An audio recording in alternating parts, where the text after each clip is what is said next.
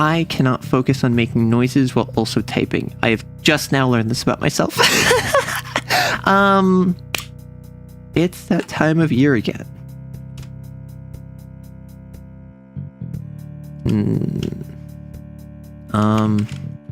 I've been playing really depressing media. I've been consuming really depressing media recently. Like, kinda crazy. I raw dogged them back to back. Let's talk. Well, that's a good thing.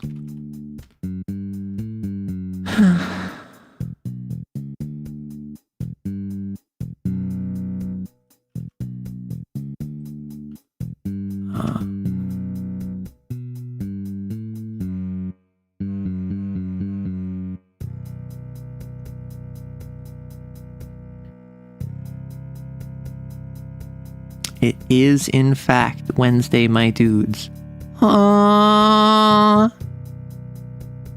As the kiddos say.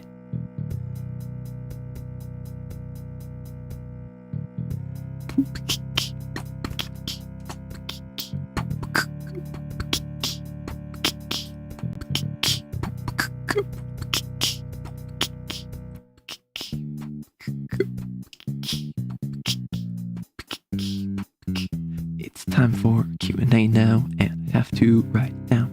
I'm not sure what I ask you, but I know that you will frown when you hear this, when you see this, when you type this, when you respond. I don't know what you were saying, because I'm thinking of a pond. I don't know, I'm very, musical right now, in case you couldn't tell. Q&A. Last week was Yuri. I think it's only natural this week is Yowie. And we'll see via natural selection which topic is more responded to, Yuri or Yowie. As last week, the Q&A channel was titled Yuri, and we got decent turnout to it. The question is, will Yowie have an equivalent, greater, or lesser turnout of questions? Making music stream? I mean, I don't have a music making software anymore. I've made music before. The music you're listening to right now, I made that. This is my child. This is one of my many children. I can just do that. That's the crazy, the crazy thing about being a content creator is that, for instance, if I put on this theme, right? The idle theme, I can just make this. I can just play this. No one can copyright me because I made it with free tools online. I am incredibly, I would say frugal. I think others would say stingy. For those of you who don't know, hi, I'm Arrow. I'm a TTRPG VTuber. I talk TTRPGs, stories, writing, all that stuff. And I hate spending money. I've been spending money recently, a lot of money recently. And it's really scary. But I go out of my way to minimize spending costs. And in content creation, I have a free model. I use a free editing software. I use a free tracking software. I use my phone for tracking.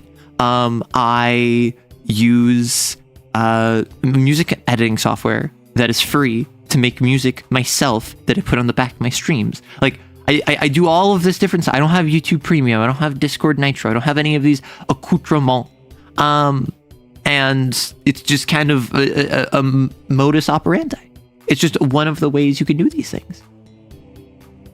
Hope you haven't been able to miss too much of stream. You actually missed a whole discussion, and I'm not going to tell you what it is to keep you in the dark.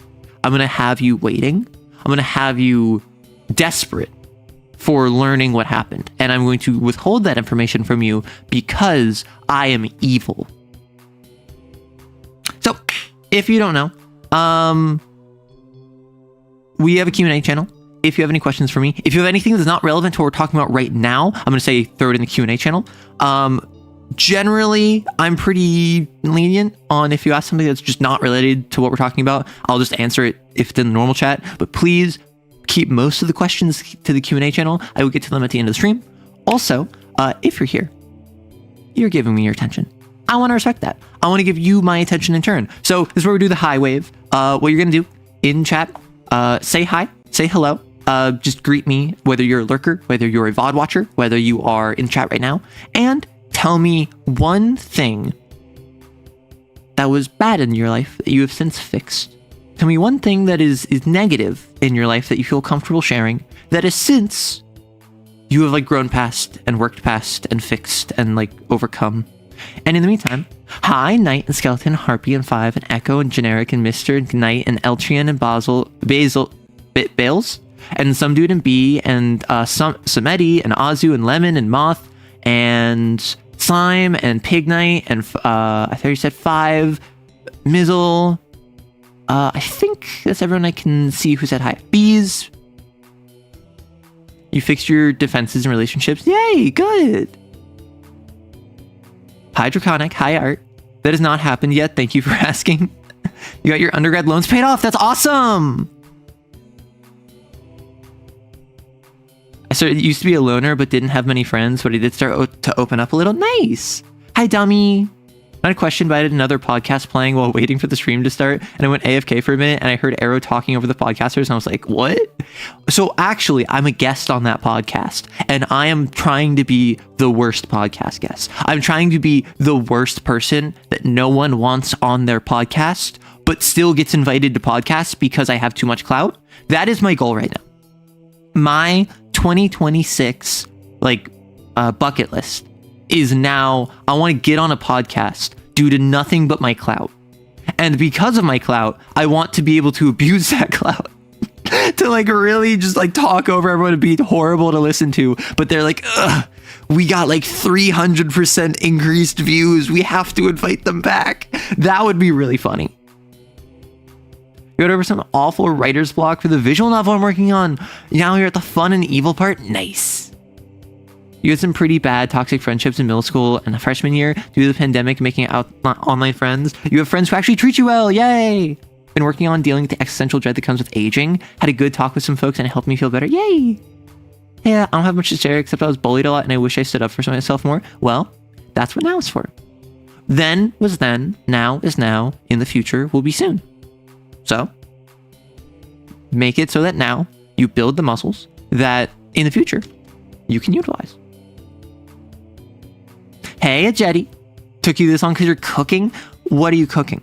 And I don't mean, oh, what is like physically on the stove or in the oven. I mean, what's cooking? What are we cooking today? Because I'm going to be so for real with you. I was like at 1 a.m. last night. I'm like, I need a thumbnail for tomorrow's stream. If you don't know, these TTRPG chatting streams, they're really just free chats. They're really just, I just go balls to the wall and my stream of consciousness goes for like 4 to 8 hours, sometimes 10 hours. I didn't have a plan. And I was thinking, and I'm like I could do, like, I have a couple ideas in mind, but like, I wasn't really feeling up to them. Like, for instance, making armored core characters in Lancer is one that I've wanted to do for a while.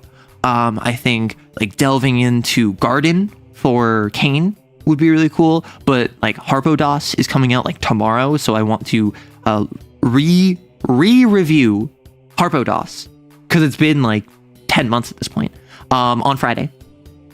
And I don't want to like load you up with Kane in 1 week, so I'm gonna do Harpo-DOS on Friday, probably Kane Garden next week. And I'm like, what do I do today? What can I possibly get up to? I'm pretty sure, unless I misunderstood the fact that it felt like 20 days ago was like, yeah, like give me 20 days and it'll be out. I was just living out the podcast equivalent of that meme of Mozart in one ear and the Bible in the other.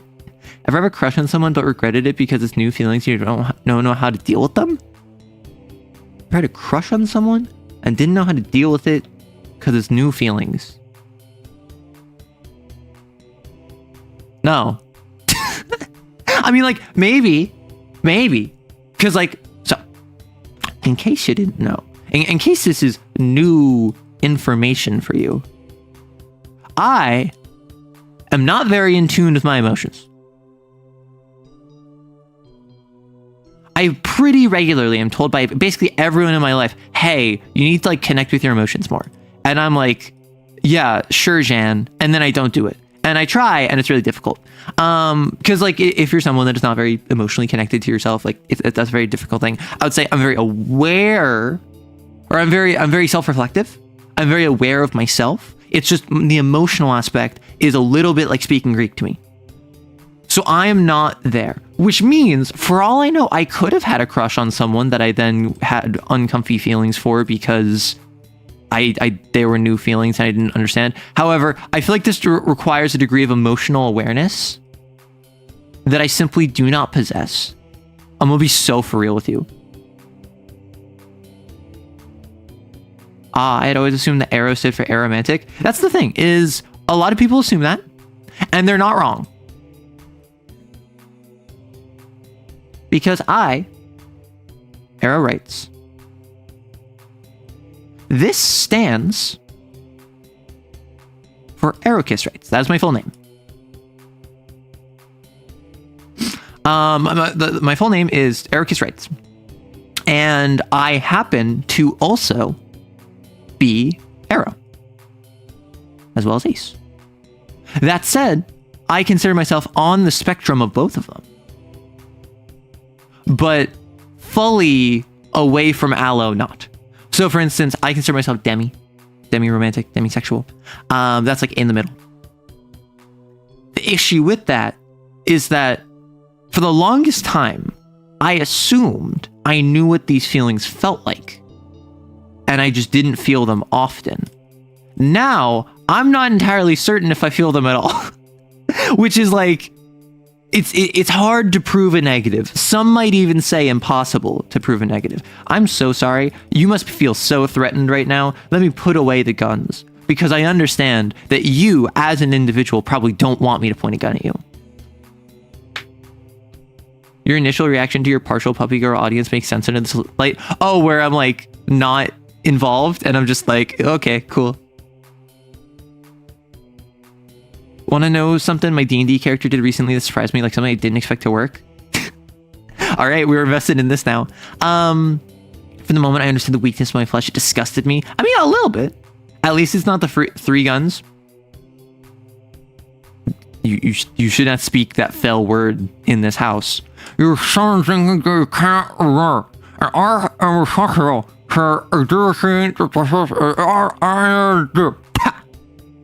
So hard to talk when I have an entire gun sticking out of my mouth. Like, you'd think it was just I'm holding it with my teeth. No. I couldn't pull the trigger like that. It's jammed handle first into my mouth. And I have to, like, with my tongue, wrap around the trigger. It's so uncomfortable. It's really not worth it. I assume that Arrow stood for Aragorn, son of Arathorn, the rightful heir to the thrones of Gondor and Arnor, the last chieftain of the Dunedain, and master warrior known as Strider and King Elisir. But I understand shortening it to Arrow. Yeah. I see the screen talking about orientation stuff. Yes. This is Arrow orientation for VTuber U. The biggest streaming event going on right now, and definitely no other like university themed streaming event going on right now. I, your professor, will teach you how to create an audience that simultaneously begs for you to hurt them. And then when you do hurt them, they say, wait, no, why are you actually hurting me? I wanted it to be like sexy. And then boom, like that's my audience. Well, that's about half my audience. Honestly, I have a really odd audience. Like makeup wise, like y'all are obviously very odd. I'm very odd. That makes sense. Like, I think there's like a 50-50 split, and you tell me if I'm wrong. I think I have like a 50-50 split of like community members who actively participate in comments, chat, whatever. Like puppy girl, like bottoms. And uninterested aces. Whenever I say something that's vaguely sussy, it feels like there's a 50-50 split between 50% of the audience is really into it, and they're like, yes, please more, please like demean me. And then 50% of the audience is like, Arrow, no, listen, no, just stop. Like this is my understanding of my audience, at least in terms of core community members. And obviously there are others. There are other people that do not fall under within each of these. Just saw Arrow Ace. I've been questioning my own orientation lately. Listen, Maddie, for those of you who don't know, Maddie, one of my mods. You began your stewardship of my community as a mod, not non-binary. You then, over the course of being a mod, came into realizing that you may be non-binary. And now you're kind of being Arrow Ace. I think that, like, I am being an agenda that I am pushing upon a rotating and radiating series of dials out from me as the central spider at the center of the web, infecting all that come near in a series of strands and strains of queerness. Like, listen, I'm not going to say that the conspiracy theories are right. All I'm saying is I know what I see. Our community is 70% Yuri lovers, 10% puppy girls, 10% because they like you, 10% because they wanted to see what you did other than voice acting. Oh, you're questioning whether or not you might not be ace. Got it, yeah. Honestly, like, okay. What I will say, I have never been involved in many, like, online queer spaces. That's just never been something that appealed to me. I was never on, like, oh, let me, like, join, like, the trans Reddit or, like, anything like that. But what I will say, from what I've seen as, like, an outsider, the ace particular, I don't know about the Arrow community. The ace community is very chill about people who are like, hey, I identify as ace. And then a couple of years later being like, actually, I don't think I was ace. I think it was just trauma, or like it was just low libido, or I'm just a late bloomer or whatever. Like people like identifying as ace and then like leaving behind that label, moving on from that label. I have generally seen the ace community is super chill about that, which obviously should be the case. It should be a label services you, not the other way around. However, there are some communities where the culture is definitely like, no. Stick to this label. This label is the best label. This label defines you better than the other labels. And there's kind of like this push to like stay insular. The ace community, from what I've seen, is very chill about just like, oh yeah, that's chill. Like you do your thing. And almost always, anyone I've known who's like actually like known ace people loves ace people, because ace people like like some of ace people are freaks, but most of ace people are just invested in their own little world and they want to do their own little thing, and that's so sweet. Arrow Ace Paladin aura. I came here for the girlfriend video, and this is just really nice space. Yay, thank you. You get paid in gruel. You do get paid in gruel. I pay my mods in gruel, and the more they kill, the more gruel they get. The problem with being Pig Knight is there's two types of people who like being called pig. I see. You know? Okay, can I be so for real with you? When I think about pigs, I think, ew, pig. They're so gross, right? Whenever I've seen a pig in real life, they're so cute. I don't even mean like teacup pigs. I don't mean baby pigs. I mean just like pigs as themselves. They are so cute, and they're also really smart. As much as we laud the intelligence of dogs, pigs are actually very intelligent relative to their like brain size and brain capacity. And that's why wild hogs are actually super dangerous, because not only are they giant F off hogs with huge tusks, they also are smart enough to like deal with you. I don't know if they have tactics, but like they're certainly intelligent enough to like make decision making.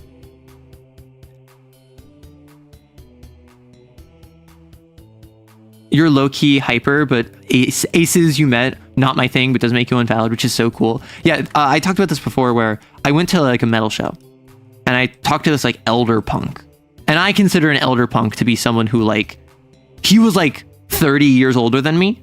So even if like independent of his age, like he was older than me significantly. So he is my elder as a punk. And we're talking about straight edge, because he mentions how he didn't drink until he's like 39. I do not drink. I do not consume substances. I don't take anything illicitly. I don't engage in casual hanky-panky. I don't do none of that. And he asked me if I'm straight edge, and I'm just like, yeah, I'd say I'm straight edge. And he's like, now, are you straight edge or are you straight edge? And I'm like, what's the difference? Just to make sure I know. And he was explaining the history of straight edge and how it began as a personal choice and evolved into a purity culture. And in particular, straight edge, which is a label that has a lot of baggage to it because it was co-opted by like skinheads, right? I identify as straight edge insofar as it is a personal choice. I identify as straight edge in the same way as I am not going to do these things. I will not stop you from doing these things because that is this is my life. That is your life. I will support you. I will avoid the consequences of your actions, but I will not force my opinions upon you. Right? And so, I mean, I'm like, I wish I could be cool enough to be punk too, but being punk, let me finish this first. And we just had a conversation where like the idea of he was explaining that like, yeah, like when I wasn't drinking, I wouldn't judge anyone else for drinking and I would absolutely be their designated driver. And then I was like, yeah, or the same thing with like, if they're taking substances, go ahead and be like a trip sitter, right? If your friends are taking substances, which are totally legal and like they acquired without any illicit acquisition, then it is like good of you to be there, not on the substance, so that if something goes wrong, you can keep them safe. And I will remind you that at least in the US, if one of your friends or if someone is currently experiencing an overdose or some sort of medical crisis due to substance, if you call 911 and they come and they pick them up and they bring them to the hospital, you and your friend will not be held liable for whatever like illicit substances there were. What is more important is saving that person's life. Do not take this as like legal advice. However, generally speaking, because it's on the topic, if someone is like experiencing an overdose, for instance, and they're taking something they should not be taking, calling 911, I don't think it exonerates them, but it's certainly something where like they will not get in nearly as much trouble as if they had just been found out, right? But you wish you're cool enough to be punk. I don't consider myself to be a punk because I don't go out and do all of the punk things. I have only recently started attending punk and alt community spaces. But I really like the anecdote of two guys are walking down an alley. And then one of them says like, man, I love being punk. And the other one goes, what's punk? And the first guy, he kicks a trash can. And he says, that's punk. And so the second guy kicks a second trash can and goes, that's punk. And the first guy goes, no, that's being a poser. And I think that if you meet a lot of punks, not fashion icons who look like they're punk, but like punks, authenticity is the name of the game. There's a reason why in like the recent Superman movie, like love is punk or whatever. Like I don't know what the phrasing was, but like there's some idea of punk being authenticity in the face of an inauthentic world. Hey, a demon. Hello, fellow punks. Like to me, as someone that is not like deep in punk culture, and I wouldn't consider myself a punk, and someone like looking at it from like basically the outside, but is in adjacent spheres, I would say punk is about authenticity. And I think that a lot of people would probably say like, oh, well, punk needs praxis. You have to do stuff to be punk. I think that's gatekeeping. I think that is going to the extent of No True Scotsman. I think just to be punk, to be a punk, all you need is authenticity in an authentic world, which is very difficult. I will say that. Like, it's not easy, and that's why it's being a punk, right? Yeah, maybe that's real punk rock. You got a mohawk and this seems about right to me because I'm a punk rocker. Yes, I am. Nice. And like, listen. Punks, but mostly metalheads. The absolute nicest people you will ever meet. Now, division to be made. If someone says they listen to black metal, slowly walk away from them. That is my advice to you. Not because black metal is a bad genre of music, but because black metal tends to be aligned with the sort of people that are like Norwegian metal bands that like unironically burn real life churches, right? You know, like that is like a call to violence of disestablishmentarianism that is a bit much, I'd say. So that tends to have some back, like obviously there are people who are fans of that music that don't do anything like that or support that, but generally that is something to like, they're not very nice. Outside of that, basically any genre of metal, you're gonna have people that are just the nicest, sweetest people. And if you're here, you're a nerd. Fantasy metal is a thing, like Powerwolf. And also, there is a genre that I learned about because I met a DJ who specialized in it called dungeon metal, which is like dungeon EDM, like dark EDM house that is mixed with fantasy elements to emulate Dungeons and Dragons and classical fantasy literature, like sword and sorcery. Burning churches is cool in your opinion, and the main issue is the right-wingers. Yeah, so I'm not going to get into that. All I'm going to say is I'm not supporting violence on this channel. That's the baseline. And we're not going to have a conversation as if violence is on the table. Like, as much as I joke about shooting y'all, I'm not going to use this platform to promote violence, regardless of how justified it might feel one way or the other, just blanketly. So heads up. So that's not going to be a conversation topic, and that's also not going to be something that, like, we bandy words about. Even if you're just like, oh, like, go firebomb this place. Like, no, we don't do that. So the electro version of symphonic metal, I guess, kinda. But, like, it's basically fantasy metal that I think is a bit darker, which makes sense because it's a dungeon, right? A dungeon is fantasy, but darker. You consider throwing bricks? That would be punk if I wasn't a coward. Again, so like we're not supporting violence here. Like, punk is not violence. Many punks find it within themselves to be violent, but it is a false equivalency. Punks are not inherently violent. What that often ends up being, though, is punks engage in activism. Activism does not work or is antagonized, and then it ends up turning violent, is what happens a lot of the time. Most punks, most metalheads, most alt folks, most goths, most freaks on the outside are not violent and do not want to be violent. And the stereotype of punks being violent is tied into, yes, some punks like being violent and that being their main thing, but a lot of time it's because they're so tied in with activism, and activism has a tie-in with violence. Again, it is a separate thing, but that is historically what's happened a lot of time. Is Dragon Force dungeon metal? I'd say Dragon Force is probably fantasy metal. I think I've talked about this before. Does anyone know about my relationship with Dragon Force? Not like the band, but like the music. I had a game. I don't know how many of you are gonna know. This is like a hallmark of the 2000s. Guitar Hero 3. I had Guitar Hero 3. I played it. Actually, anything that is like pre-2000s, I probably got into it because of Guitar Hero.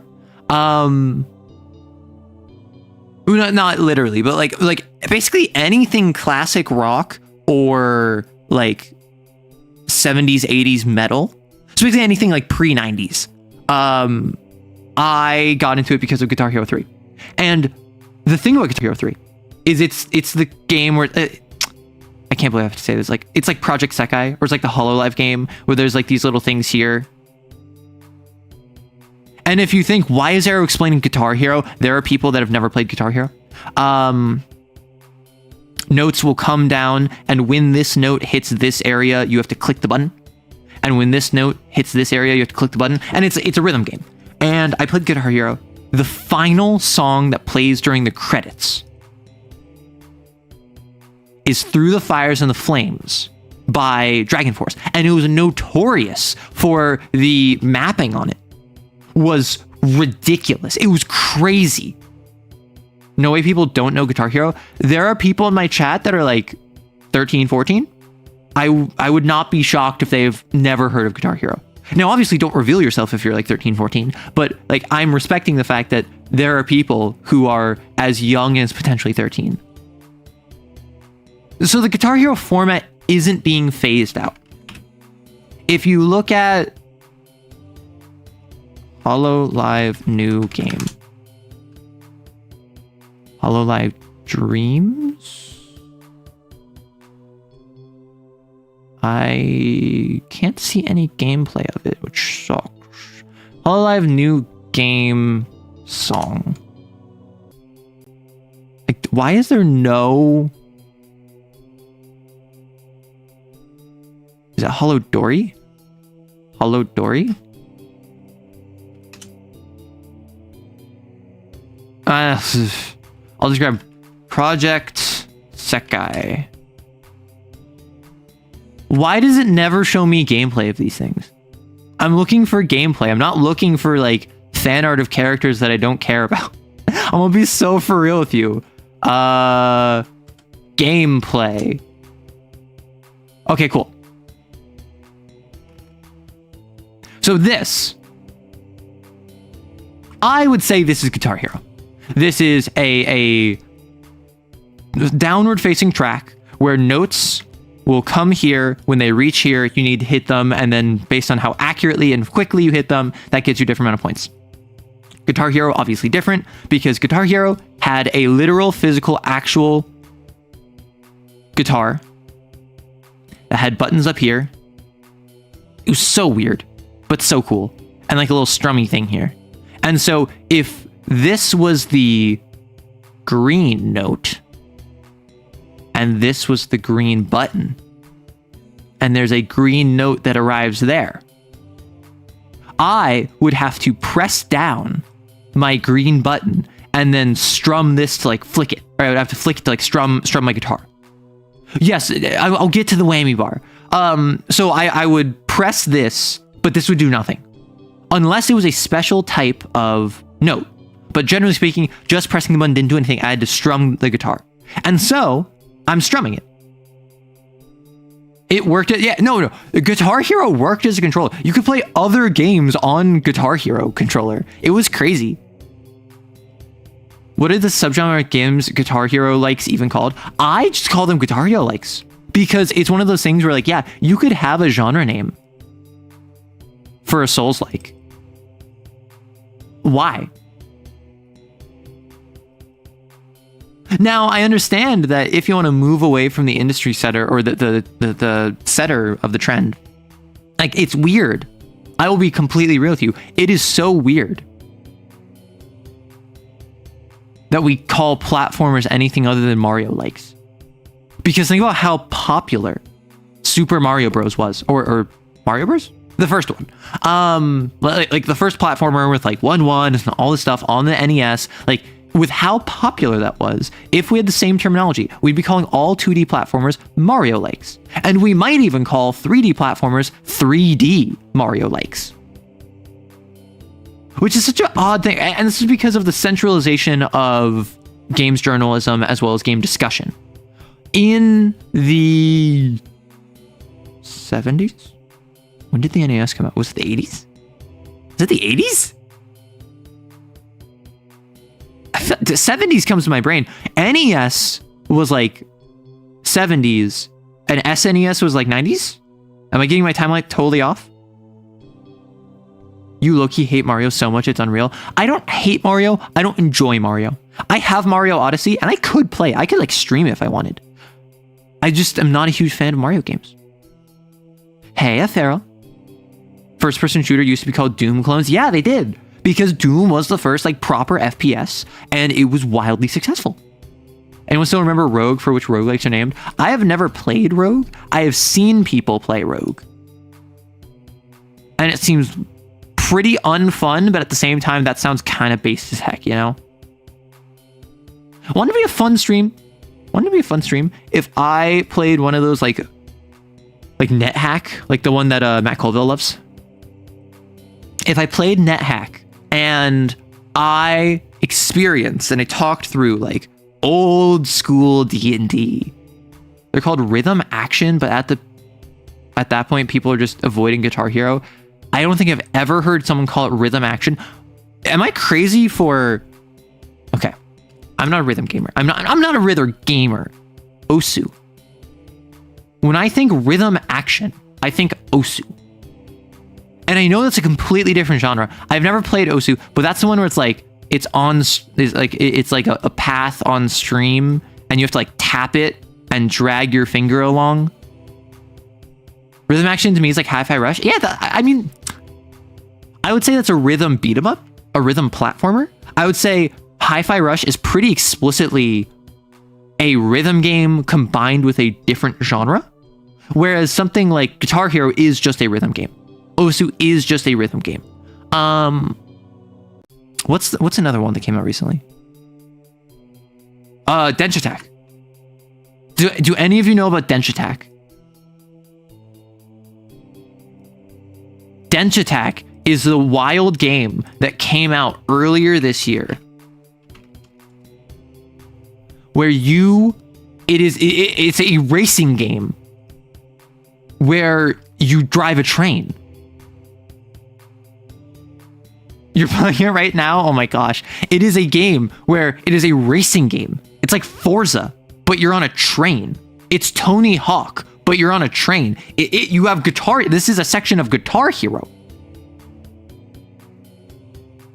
Dench Attack, literally at one point, you stop using rails. You're on a train. You ignore the rails that are set up to then continue. You get tricks that you can do. You can do like a double ollie backwards, do the Benjamin Franklin like wheelie. You can fly. Hey, forgot to log out. Am I ready for chapter 6 of Hunter the Parenting? No, I have not kept up with Hunter the Parenting at all. Dench Attack is to train games with Jet Set Radio is to Tony Hawk. Oh my gosh. Rhythm action sounds more like, oh, Crypt of the Necrodancer. That's actually a really good one. I a couple times I've tried to get into Crypt of the Necrodancer. Again, not very big on rhythm games. Crypt of the Necrodancer, I like the fact it's like dungeon delving, the fact it's action, the fact it is like delving into it.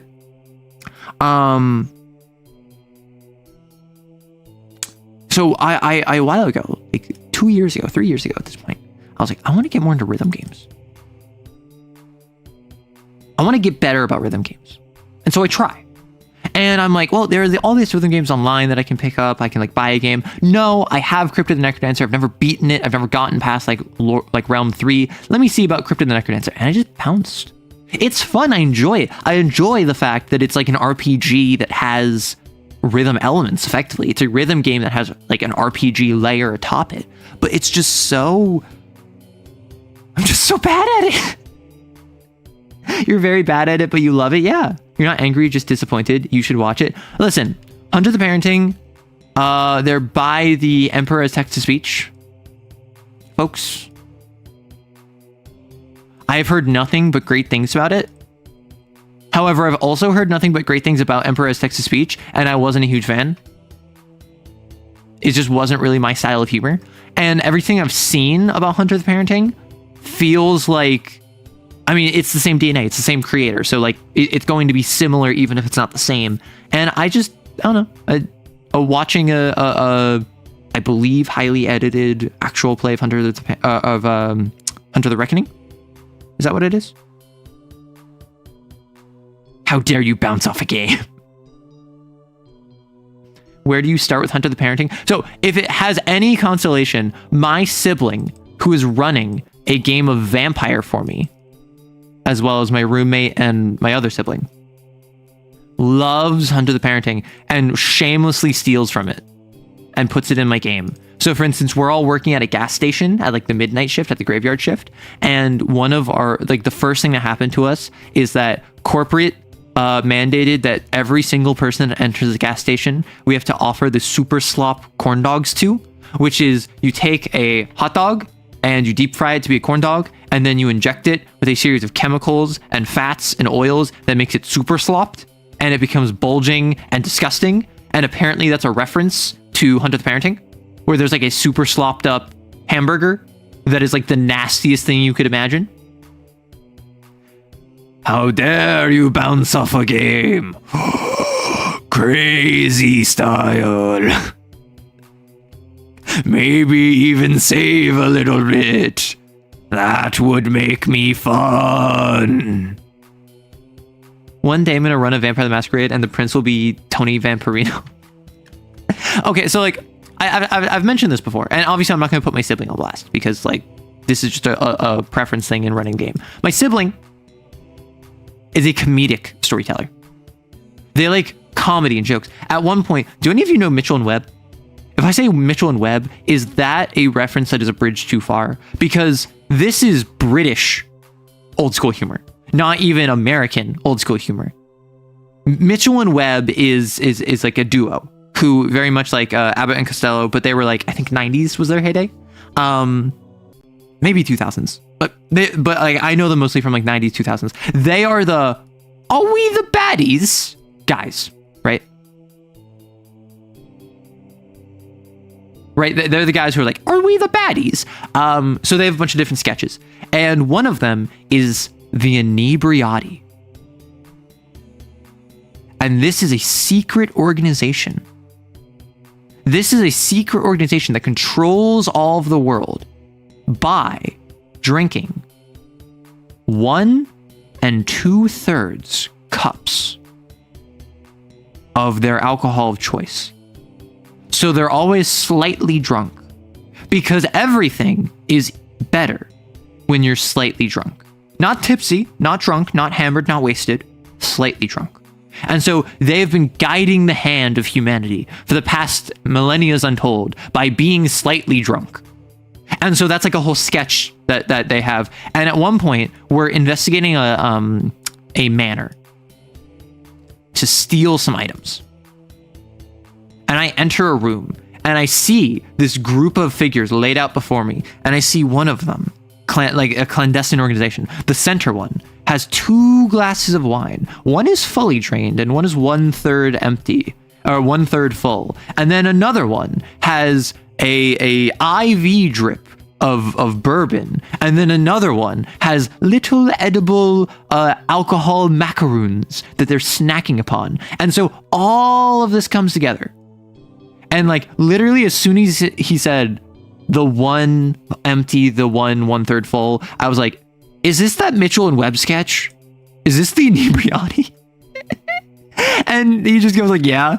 And so I'm in a very serious like heist.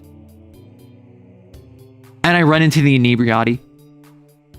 Which like if that doesn't showcase the sort of storyteller my sibling is, I don't know what will. And that's just like a difference in preference. I, as a player, prefer a more serious game, as demonstrated by, if you saw my Kane summary, telling that story. And I like one of the coolest things that's been on this. I did not expect this to happen. I had people after the Kane summary telling me, like in chat, wow, like I feel like I feel after I finish a series that I love. And I just feel kind of empty on the inside. And that was so crazy to me. Like, I never thought I would be one giving someone catharsis. A book hangover, as it were. However, catharsis is a very important thing to keep in mind. It is what is necessary at the end of depressing media and depressing stories. So let's talk about that. I just played Signalis. I also just ran a very long game of Kane. I enjoy like Armored Core 6. I enjoy Darkest Dungeon. I enjoy Berserk. I enjoy Dark Souls. Why? All of this. Why? These all suck. I like Frostpunk. All of these are awful, I think Fear and Hunger is really cool. Like, these all suck. Why would anyone play or watch or engage with or read or like consume any of these pieces of media? Elden Ring is downright whimsical. I tried to run Vampire as a serious storyteller once, and my players took nothing seriously and turned it into purely comedic. I was kind of sad. Yeah, and Vampire is one of those things where it's like, Vampire of all systems, I imagine people would go in wanting to be depressed. Because that's like the whole thing in the game. Is AC6 depressing? Everyone just talks about it like they really want to F the mechs. People want to F the mechs in AC6? No. They want to F the people in the mechs. Angst enjoyers unite. That's the thing. I don't consider myself an angst enjoyer. I don't consider myself someone who's like, oh, it hurts so good, I want more of this. I consider myself someone who just enjoys good storytelling. And someone asked in a previous stream, like, hey, why do all authors act so cruelly to their characters? And my answer is basically catharsis. My answer is basically, a character is only as interesting as the stories they go through, the trials that they overcome, the character arc that they go on. And one of the easiest vectors to do that is to be cruel to them. Because if I have a character encounter non-obstacles, that's not very interesting. And the more obstacles they encounter, the crueler it feels, even if that obstacle is as simple as a paper cut, followed by being late to work, followed by their dinner being burned, followed by their friend who said they were going to show up, got sick and can't make it. And then all of this is revealed to happen on someone's birthday. That feels so mean. What do you mean this person had a terrible birthday? That sucks. Even though it was like literally some of the most non-issue things. It was some of the smallest scale issues here. This feels cruel, particularly if it's a character who, for the entire story, has been kind of down in the dumps and they're looking forward to this. This feels bad, even though there's actually nothing that bad here. Similarly, I would say Dark Souls doesn't actually feel that cruel. Yeah, it sucks. Like it's not pleasant to live there, but like everything sucks there. Everyone's really cool there. Everyone's aura farming and you're there for the combat. So like it doesn't suck to the same extent, right? And so it's this weird thing where the suckitude, the depression of a story is not dependent on the scale of what's happening within it. It is entirely dependent on the relativity. And I'm a big proponent of relativity. I think this Einstein guy is really going to take off soon. I'm a big proponent of relativity because to me, whether it is tension or it is comedy or it is horror or it is like romance, none of these can hit as hard as they do unless they have an alternate, unless they have something to be compared to. If I make a story where two characters kiss and they really like each other and they say how much they love each other, and then they go and do other things where they love each other and they kiss and they hold hands and like that's all they do, that's gonna be so boring.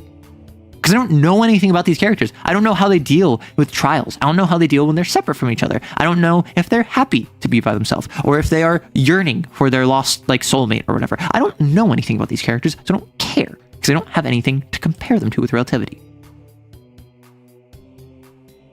I like Grimbright, a grimdark setting, but for struggling and never giving up, but it's a fight. Yeah, I mean, that's one of my favorite dynamics because it's so rare. I mean, obviously, Noble Bright is super common.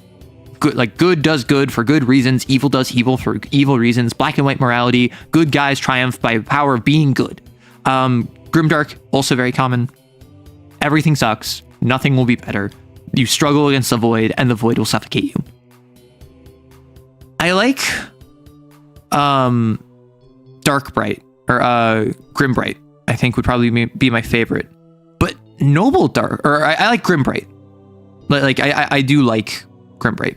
I think Noble Dark is my favorite, because Noble Dark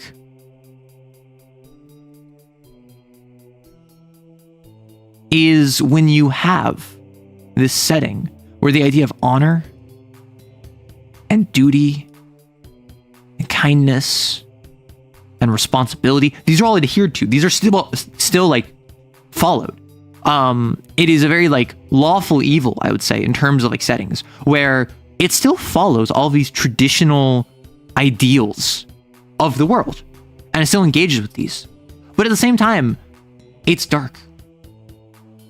It's depressing. It hurts to be here.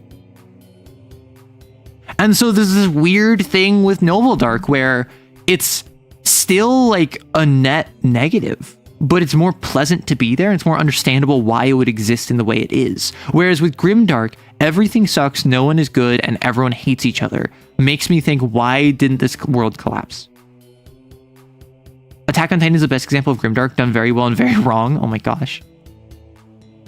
My character in Vampire the Masquerade basically was forced to quit her band for being a vampire, and she was very sad and angry. I mean, yeah, if you're playing a vampire and they're not sad and angry, you're not playing a vampire.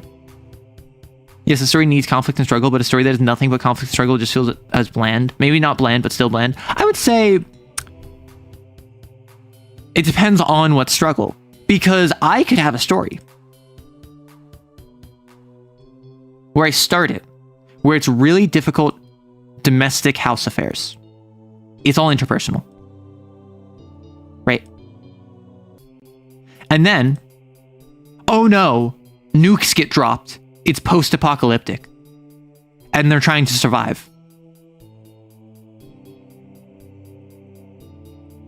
And then they form a new society with other people. And it's about like politics and setting for the future. Like, this could all be one story, and it's non-stop like struggle. But it's all different types of struggle, testing different parts of the character where they have different strengths and weaknesses. Maybe the character really struggles with the interpersonal, is really good at the survival, and then has kind of learned to be middling at politics. Yeah, monotonous is probably the best term. Grimbright basically is your genre, and your group knows it. Nice. L5R vibes, samurai should be noble and honorable to others, peasants also aren't people.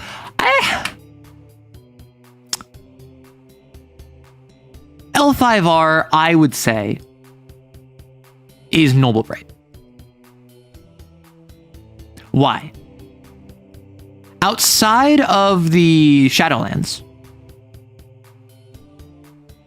yes, there is corruption. Yes, there is backstabbing. Yes, there is betrayal and schemes and assassinations and poisoning and the Scorpion Clan and all this stuff.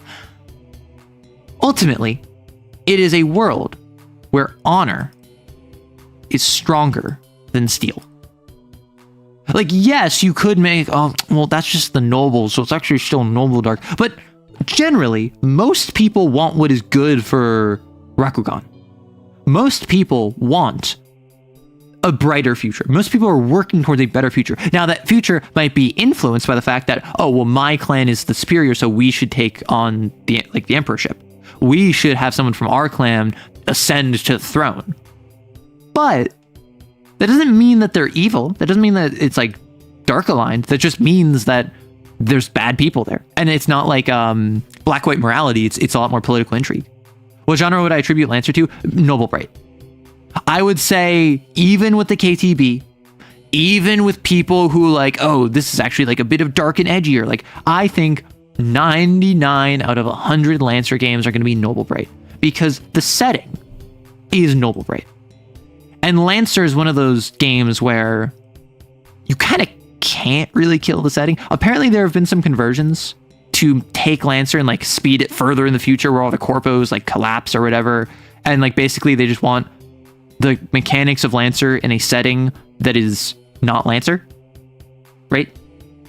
I would say 99 out of 100 Lancer campaigns probably take place in Lancer, the universe of it, because yeah, there is that 1 out of 100 person who loves world building and has like a traveler game that they set up that involves the real world, and they're like, oh, this would be perfect. Most people, I think, are like, I don't want to have to worry about coming up with a unique ecosystem and manufacturers and planets and diaspora and governments of all these different stuff, and they just let it ride, right? How many Lancers would it take to destroy a sect of the Camarilla? I'm assuming in an Everest. I'm assuming baseline, like LL0 Everest.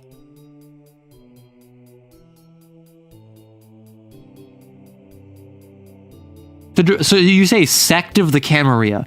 Sect is the entirety of the Camarilla. I assume what you mean is a princedom. So like, prepare for Titanfall. You drop down your Lancers. How many does it take to wipe out an entire princedom of like Chicago or New Orleans or Sydney, Australia or Hong Kong, right? 99% of Lancer games take place in Lancer. Yeah, Arrow, hot takes, right? I would say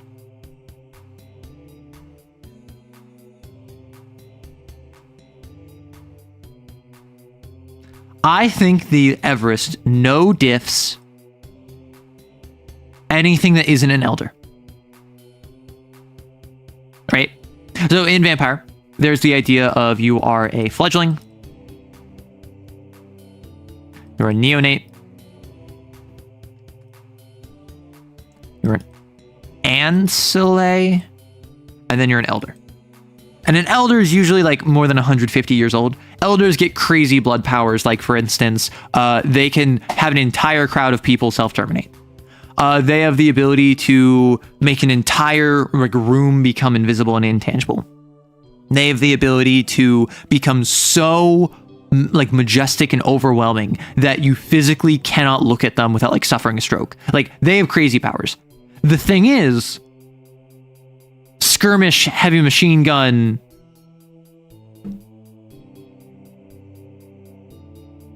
you know, like need I say more? I still have another action and my movement. Like an Elder's Cat 4? I don't think so. Are the Vamps being smart or are they being dumb? Because if they're smart, they're not there when the spacemen arrive. See, that's my thought, is that like, I'm a prince. I'm the prince of New Orleans. I have a little bunker that I sleep during the day in. And the Lancer, up above,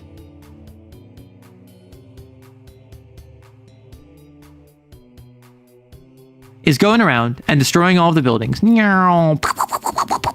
Right?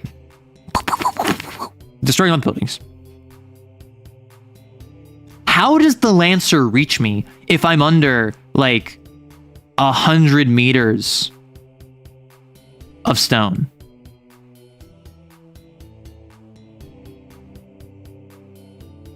You know?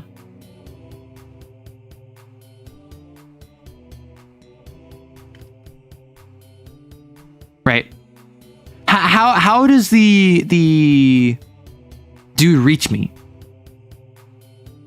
How does it know that it's there? That's my question. Because if the Lancer deploys and they're like, wipe out every single bloodsucker here, you're saying use the Giga Drill. We're talking an LL0 Everest. They don't have any points in Vlad.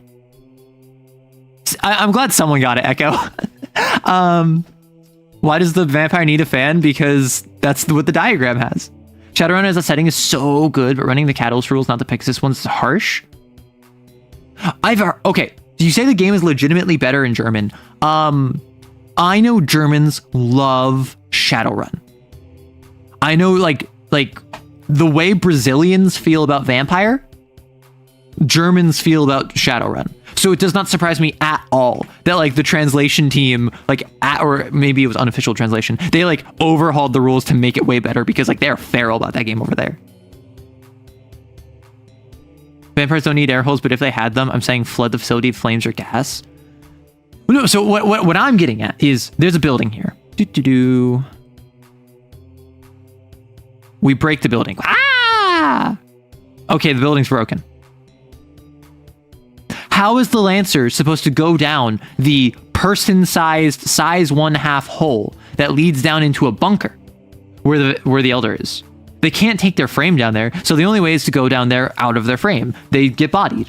Let's say they have, for instance, like 2 LLs, and they happen to have spent it on a size 1/2 frame. The Goblin is a hacker, that would get bodied. The Atlas specializes in fighting larger targets, that would get bodied. The Duskwing would probably be pretty pog. The Napoleon would probably also be pretty pog. So like you have options, but you'd have to like spec for like size 1/2. The Lancer gained an information reserve and an orbital cumulative bombardment reserve and destroyed the entrance to the bunker. See, Jetty, that's like saying, oh yeah, so could Spider-Man beat Superman in a fight, but also Spider-Man had access to kryptonite? Like, yeah, of course. You just like asked a question and then gave one of the constituents of the question the answer to the question. Like that's not good question design. Like what we're operating off of is just how many Lancers would it take. Now, I think what would be reasonable is to say a single Duskwing could not take on all of the princedom. So that's where we get into the question, how many? We're asking how many like Everests? Or how many Lancers? So if instead of LL0 we go LL2, we could have it be where you have one heavy ordnance like destroyer, like a Drake or something, like a Tortuga, that's really good at going around and just killing bloodsuckers. You have one that's size 1/2 to go into a bunker like that. And then you would... I'm a big proponent of Lancer future medals. They're basically immune to damage because in the rules of Lancer, archaic weaponry such as like kinetic weapons deal no damage. And people have been like, actually that's been more in 2 and 10 like bows and arrows as well as like black powder weapons. And I'm like, yes, but also I think a modern day like SMG would not deal any damage to an Everest because I would consider it an archaic weapon. You personally just find power scalers to be really annoying. Oh no, power scalers are really annoying. However, it's also really fun to talk about, could this system beat up your system in a fight? It's very silly. How does the White Witch that manipulates the iron and blood fare against Tremere in the Bloodomancy department? So Tremere will explain quite elaborately how skilled they are as they have spent the last 100 years working upon this one ritual, which allows them to scry into the realm of the earth and gaze upon you through an eye of sediment, no matter where you are in the world. And then the White Witch will come forward and will drink them like a slushie. Because the Tremere is like, oh, I'm going to make a cauldron. I'm going to put some vampire blood in it. I'm going to mix that in with like a grasshopper, and that will give me the power to leap 5 times my normal length. The White Witch just says, you're my blood now. And like steals it. You would argue a squad of 4 would be perfectly fine to clear it, plus redundancy. And that's why I'm trying to minimize. So I think 3. I think 1 for heavy ordnance, 1 for size 1/2 to get in small places, and probably 1 that would be scanning. Like a swallowtail, right? So I mean like a Drake, a Duskwing, a swallowtail kind of deal. Or maybe if we want to say all SSC, a Monarch because fire. Oh, a Genghis because fire. A Genghis, a Napoleon, and a Duskwing. The humble cat. Oh, I forgot about Caliban. Yeah. So I think we're going Caliban for the size 1/2. We're going Genghis for the clearer, and probably when it comes to support frames, I can really only think of Lancaster and Swallowtail. What other supports are there? 3 shall be the number of Lancers, and the number of Lancers shall be 3. There shall not be 4, nor shall there be 2, without first then proceeding to 3. 5 is right out. 1, 2, 5. No, 3. 3!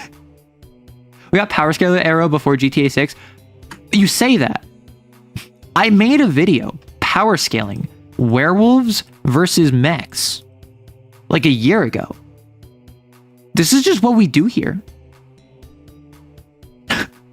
Me when my kobold sends 8 tons of molten metal into the Hussein hole. Dusk is Lich support? Yeah, I guess Lich would be support. Sunzi wouldn't really apply, right? It would not really apply here. Calvin Drake Lancaster for a space Amazon setup answer. I said the mental image of a Tremere vampire brewing blood potions like a professional chef and getting pissed at its underlings like Gordon Ramsay. Yeah, that's pretty accurate. Could Fortitude kill an Elder? Yes. Because XO equals mage. That's my theory. In the world of darkness, XOs are mages under a subsidiary of the technocracy called Kane that uses a local consensus calling magic with a K blasphemies, calls paradox sin and grace. And it is this idea that they fight this shadow war because that is the consensus of this organization and of the people that make it up. And so it has a bunch of enlightened scientists within it, mages, that then have these blasphemies and this very like Catholic religious stylization to them. And so I would say Fortitude is a really high level mage. Mages are not human. That means all of the powers that instantly affect a human would not affect Fortitude. Fortitude has the power to, I don't know, destroy everything. And so I think that encompasses an Elder. You're now imagining Teacher Arrow in front of a chalkboard giving a lesson in power scaling. I mean, I could talk about power scaling and how at the end of the day, all it boils down to is which one do you like more? Because assuming you have 2 people, one of whom is very knowledgeable on this one, one of whom is very knowledgeable on this one, you have one of 2 circumstances. Either they both bring up as many abilities and powers as possible because they want their favorite Blorbo to win, or they try to make it fair, which makes it circumstances that neither character is equipped for or is like acclimated for. And so then it's like saying, okay, we have these 2 tanks and we're going to put them in the ocean and they're going to fight each other underwater because that makes it like clear for them. Or like we're going to have like a helicopter fight a tank, but they're both going to be underwater in the ocean. And it's like, okay, that fight won't be representative of either of their skills. So it doesn't matter, right? What is an Elder Vampire's cat? It depends on the vampire. I would say, broadly speaking, based off of the cat scaling system, most vampires cannot achieve higher than cat 2. And I think an Elder, I think someone said before, I think an Elder is probably be cat 3. I think a Methuselah, funny enough, as the 4th generation, would probably be like cat 4. And I feel like a Antediluvian would probably be like cat 5, cat 6. Maybe I bump all of these up by 1, but like your standard vampire would be like cat 0. I think like your Ancile would be like cat 1. Like I don't even think a Neonite would be cat 1. I think like your Ancile would be like cat 1. And then you kind of like go up from there. The thing about the Antediluvians, these are like XK end of world scenarios. Like when Ravnos woke up at the summer of 1999, that was like, it required like 4 different factions putting aside their differences to fight it. And also it destroyed all of Clan Ravnos. And also it left an irreparable scar across all of the Indian subcontinent. So like that strikes me as very like cat 6. Which of these characters will win? Whoever the writers decide at the end of the day. Yeah, exactly. Can someone start a timer to compare the percentage of the stream that's spent on power scaling versus the started stream topic? I already talked about the started stream topic. I already talked about catharsis and depressing media, and I talked about all of these horrible, awful, no good, very bad things. And what I want to ask you is, does anyone want to read my new short story that I wrote? I wrote another short story. This one is about Bond and Raph from the Kane game. All my Vampire the Masquerade knowledge is the 2000s Bloodlines game. You're quite lost for terms. You should know most of them. Like the 2000s Bloodline game is pretty good. For 5 minutes, yeah, and I talked about it for 5 minutes. I spent 5 minutes coming up with that stream title. Okay, more important question. Does anyone here not know who Bond and Raph are? Who's Raph? I only know Ralph. Oh my gosh. Bond and Wrath, cool, more stories then. I would love to hear you read, but I'd also love to know how Raph got the second sin mark. Who? Okay, so in my Kane game, it was a one-on-one game for my player where they were playing a character called Hattie. Wait, why are you booing? Why are you yelling at the screen? Wow, please stop throwing bricks at the screen. Okay, I get it. Hattie is not the best person. That's okay. But Hattie was in a relationship with another XO that was an NPC called Raphael. And Hattie was poly, encouraged Raph to also explore her feelings of being poly, and Raph had a crush on Bond. Bond is aromantic / not interested, and so they ended up developing like a bit of a QPR. However, they weren't like dating, and like Raph and Hattie were in a relationship. Hattie died at the end of the campaign. Spoilers, I know. Raph and Bond are the only survivors of a flubbed mission as far as they're aware, but they're pretty sure others escaped and became binders. And so you'll get some context for what happened to them. Raphael and Broach's custodian. No! You honestly do like Hattie, even if she made the worst of choices? Yeah. You have no knowledge, but it's fun to listen to? I'm glad. I appreciate it. Oh, it was Raph for Raphael. I was so confused why one of the XOs was named Wrath. No, you silly. Okay, so I'm going to drink some water real quick.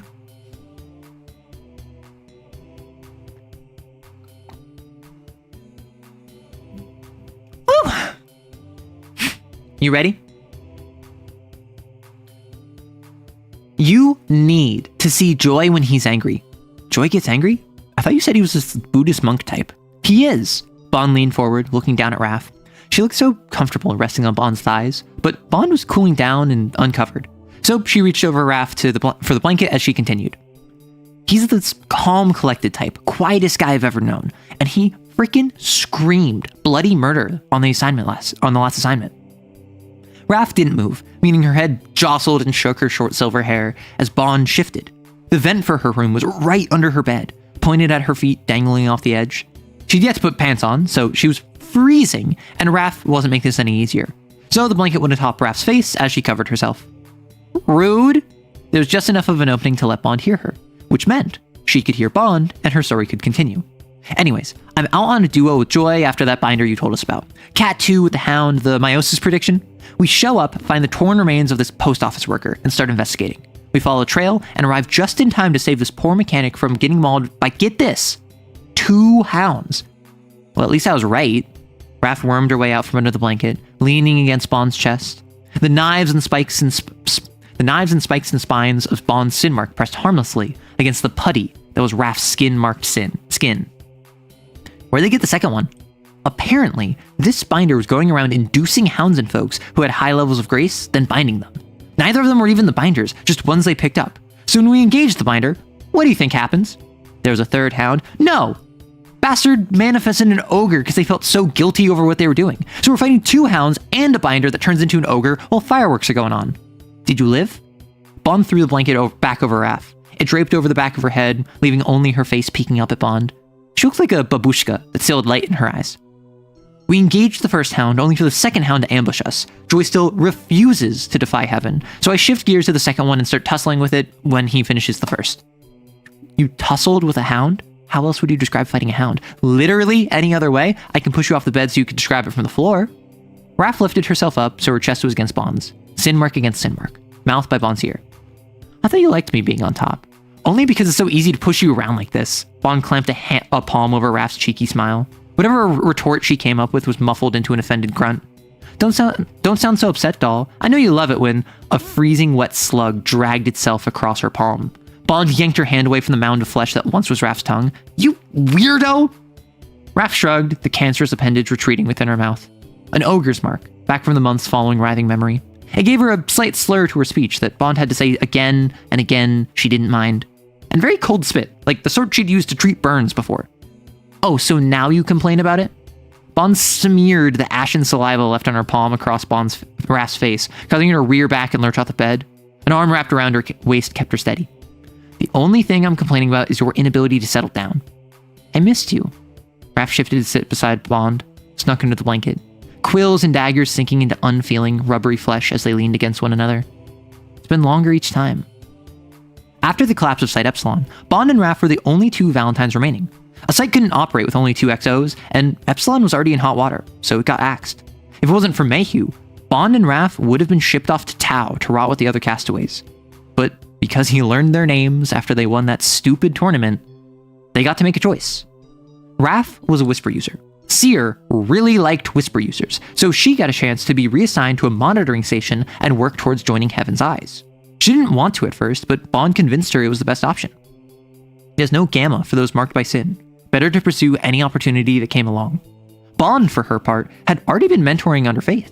Mayhew didn't even get a chance to look for an alternative before Faith reached out asking Bond to join her team. It would mean no chance for retirement, with some of the most dangerous assignments available against known anti-Kane insurgents and skilled Grace practitioners. But if it meant she might be able to find the other Valentines, it wasn't even a question. That all happened 2 years ago.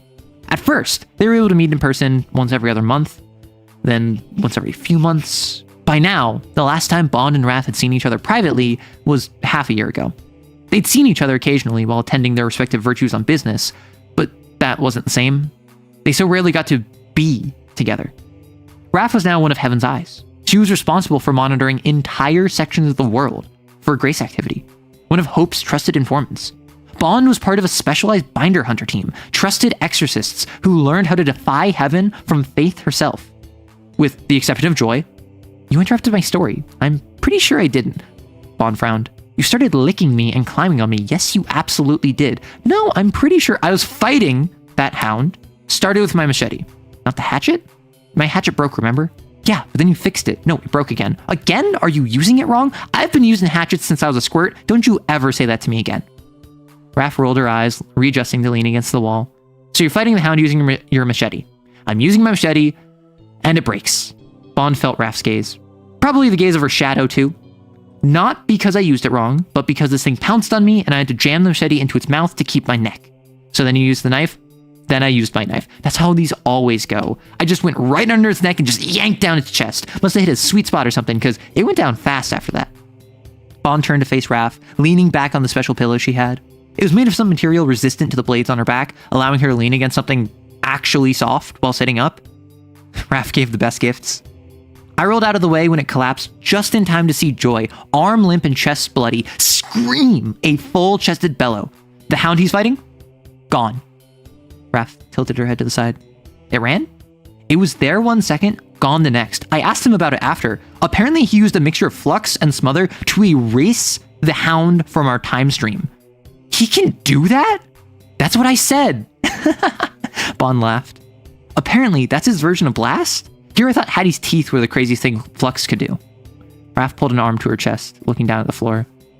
Oh, right. Speaking of Hattie, Bond shifted closer. Raph still mourned Hattie, of course, but she'd made her peace. It took a while, but she'd moved on from that pit of despair that gave her the ogre mark a year and a half ago. But something about the memory struck her. What was this about? What was this about?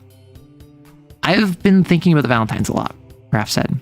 One of her legs escaped the blanket, dangling in the tundra below. She didn't seem to notice.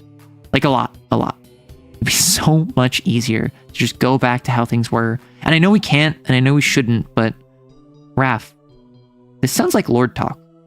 A nod.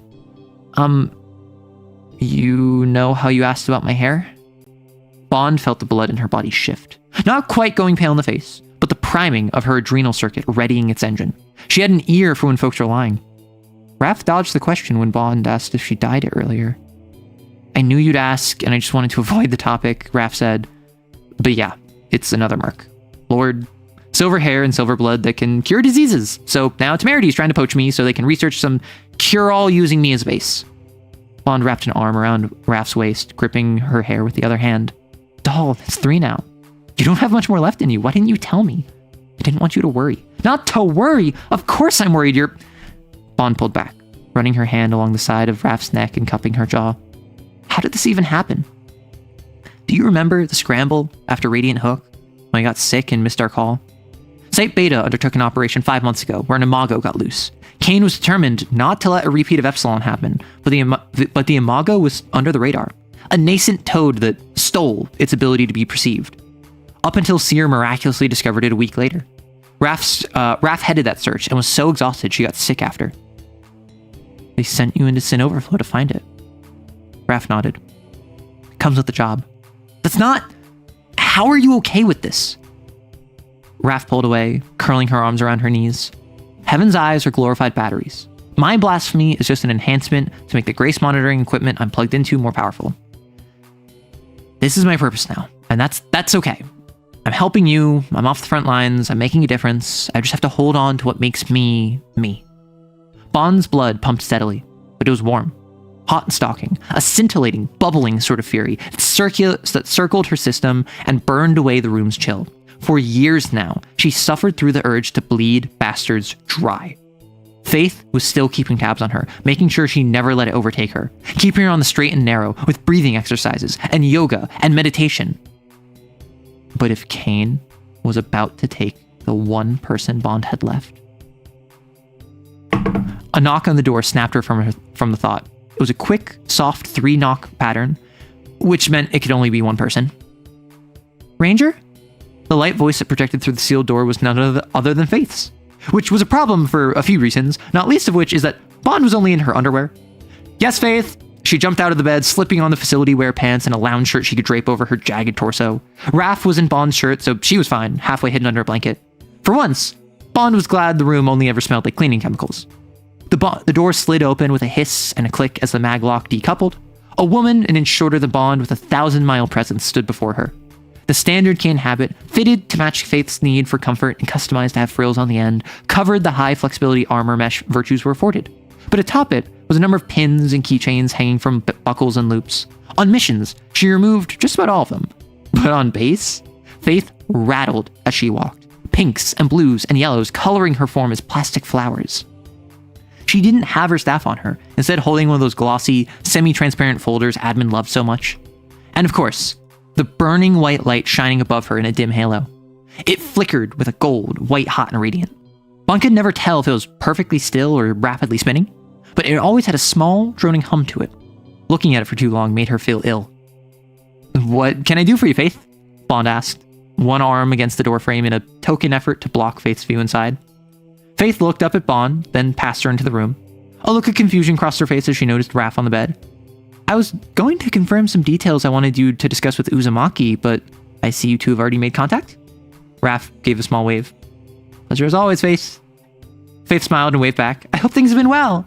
Will you be joining us for dinner? Raph laughed. I was hoping to, but I would hate to invite myself. Faith smacked Bond's chest with the folder. You didn't invite her? Bond winced. I thought it was implied. Where else would she eat? It's never implied, and even if it was, is that any way to treat her?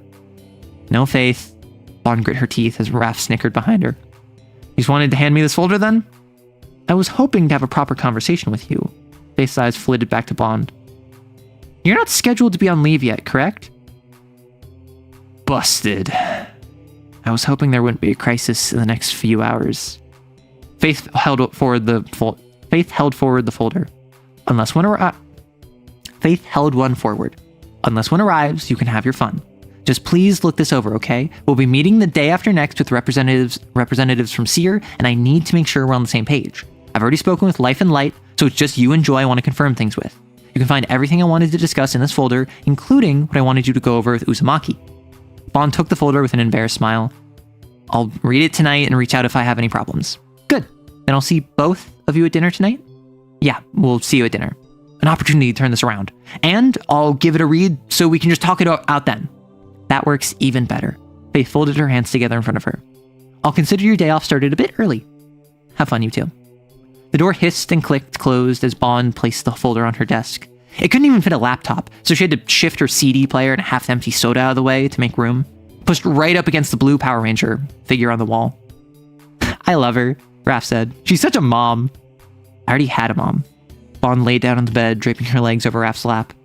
But she is pretty cool. Raph leaned over, hovering above Bond. Well, now our time limit got pushed back. Bond caught Raph's hair, running a finger through it. I'm still not past the sin mark. What do I keep telling you? Live in the moment. What's done is done. All we can do is enjoy what time we have. But we could have so much more. Could we? What weapon is meant to last forever? Her voice lowered. And Kane. Lasting longer just keeps you around to watch the others die first. For all I know, this is the last time we'll have together. So I'd much rather enjoy the days I'm living than stress the years I'll never see.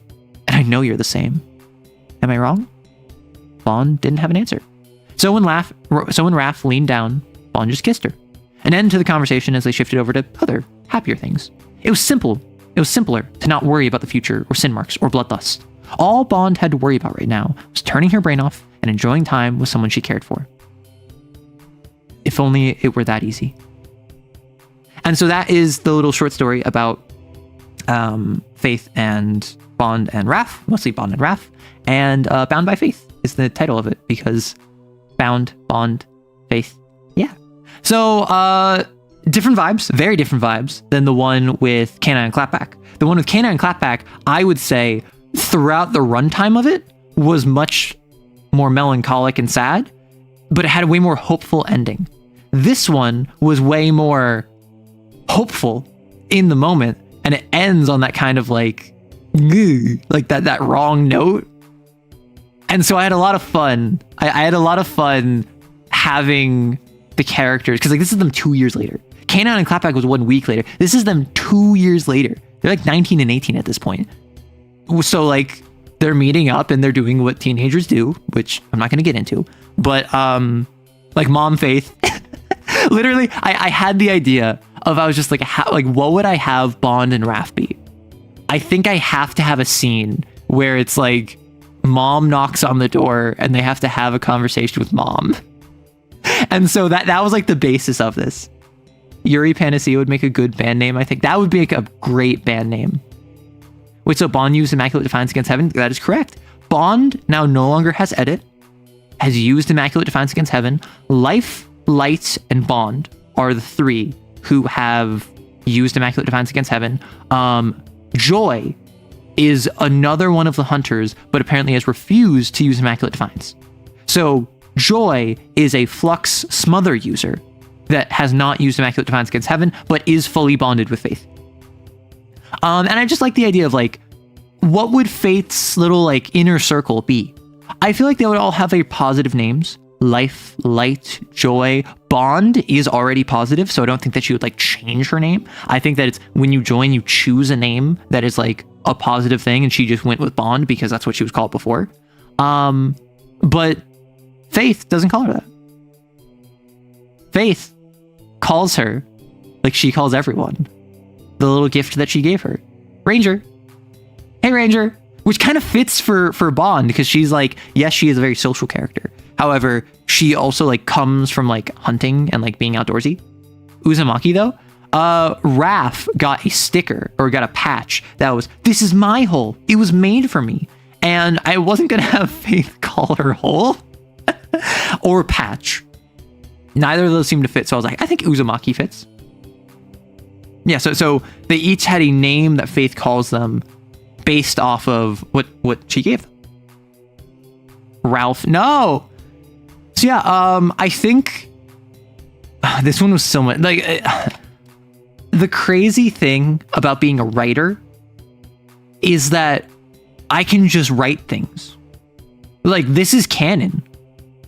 I can just say this is canon.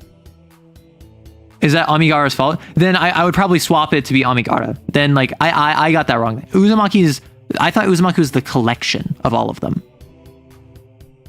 That means that Faith reads Junji Ito and that delights me. She's not gonna call her fault.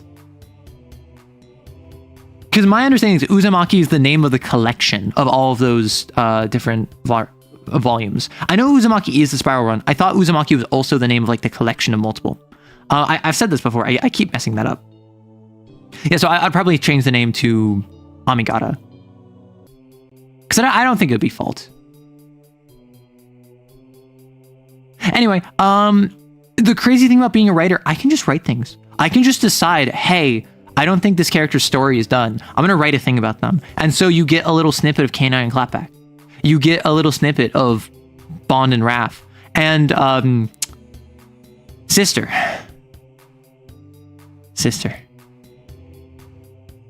I have a couple ideas of what I want for Sister. None of them are good. None of them are good. She's going to be so sad. It's going to be great. It's going to be wonderful. Me like bullying this small child. Am I going to include these short stories in the module? I think so. I think I'll have like a little appendix at the end, or maybe throughout it that includes the short stories. But yeah, writing's so fun when it flows, but so hard when it doesn't. Well, so for me, I am a creature of momentum. I talk about this all the time.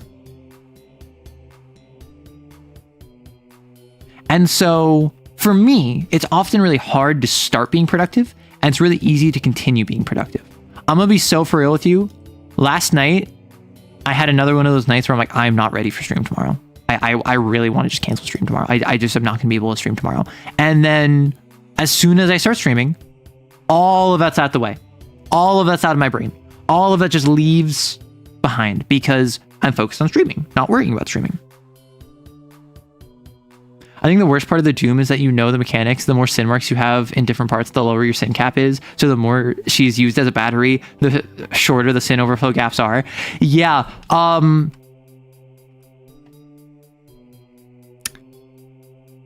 If Raph stays with Seer and continues to be one of Heaven's eyes, that is absolutely the last time she is seeing Bond.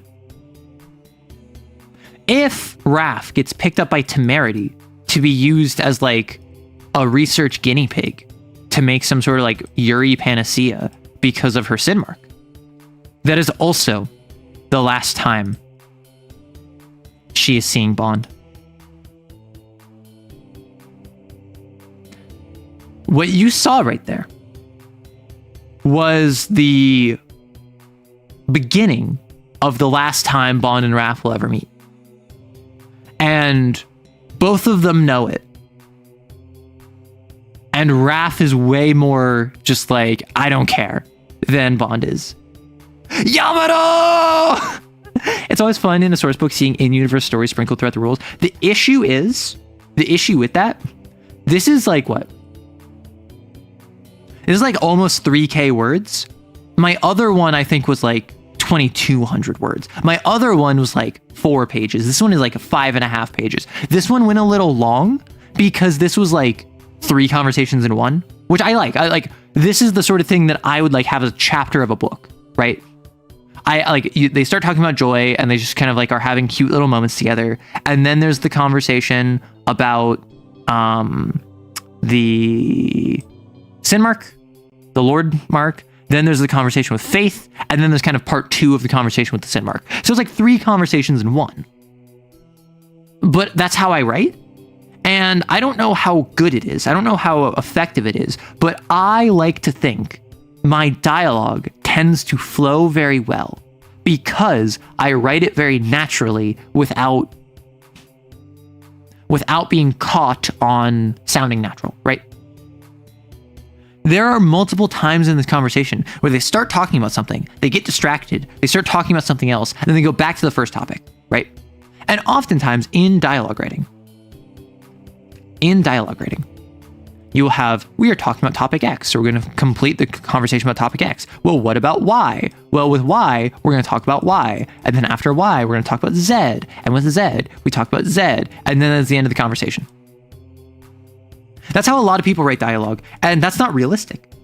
Think about how I talk on stream. I will talk about something, and then someone in chat will say something, and I'll talk about that other thing. And then I'll go back to that first topic because other people are talking about the first thing. And then people talk about the second thing, and I go back to the second thing. Then a third thing is brought up, and I'm jumping back and forth and back and forth and back and forth. And then it's all coherent because it's all the same conversation, right? Yeah, it's kind of hard when you can only get away with like a 1 to 2 page short story in a source book. Exactly. Yeah, I don't want like a 67 page novel of every section of the source book. And that's why I would either do a truncated section, and probably the smartest option. I posted a segment on the Discord. I posted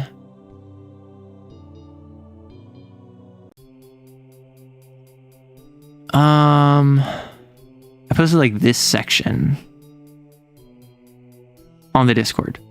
And this is like what? 277. This is under 300 words. I would probably add like this little section to the book. And then I would have an appendix at the end that would have the full short story. Yes, stands for a speaker letter. That's just ADHD talk though. Yes, and it leads to good dialogue. You suffer from the same affliction, sadly. Well, so you say try transcribing conversations from movies, like trying to draw from pictures. I disagree. That's how you get really bad discount Tarantino. I'm gonna be so for real with you. Being like, oh, Tarantino has really snappy dialogue. I want to emulate him and like draw on him and use him as a base as like my reference. The thing with taking references is that if you learn how to draw using Disney art as a base, you will be able to replicate Disney style and not much else. If you grew up with one of those like how to draw manga books, you will learn how to draw in the style of the manga book that taught you how to do it. What I recommend is to just practice. Practice when it sucks. Practice when it's no good. Practice when it's bad. Practice when you don't like it. And then read it and go, why doesn't this feel good? And if you say, oh, it sounds robotic. Why does it sound robotic? Is it because all of my sentence structures are the exact same? It all goes like a 10 to 20 word sentence, and each person says one line, then responds, then responds, then responds, just like never any variation. There's no cut-ins, there's no interjections. Is it a matter of conversational flow? Is it about word choice? Is it about personality? Is it about the content of what they're talking about? And so I would recommend just continue to practice and don't focus on drawing from like media you love, because you'll do that subconsciously. You'll do that naturally. Make sure to continue consuming media and consume good media, but don't try to emulate it. What I would recommend is to say, okay, have an exercise of, I have these two characters. I have my two OCs. They're getting coffee. One of them thinks it's a date. One of them thinks they're just friends. Boom. Write 500 words about this. And then suddenly you have like a very robotic conversation with subtext. And now next time you write, and you try a very similar thing where maybe the next time is you have two OCs and they are on break at work together. And one of them is really like about to pass out. And the other one has something really important to tell them. And now, because you get like kind of started working the muscle, you're starting a bit better at subtext. Yeah, it's still robotic, but you're robotic with subtext. And then you come over here, and then now you continue to strengthen that muscle of subtext. And you continue to focus on subtext and subtext and subtext. And now your dialogue still sounds kind of stilted. Your dialogue is not at the best spot it can be. Your dialogue is not better than it was before on first glance. But it has more substance to it, and your dialogue feels better as a result, even if only marginally. And then you start working on flow, and then you start working on flow, and then you start working on flow, and then you start working on flow, and you start working on word choice, and then you start working on word choice, and then you start working on word choice, and then you start working on word choice. And then like one thing at a time build upon itself. And it's okay to have robot dialogue that has subtext. It's okay to have very unnatural sounding dialogue that has really pleasant flow and word choice. It's okay to do all this stuff. It's okay to have very superficial, flippant, lacking dialogue that is beautiful to read. Because you're learning. The goal is not to fix it in one. The goal is to just continue on. Hard disagree. Learning a specific style of drawing, gives you a starting point from which you can explore and grow, and can be fixed by widening your reference base. What I'm recommending is just one way to practice something specific, natural language and theatrical flow. What I will say is that your specific example of transcribe movie dialogue will help you have a reference, yes. But as someone that does not use references in that way, I don't sit down and I'm like, I want to emulate Tarantino. I want to emulate Spielberg. I want to emulate James Gunn. I want to emulate anyone. I don't do that. I don't emulate Brandon Sanderson, Tolkien, Herbert. I don't sit down and try and emulate them because I'm doing my own thing. And I think that's very important to have as a mentality. Because if you're just using references, yeah, movie dialogue is great for writing movies. That's another great part. Movie dialogue is great for writing movies, and it usually sucks for novels. And if you have a screenwriter try to write a novel, it usually feels kind of weird. And it feels like it has that Marvel snappiness to it, when novels, by and large, are much more muted. Because the goal of a novel is not to be flashy and exciting. It can be. But its goal is not to be flashy and exciting. It is to spark the imagination of the reader. And it's like salt, right? There are some dishes you need to add a lot of salt to. There are some dishes where you should add no salt at all, or maybe barely any salt, because it's already a very flavorful meal. Your books need very little salt, very little snappiness, very little flash, very little excitement, because they're gonna be chewing on that. They're gonna be chewing on whatever you wrote, and they might reread it, and they might pause, they might think about it, they might imagine it in their head, and then as they continue, that details will be added, and it's entirely up to them. You want it to be unobtrusive as possible, while still being evocative. You want to spark their imagination without forcing a framework on their imagination. Movies, you don't have that. Movies, it is a set pace. Movies, it is 1 second after another, continuing in motion. Yeah, they can pause, but they probably won't. They don't imagine what's happening on screen. They see what's happening on screen. You need to, if it's not shown on screen, it's not happening. With some exceptions. On a book, if it's not stated explicitly, who knows? Maybe. I think the disconnect is that this isn't about emulation, it's exercise for recognize. No, and I understand what you're saying, but what I'm saying is that even then, if you train yourself to recognize and not emulate, but at the very least, be aware of and learn the patterns of a specific style. Tarantino's the one that comes to mind is because he's the one that a bunch of people try to emulate. You will start emulating it because that's what you know.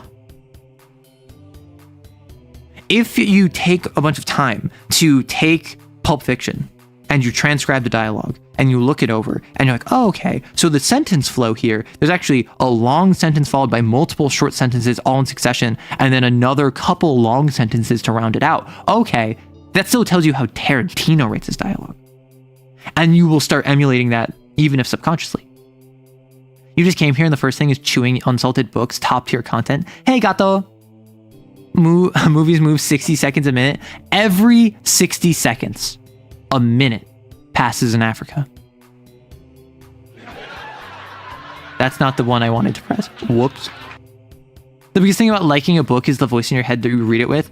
Disagree, because I got no voices in my head. My voices are fully externalized. If you don't know, I don't have an inner voice. I also don't have a mind's eye. I have aphantasia. I can confidently say that there is nothing happening behind my eyes. Like between my ears, there is just a void, and it howls with the squeals and the screams of the damned. Hey, traveler. Hey Arrow, this is my first stream I caught live. Wanted to say thank you for helping me and my friends get into Kane in running a session tonight and tomorrow. Sorry for interrupting the topic. Thank you so much for the super chat. I appreciate it. No, I'm so happy that you're running Kane. I love Kane, in case you couldn't tell. Like Kane, I genuinely would say is my favorite system I've run in the past couple of years. And I really enjoyed Vampire. I really enjoyed Werewolf. I really enjoyed City of Mist. City of Mist for a while was probably my favorite. But like I've run so much Kane. And obviously it's colored by the fact that I ran a one-on-one game for an extended period of time where it was very roleplay oriented. But even like the actual investigations were super fun and the powers are super evocative. You need to pick up Kane. It's only $9. Yeah. So you could say you have no thoughts, head empty. That is correct. There's nothing going on behind my brain. I find my external voice and internal ones are very different. So I've heard. Not even any songs playing in your mind on repeat. Sometimes. But like unironically, when I have a song in my brain, it's not like I hear it. It's like I remember it. Like I can remember things very easily. So I don't have a problem with memory in the same way. So it's this weird thing where like, if I see you and you have a red hat, I will remember that you have a red hat and I have the details in my brain like a code database, red and hat. I don't see a red hat in my brain. I don't close my eyes and picture, okay, red hat. Like I can't see that in my brain. However, I'm aware of what a red hat is. And if you tell me to describe it, I would probably be able to describe it based off of memory. But it's like tokenization. Am I an AI?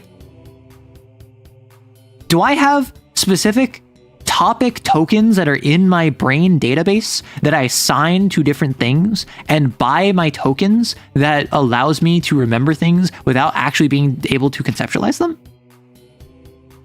It's so fun and edible. What do you mean edible? Masquerade or Requiem, V5 and W5. So that is VTM Masquerade, so Vampire Masquerade, and World of the Apocalypse, V5. Arrow, are you going to play Tears of the Kingdom on stream or not? Because it's so fun. I have Tears of the Kingdom, and I know I've kept myself blind.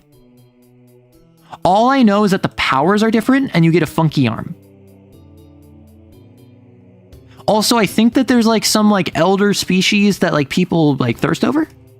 That's like goat people. I have like where did I put it?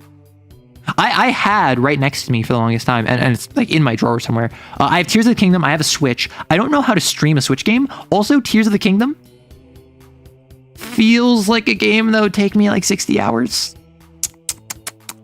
Don't know about that one, Chief. Hi, Arrow. In my opinion, I'm back. I was changing every light bulb in the house. Why is that your opinion? Is this Arrow-generated content? Listen. We already have established that AI means Arrow-inspired.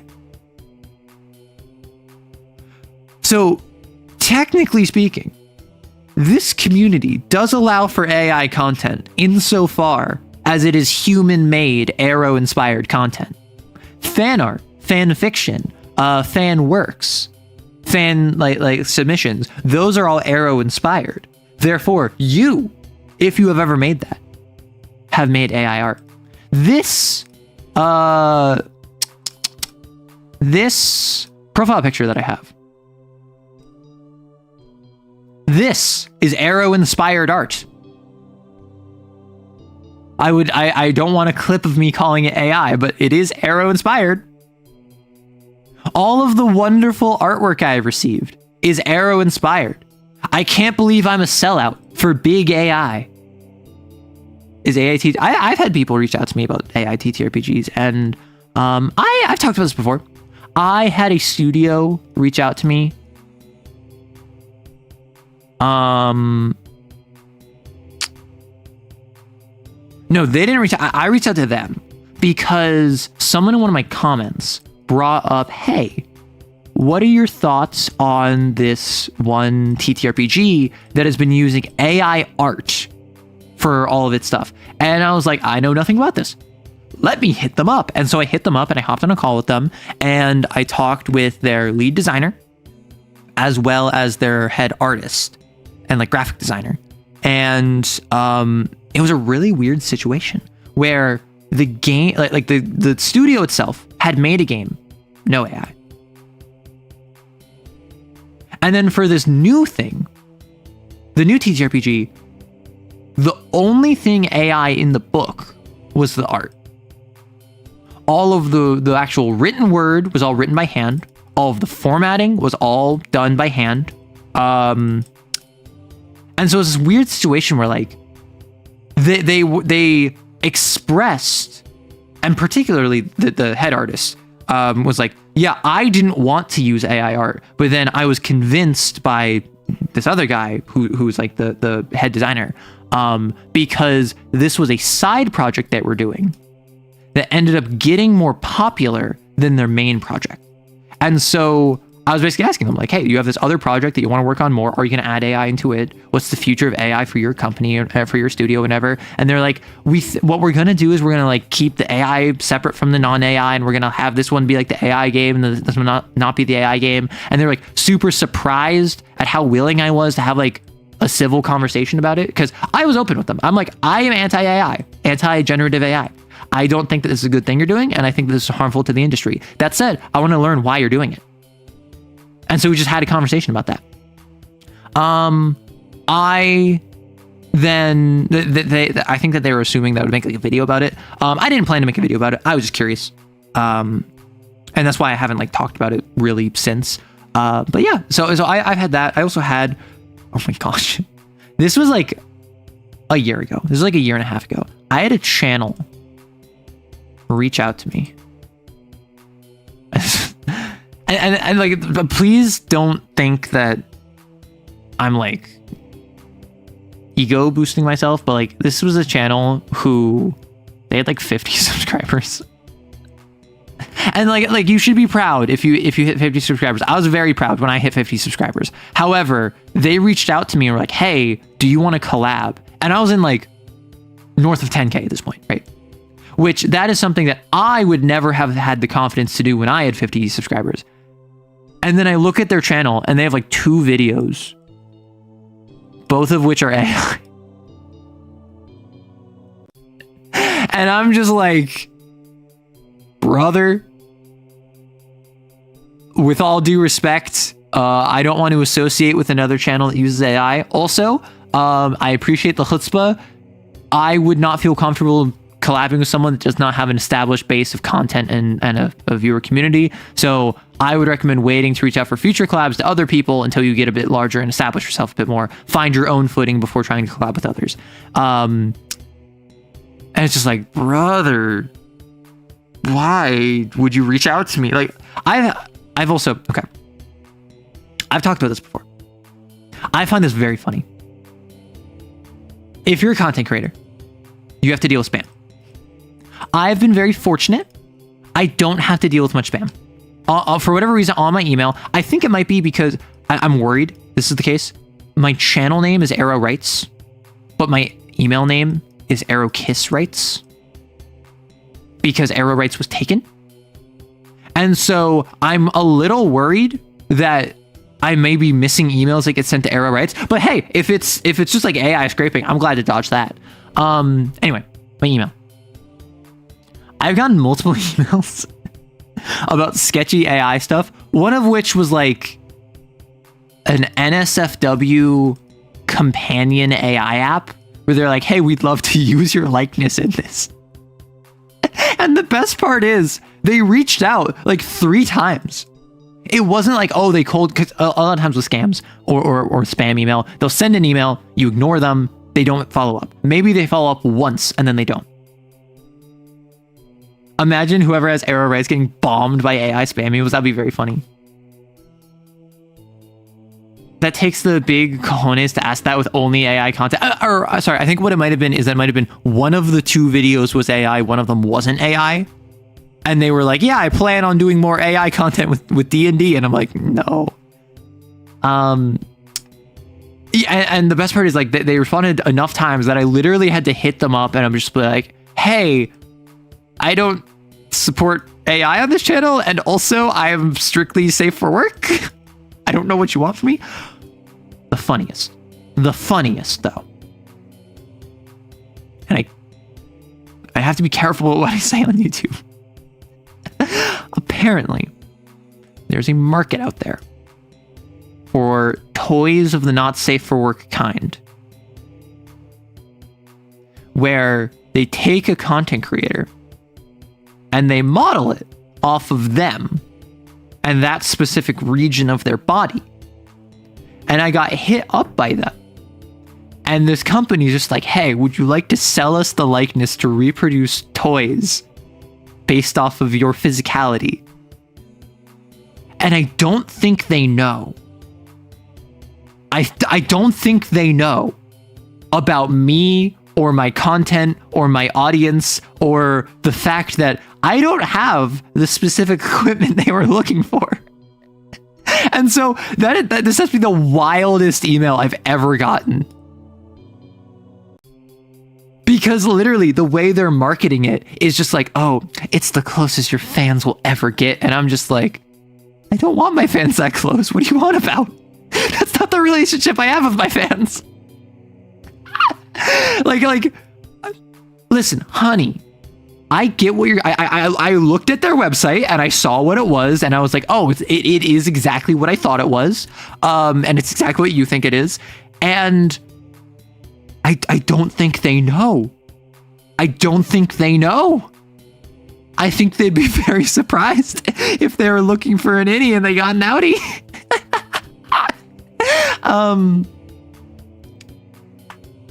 Okay, but when are we getting the Arrow plush? That's what I really want. I mean, I would love to do an Arrow plush. Plushes are generally very difficult, and I would need to have a history of successful merch before I do that.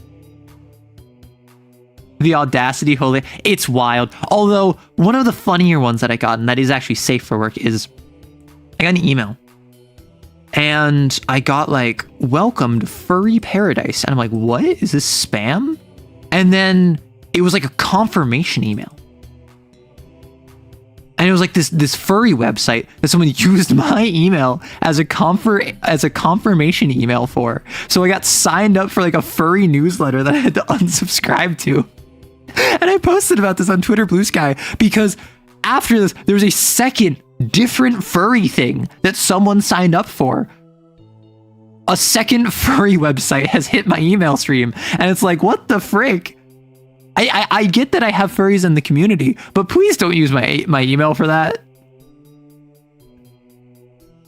Low-key, Arrow would probably fit right in with my other idiot chibi plushies, probably.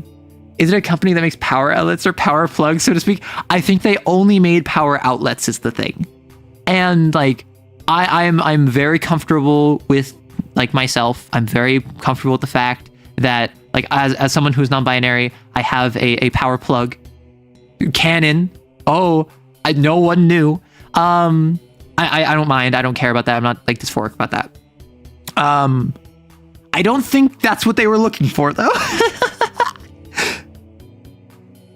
Beat me to the joke, yeah. Some of us are quite down bad regardless. Saying it to the only Arrow ace person is crazy work. I'm not the... Oh, to the openly arrows. I thought it's the only arrows. I'm not the only Arrow ace. I mean, to be fair, this was like 2 years ago. Which honestly, the most shocking bit about it, I had like 2 years ago, was 2024. I was like 10K subs. Huh? Math? No. End of 2025, I was 10K subs. Start of... I was approaching like... I was at like 2,000 subs. Like 2 years ago, I was at like 2,000 subs. And like they're hitting me up. They're like, oh yeah, this would be a good investment. And I think the real answer... I think the real answer is... it's just predatory business practices. Because my assumption is that you sign a contract that gives you like you get 30% of all revenue from every sale, and then they like own the rights to that part of your body forever, which is not cool. excuse me. My throat just caught for a second. Is not cool. I'm not down for that. I don't want other people to be doing that. You assumed I was a Ken doll or an eldritch horror. I am just an eldritch horror.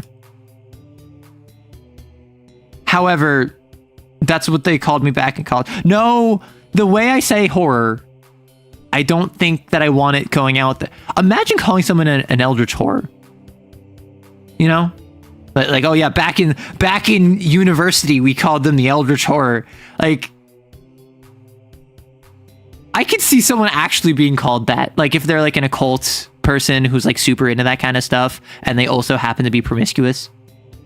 I have more than Zack Tack? What? No, we don't. YouTube. Zack Tack. I have more than Zack Tack. Wow.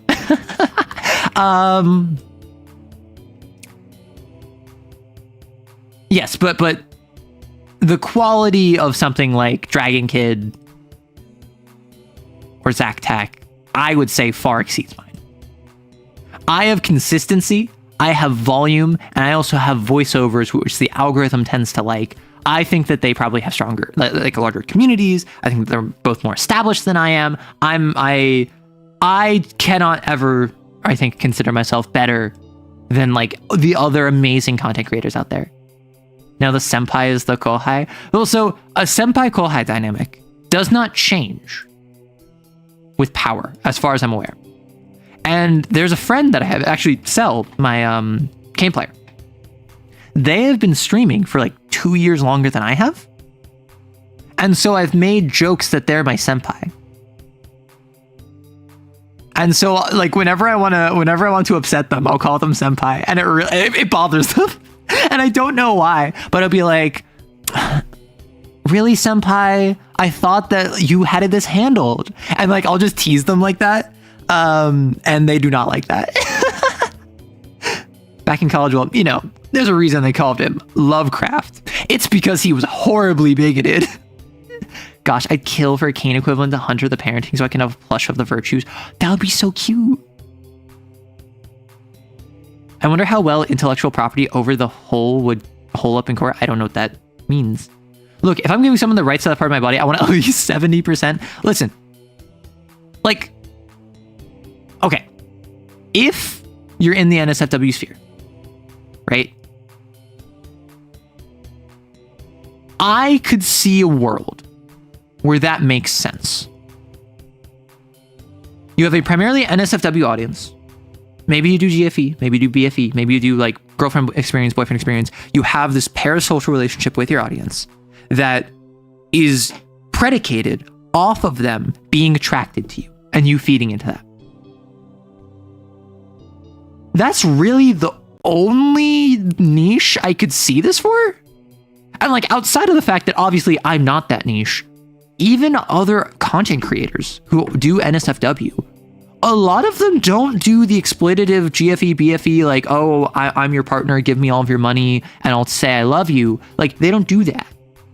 So even other NSFW creators, I don't see them going for that. And so it's just this really weird thing of, I don't see why you would ever do that. Unless you're the specific niche of you're exploiting your audience by like predating on lonely people, making them emotionally reliant upon you, and then giving them this hope that they will get closer to you by buying this stuff to gratify themselves, with the understanding that's like, oh, it's like upcharged for you. The only acronym that starts with GF that I want is Games for Freaks. True! I would respond with not now, kitten. Oh my gosh. There's a Brazilian OnlyFans girl who sold chocolate modeled after her. Brazil is crazy. We got Brazilians in chat. Brazil is crazy. Okay, so why are we talking about this? Oh, we were talking about AI. Arrow inspiration. Why are we talking about arrow inspiration? I'm gonna be so for real with you. I don't know how we got here. Email spam AI? No, I know. But like before that, honestly, I would never sell the rights to my flesh, but I am morbidly curious how they mold something from the body. Like, how safe is it? Okay, so my understanding, if you have an Audi, they take like putty or clay, and they put it on the outside, and then they let it harden over the course of like half an hour or whatever, and then now they have a mold that they can fill. That sounds pretty easy. If you haven't any...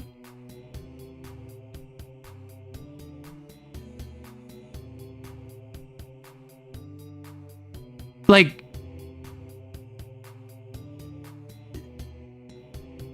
I don't know. My assumption, I think I've talked about this with people before, because like I've known people that have done this.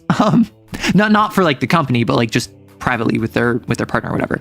I think it's that you do the exact same thing, but only of the outside, and the inside is completely just like unrelated, which strikes me as very wasteful. We got here from talking about how you didn't think of voices or pictures. All right. Oh, yeah. Okay, so I have a question for you. How many of you don't have ADHD? And how many of you find this, like, headache-inducing? I'm gonna be so for real. I love this. I love just being able to stream of consciousness, talk and talk and talk and talk, and I go from one topic to another. And wow, it's been 2 hours. I didn't even realize. Like, iron casting with silicone, oh my gosh.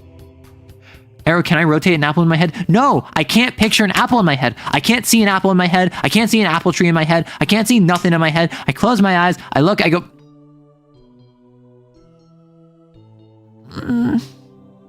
nothing. There's nothing there. Oh my gosh. I was on call with Neko last night, and we were playing 40K. And at one point, I'm just like... as I'm like thinking...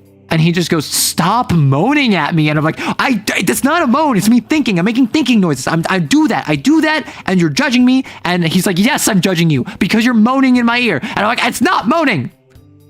Sorry.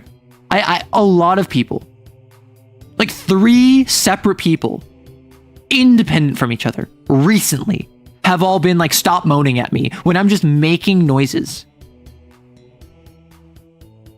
Those moans are lethal. What does lethal mean in this context? You're defenseless against the mind doctor's arrow. No! An apple a day keeps the doctors away. I'm not diagnosed with anything, but it does run in my family. Arrow stream of consciousness are like a fever dream to me and can let my brain fire inspiration. Tactical moaning to gain an edge in battle. Oh, yeah, if you're battling edging, it's way too loud and not nearly nasal enough to not be moan. That's how I make noises. That is just how I make noises. I have a lower register that is not very nasally. And I make grunts, and I make groans, and I make moans, but not in like the moaning, like schmexy way. Not in the inny-outy way. Extremely attractive. Anyway, so I just partnered with this company that took a silicone cast for my electrical plug. You can buy it now. Slaneshi players spotted. How many Emperor's Children do you have owned? Oh, so actually, funny enough, we were playing. I was CSM, he was Emperor's Children last night. And Slanesh favored me over him, is what I'll say. Someone get the hose. Well, okay, what I will say is that I don't know how safe it would be, but I think it would be really funny. Because like I make noises. And people clown on me. People on stream are like, Arrow, stop moaning at us. And I'm like, I'm not moaning. If I got a compilation of all the noises I make, and I just upload like a 3-minute video of me just making noises, do I think it would get demonetized? Like, it's me like doing a puzzle in Signalis, and I'm like, and I'm just like thinking about the puzzle. Do we think that just like 3 minutes of that would get demonetized? And then if 80% chance, if probably, would it also like nuke my channel? Because ASMR is something where like and generally speaking, I generally don't talk about this too much, but like there's a big thing with VTubers getting banned from Twitch or getting their channels nuked on YouTube, where almost always they have very skimpy outfits and are saying wild things or are doing ASMR that is like ear cleaning, ear licking, like affirmations, like BFE, GFE stuff. And then they complain that they get their channel nuked, and then everyone rallies to say like, oh, YouTube hates VTubers, or Twitch hates VTubers, YouTube hates ASMR. But then broadly speaking, if you actually look at their stuff, a lot of times, yeah, they were riding the line. I don't know if this would be riding the line in the same way. I say that if there's at least 20 minutes of it and throughout your content easy. I mean, yeah, there's probably 20 minutes throughout my content. A strike for sure. 65% chance of demonetization, 90% chance of being the highest viewed thing. I don't think it would do numbers. Because, like, for instance, if I release, like, a compilation of me just, like, making noises, I think the community, as I described it earlier, I think we're at the, like, 50-50 divide. I think 50% of the community would watch it on repeat. And I think 50% of the audience would say, I'm not watching this. I'm sorry, Arrow. Right? It's the same deal where, like, if I got a Takiyamura, like a body pillow, I think 50% of the active community of participants who are, like, in the Discord and in the stream chat, in the YouTube chat, I think they would buy a body pillow because they freaks. And I know the other half would be like, Arrow, I get it's a bit, but, like, why would you do this, Arrow? And, like, I kind of love that. I'm not going to lie. You say ear licking and made me instantly gag. Apparently ear licking is a thing. I did not realize this was a thing. But apparently it's like something that people do and people find very nice and pleasurable. It sounds gross to me. I'm going to be so for real. What if you have, like, wax in your ear? What if your ear is not cleaned? What if your ear is, like, what if there's things and then you're looking at that sounds so gross. Ears are in, do you mean erogenous zones, or are you saying ears are androgynous because everyone has ears unless they have some sort of disability that removed their ear, or disability or injury that removes them? This bit is taking me to a place I wouldn't go without a gun. You'd buy one to set it on fire? Aw, thank you. I would put it in a hidden speaker on repeat to see the public's reaction. I wouldn't watch, but the hungry and thirsty VTuber watches would flock. Okay. The thing is, I don't have a VTuber audience. I have an audience, which is like 50% TTRPG, mostly from Lancer, of all things. 50% VA,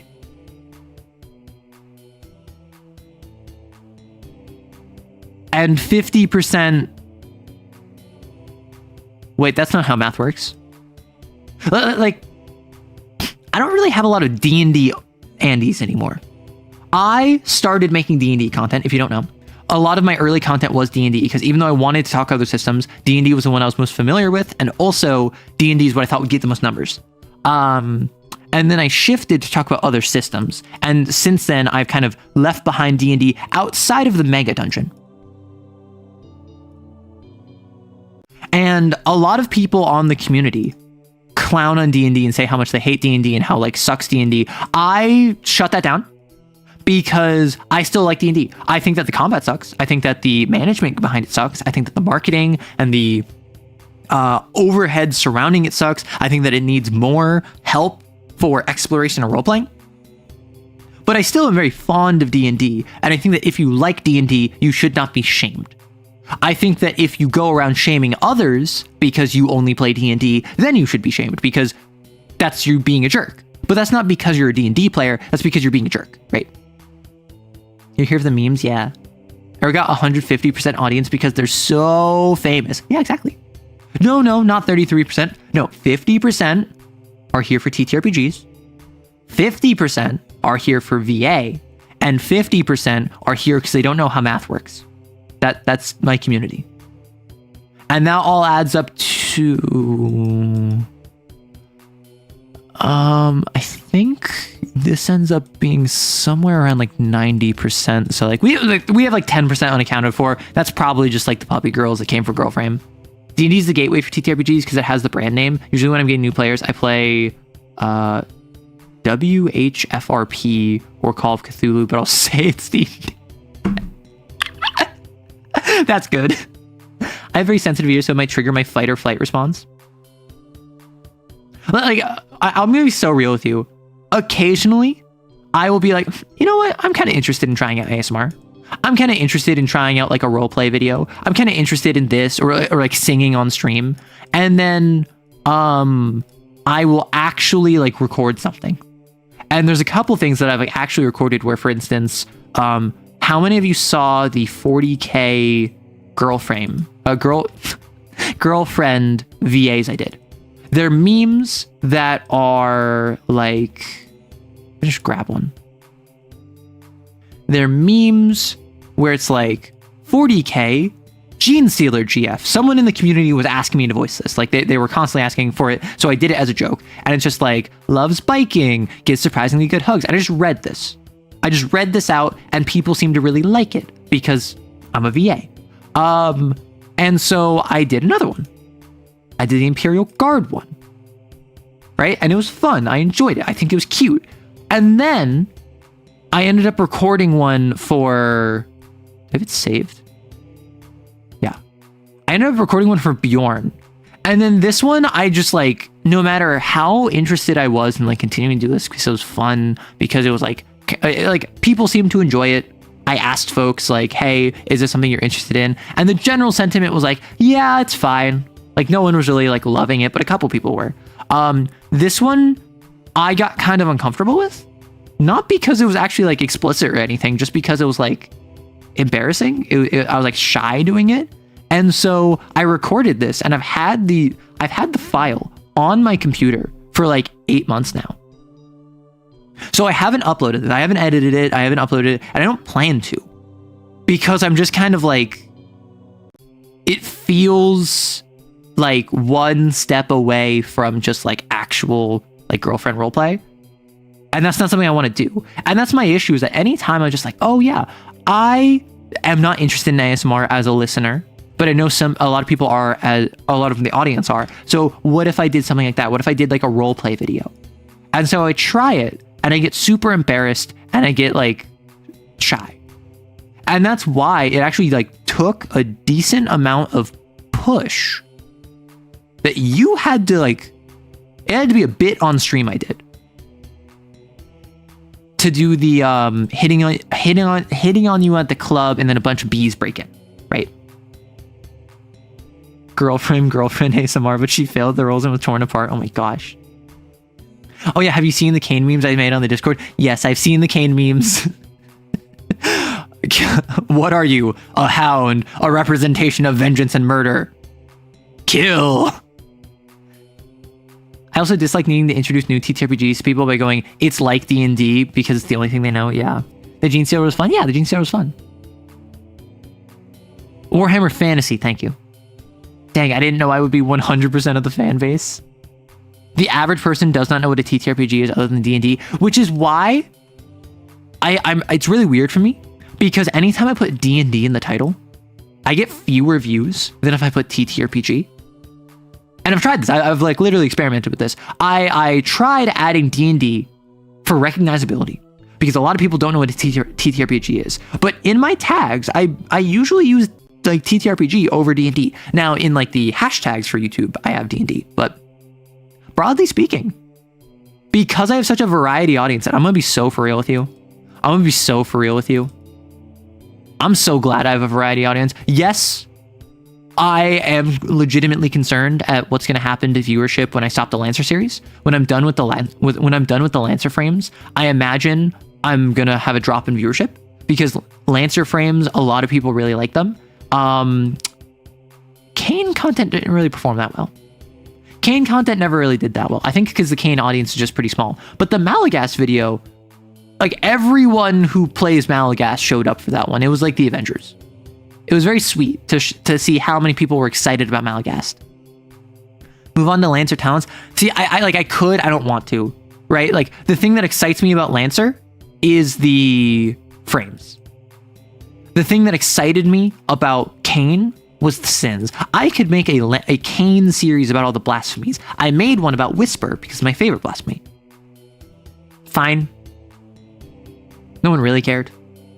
I had a fine time with it, but I don't care enough to like need to do it. But for instance, I really want to talk about the Vampire the Masquerade clans. I want to talk about the Malagast Magna Gothica houses. Those are things that excite me.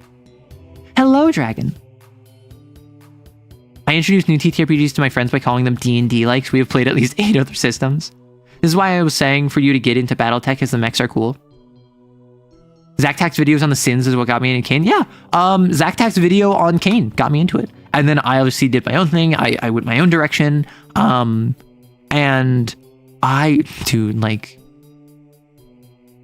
I would love to do like a lore deep dive on Cain. But one, so much of my Cain knowledge is my own setting at this point.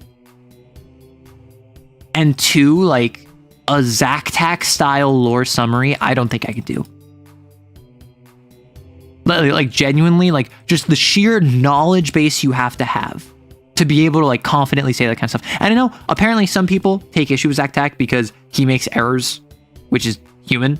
And he'll like say something more definitively than it actually should be, or he'll say something wrong because that's how he homebrews it in his game, and he doesn't disclose that it's homebrew because he wasn't thinking about it. Like, I think people hold him to a bit too high of a standard because he is like the largest Lancer creator I can think of.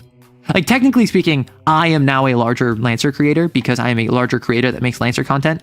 But then in that same token, like XP to level 3 is the largest Lancer content creator, or Super Eye Patch Wolf is the largest Lancer content creator. And I think Zactac is like the Lancer guy, to me at least. Dragon Kid is the Lancer person. Is that? I've heard Dragon Kid is Mask. I don't actually know them. I should ask them. Which of the Discord channels may I post Cain homebrew in? There's a Cain channel. I want to make a video talking about RPGs, but I am 1, very insecure about my voice, and 2, have no idea what I could possibly add that isn't out there already by someone smarter and funnier. I mean, like, consider anything I've talked about with the frames. Like Lancer frames is a great example, because a lot of frames, I will make the video after Zactac already made a video on it. After Dragon Kid already made a video on it. And so, what makes my videos distinct? Well, I'm not saying what they're saying. Dragon Kid really focuses on the mechanics. Zactac gives a full summary of it, talking mechanics, how it compares to the Everest, the lore implications, like flavor text. What do I talk about? I talk about whatever the frick is cool to me. There have been frames where I don't mention the mechanics at all. I just talk about the lore. There have been frames where I only talk about the mechanics. Generally, I try and hit a balance, but usually with the frames, it's me being like, okay, the Atlas is just Attack on Titan. Like, let me tell you how the Atlas is just Attack on Titan. Other people are saying like Metal Gear Rising Revengeance. Nah, let me tell you. And then I tell you it's like Kraven the Hunter. It's Attack on Titan. It's all of these different things. Let me tell you about the Viceroy and how it's like TF2 soldier and it lets you rocket jump and it gives you close combat weapon, like rocket launchers, like all this cool stuff. I just tell you what's cool. And so even though I would say from a value perspective, Zactac and Dragon Kid's videos on these frames are probably better than mine. Mine are good at, I don't know anything about the Baylor. What's the Baylor? Send them a 50-second arrow short that tells them Aura maxing Angry Water, and it like memes about the Baylor and it gives them a vibe, and they're like, that sounds really boring. Okay, you said the Baylor, you don't like that, you said it's too slow, you like being tanky though, how about this 45-second arrow short on the Drake? And then you get the Drake one, like, oh, I really like the Drake. And then from there, they watch Zactac's video on the Drake, the entire license, to get a rundown of it. And then like, yeah, I really like this. And then they watch the Dragon Kid video on how to play the Drake. Like, tactics, combat, all that stuff. Also, I'm just doomed because that's another thing I don't have. Oh my gosh. Yeah, so like, if you want to get into content creation, I didn't like my voice when I started. I still am a little bit iffy on my voice, despite being a VA. Because my main thing with my voice is I shoot for androgyny. I'm very surprised at the point at where my voice is now, because I don't voice train. I don't practice voice. Like I briefly looked up some of the basics, but I don't I don't practice voice training in the same way that a lot of trans femmes do. Because I'm non-binary. I just kind of want a mid-range androgynous voice. My issue is that I'm acutely aware that after 4 hours of recording, my voice drops a bit because it's getting kind of hoarse. Or not even hoarse, but it's just my voice is getting fatigued, right? After a 8-hour stream, my voice is not nearly as light as it normally is, and that makes me feel a bit self-conscious. But looking back to the VODs, it's not that bad. It's really not that bad. No one really comments or cares about it. The biggest thing I run into now, actually, is I used to get a lot of, oh, man, male, masculine, whatever. I don't care. I'm not binary. But if you try to say I'll never be a woman, correct? I'm not a woman. I'm not trying to be a woman. So that always never really bothered me from a oh, it hurts my feelings perspective, but it signaled to me that my voice was fairly low. And I do have a fairly low resting voice. And now I've been called a femboy so much in the past 2 months. And I don't know if it's my voice. I mean, part of it is definitely the fact that I had painted nails and arm warmers on my hand cams. So I think that paired with the voice, I've just been called a femboy hundreds of times in the past 2 months. I've also and I talked about this before. I had a really weird thing with 40K content where I posted 40K content and I got one that blew up a short, and a lot of the comments were, ew, trans woman. And a lot of other comments were, sweet, femboy. Which neither of these are accurate, but I think that shows a very good indication of where the headspace of your average 40K player is. Wow. What is a femboy at the end of the day? A miserable pile of secrets. Arrow's a horse? No. Arrow's an Uma? Well, okay, so I can't say no to that. Because I am just an Uma. They added me to the game. This is me. And if you're thinking oh no, the hair is different, this was my original hairstyle. My original hairstyle was the little thing between the eyes. As someone finally dipping in the 40K fandom, accurate, yeah. And it's weird because there's a bunch of trans femmes in the 40K community. It's very trans friendly in that regard. However, there's also a lot of Juds. Arrow's beyond such worries of gender. I really am. I remember that hair. Wait a minute. 40K has a lot of those guys because they unironically think the Imperium are good guys in Utopia, which is so silly. That one Uma that looks exactly like you. No, literally. Same color scheme, same eye color, similar hair.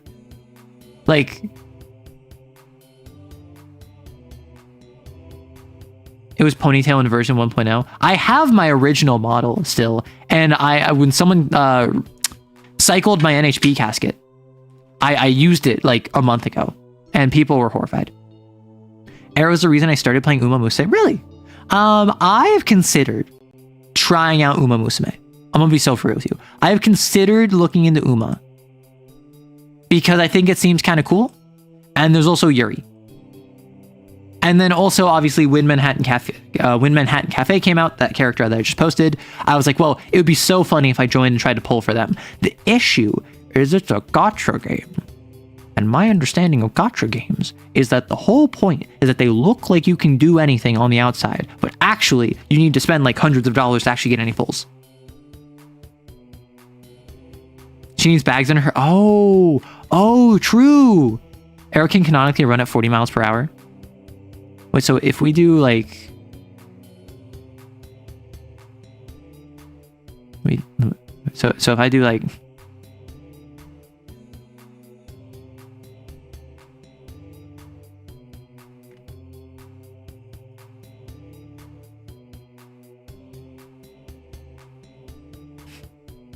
Perfect.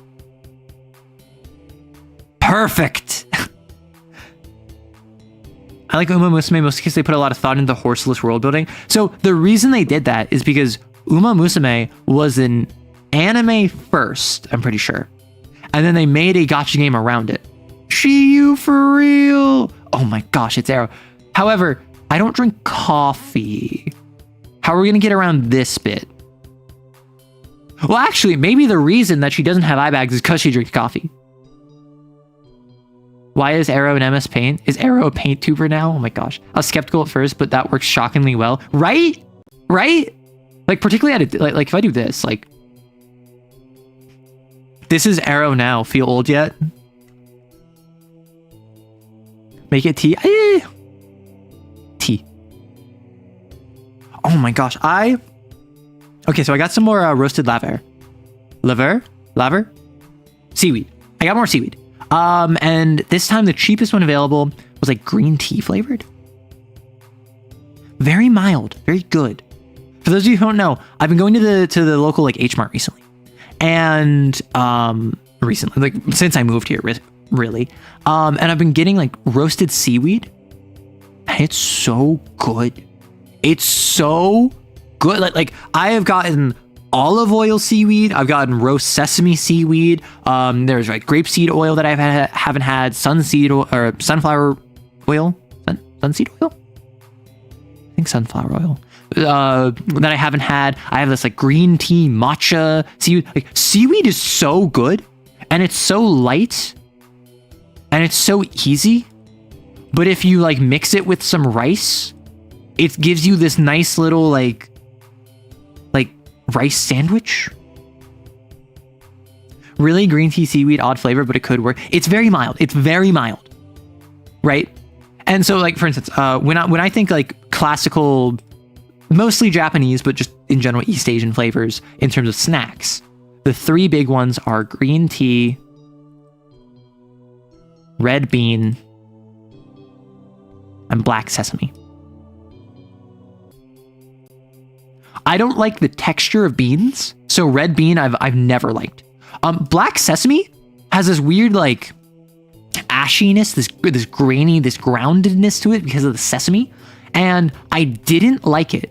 And I kept trying black sesame stuff until I finally had these black sesame cubes, which were just like honey and crushed up black sesame in these little cubes, and they were very earthy, overwhelmingly so when I first started. And then as I worked through it, I started to like them more and more. And I don't know if I like black sesame now, but I'm certainly more open to it than I was before. Green tea is one where I like green tea. I actually don't know if I like the flavor of green tea. I need a cup of the brown stuff, the shade of acorn made warm by the same source that I take my capes from using a teapot, a mug, or fine china. Been hooking up to IVs, need constant supplies. Oh my gosh. Safflower oil. Yeah, that sounds right. Green tea seaweed sounds like it would taste like radioactive latex gloves. No? Surprisingly good. It's light and easy like Arrow. Hey! Okay, so I have multiple friends who maintain that they could pick me up with one arm.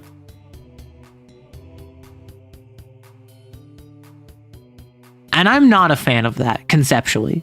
Because, like, I am a large person. I'm a tall person. I'm 5'11". I'm 180 centimeters. However, I'm like 145 pounds. Ish. Maybe 150, depending on, like, how well I'm eating. Which, that is, gosh, 55 kilograms-ish? 150 pounds to kilogram. 68 kilograms. For whatever reason, I thought that it was a conversion was 2.5. So like 180 centimeters, 68 kilograms, fairly thin, right?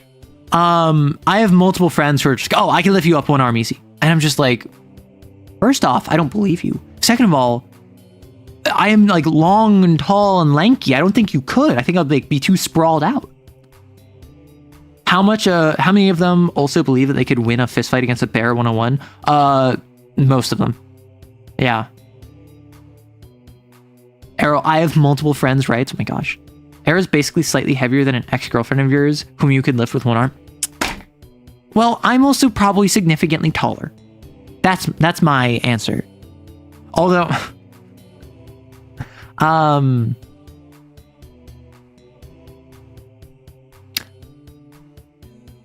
it's train of thought. I can lift you above my head even though we're the same height. Well, no, so I'm not saying people can't lift me.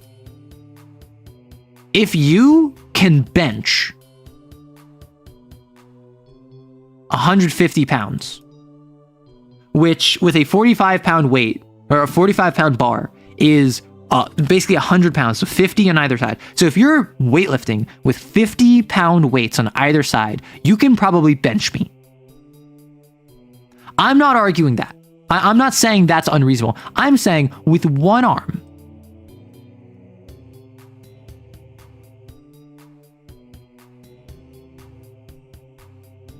picking me up. No, she was 5'11". She was 125 when we started dating, and her doctor told her to gain weight. She was up to 140. Nice. 40K as a game is really out of date. It's in dire need of an update. I mean, it just got an update. It just got an update for 11th. Like, that's the big thing that happened recently. I feel like a body would be awkward to lift with. That's what I'm saying. A body would be awkward to lift with one hand, regardless of how tall they are. Not hold on, like lift. So like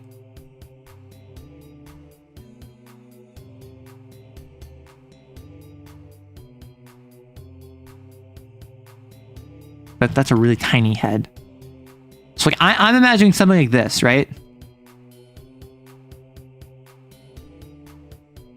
I do not think that people can do this. I do not think that this is in the cards. Bodies are easy to lift if you got good technique. I don't think these people have good technique. I think these people... Okay, one of my buddies is my buddy who's a hoe. This is my buddy who's an F-boy. I think he can lift me up because he's told me many stories about picking up and throwing around his partners. And so he is strong, and also he has experience specifically picking up and throwing around people. So I think he could lift me up one-handed. I'm not going to argue with him. But the other people, I don't believe these other people. You love depressing stories, raw! Are we talking about arm curls or grab and hold to weight? We're not talking grab waist. We're talking like lift them up. Like, I'm talking like this. Like, I don't think someone could lift me up like this. Tell Arrow you can wrap one arm around Arrow's waist. Okay, yes. If you wrap an arm around someone's waist and you lift them up like a couple inches, sure, that's easy. I'm saying like one-handed pick them up. Throwing is easy, but lifting is harder. Lifting is harder. Yes, okay, Hamilton. Are you ragdolled or fighting? I mean, I feel like if I add in struggling, if I add in like I'm allowed to throw hands, that makes it significantly more difficult for anyone to pick me up, even if they're strong, right? Even if they are a strong individual, I don't know how well they can lift me up if I'm like punching them in the face, personally, because I would have to deal with the fact that they're being punched in the face. And if you are attempting to do something that's reliant on strength, you need a steady core.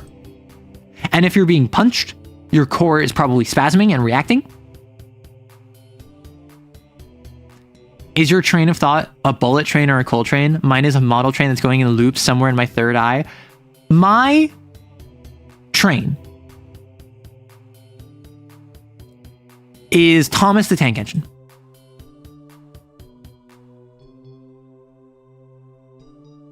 However, without the engine, it is just Thomas the Tank. He has a 40 millimeter strapped to his back. He is pointing it at you, and he is saying, we're gonna discuss TTRPGs and you're gonna like it. Mine's a Factorio train. I like trades. Wait, no. Ooh, I think they're meaning wrapping an arm around waist and doing the Mega Man one shot. You know what? I think we move on from this topic. I think we move on. Yes, if you're trained in grappling, you're getting... Okay, if you're trained in grappling, yeah, I punch you in the face and you've been punched in the face before. But we're not talking about someone trained in grappling. We're talking about my friends who just randomly said, oh, I can do that. Also, my mental train, Thomas the Tank, also plays the Thomas theme at all times. Thomas the Tank in my brain fires thoughts at you that the noise of it firing is bum bum bum bum bum bum bum bum bum bum bum bum, like that. Thomas the Tank Engine, but he's an Artificer Paladin multi-class. I mean, okay. Artificer. Armor. Armor. Train. Charge. Charger feet. Charge into someone. Smite. It all comes back. It all comes back to Dense Attack. We have just reinvented Dense Attack. There's 2, there's 4, there's 6, there's 8. Talking cane and jumping topics. Listen, if I've had multiple people join the stream and be like, what is happening? And people who join the stream, they're like, hey, Arrow, first time streaming. Why are we talking 3 topics at once? And I've had people be like, why are we not discussing the title of the stream? Because I discussed it like 2 hours ago. Is there any Yuri in Dense Attack? I watched a playthrough of it. I don't think there is. There might be like background Yuri, but like the main character, I think, is spunky young woman who is obsessed with Dense Attacking and only really cares about drifting trains. Arrow, when have I ever successfully forced us to talk about any subject without immediately getting distracted about what we're talking about? Last week, I had a 10.5-hour stream where up until that last like 45 minutes, I was locked in on Kane. And the only reason I was off topic for the last 45 minutes is because I was doing questions. Don't try me. I didn't open MS Paint until the Q&A last time. Maybe the trains are in love. I will insert Yuri into everything. Ouroboros. Exactly. I've carried around your weight in the princess carry position. Okay. And? Does that mean that I'm going to be princess carried by my audience? No. It means that I am going to carry you on my back as I climb up the mountain of content, and I bring to you the oasis in the desert that is atop the mountain on the content, and I bring you to the waterfall that you are training beside in the oasis in the desert that is atop the mountain that is on content, which, by the way, is located in a tundra, and I will bring you there atop my back, so that you might have stories you can tell each other.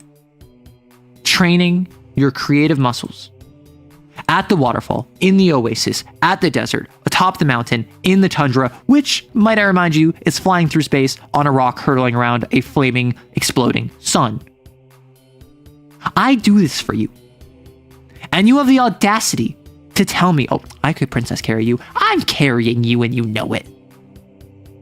Eric can lock in only when they want to. Top 10 villain monologues. I've had worse. I've given worse villain monologues. Is Arrow singing the song from Holes to use like where magic? No. Wait, what? What is Dense Attack? Drifting trains? What? I talked about it earlier. You should pay attention next time. So you're telling me you don't want a princess carry? I'm actually fairly touch averse. I'm sure there are some circumstances where I would be open to being princess carried, but broadly speaking, nah. I'm not about that. Now, yeah, like I'm trying to think like, what circumstances would I want to be princess carried? I can't think of many, if any. Like, oh no, I'm injured. Allow me to like lean on you as I walk. Oh no, I've fallen faint with consumption. Throw me over your back like a potato sack. Or more accurately, you should probably fireman carry me, because that is like the best way to carry someone. I am knocked completely unconscious.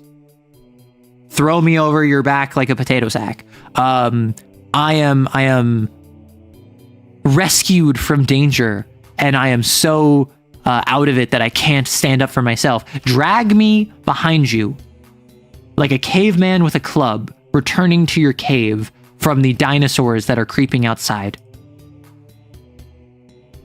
The dinosaurs, in this case, being metaphorical, because dinosaurs were not actually around with the cavemen. And the dinosaurs, naturally, are a metaphor for the dangers of wild animals, which just so happen to be reptilian avian crossbreeds that walk around oftentimes bipedally and are carnivorous scavengers. What if it was Fortitude carrying you?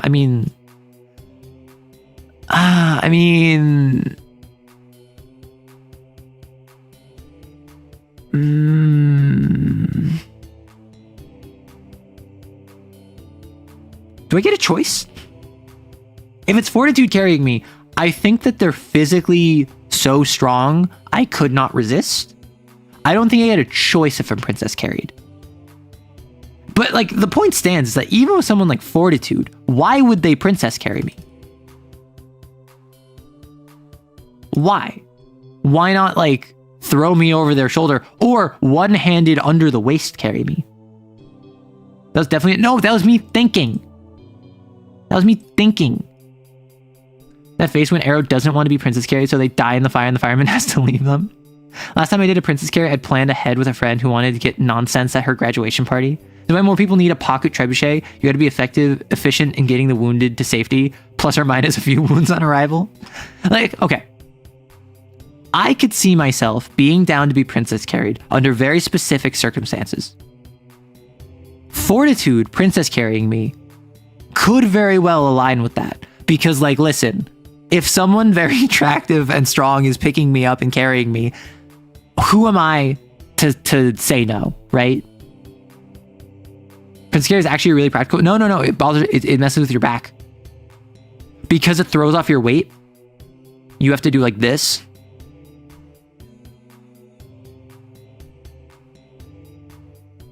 Right? So like, you don't want to do this because it throws off your weight. You're entirely on your back. You're kind of stumbling forward as you're trying to hold them. The best way to do it, as far as I'm aware, is fireman carry, where they're over your shoulders, because that allows you to lean forward and move forward with them, but also it stabilizes them as best as possible across your shoulder span, which shoulder to shoulder is probably going to be 50 centimeters, foot and a half. That's more of a platform than they would have otherwise. There's more stability for them in case they need that. And also, it helps minimize the weight on your arms. So they can look you in the eyes as they throw you off the top of the mountain. Well, off the top of the mountain, right beside the waterfall, at the oasis, with the desert, at the top of the mountain, in the tundra, on the asteroid, flying around the sun. Arrow, that almost sounded like flirting villain dialogue. What sounded like flirting villain dialogue?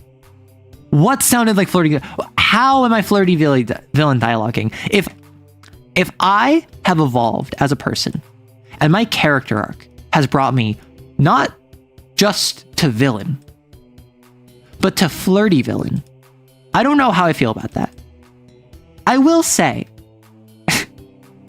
I'm much more flirty now than I was previously. Because I'm much more comfortable with myself now than I was previously, and I'm much more confident with myself now than I was previously. I'm now at the point where I can pretty confidently flirt with someone without intending to do anything. And that's nice. It's fun. Noted, if I find you unconscious, I will potato sack carry you to the nearest hospital instead of princess carry. Yeah, but every other way to carry a person means you can't look at each other in the face and catch feelings. Okay, but have you considered how dramatic it would be? So like you're dramatically carrying this person, they're like this, right? They're walking forward and they're like, just leave me. And you're like, no, never. I already said I'd never leave anyone behind. And that even means you. Even if I hate you, I'm not going to let you die. And they're like, why? And then you reach the camp, and then there's like a little bedroll. And then you drop them down on it. And then you're on your knees beside them.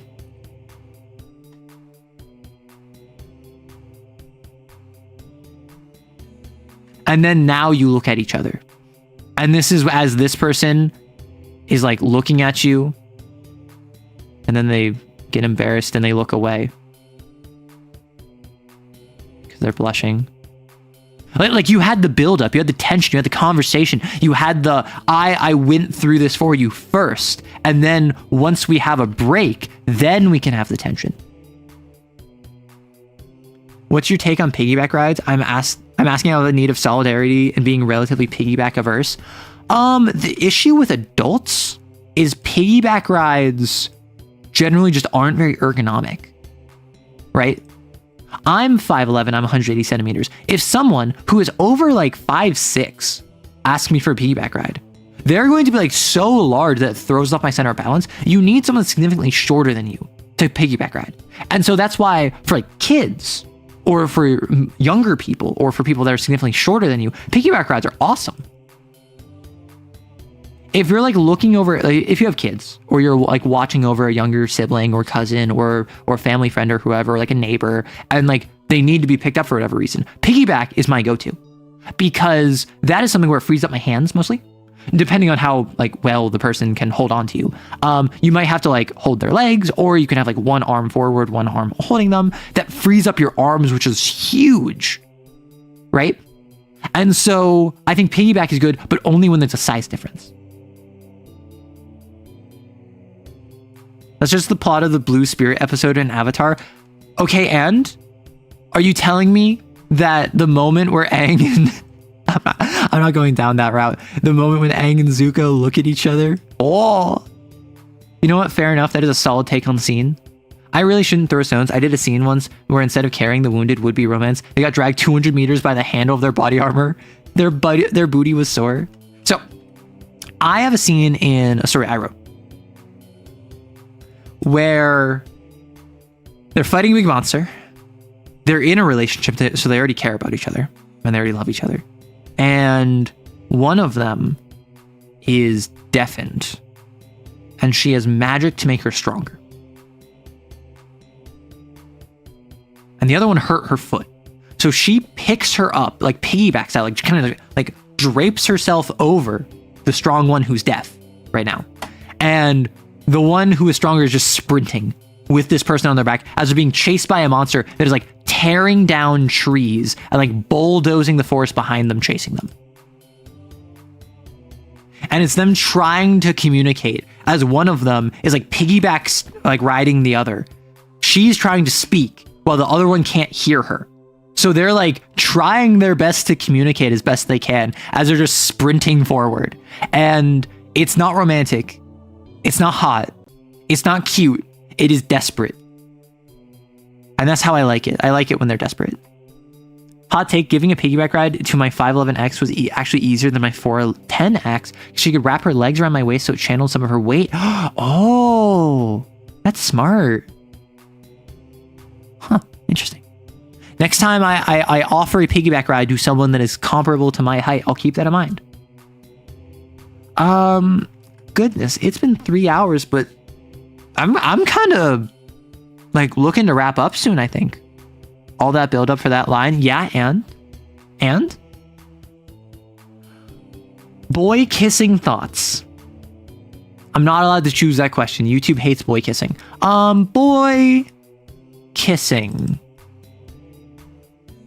If you like kissing and like they like being kissed and it's all consensual, go for it. I support boy kissers.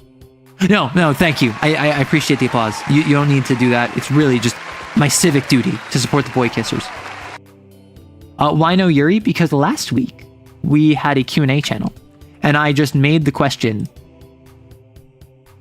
Yuri. And I got a bunch of questions because like I just made the question Yuri. So this week is Yaoi because we believe in equality here. We believe that Yuri and Yaoi are equally valid. So that's why I know Yuri, because we did Yuri already. Have I ever played Blades in the Dark? No, I have not. I want to. Blades in the Dark is one of like... I'll say Blades in the Dark is like one of the top 3 systems I want to play. Right up first is Perfect Draw. Followed by Call of Cthulhu. Followed by Blades in the Dark.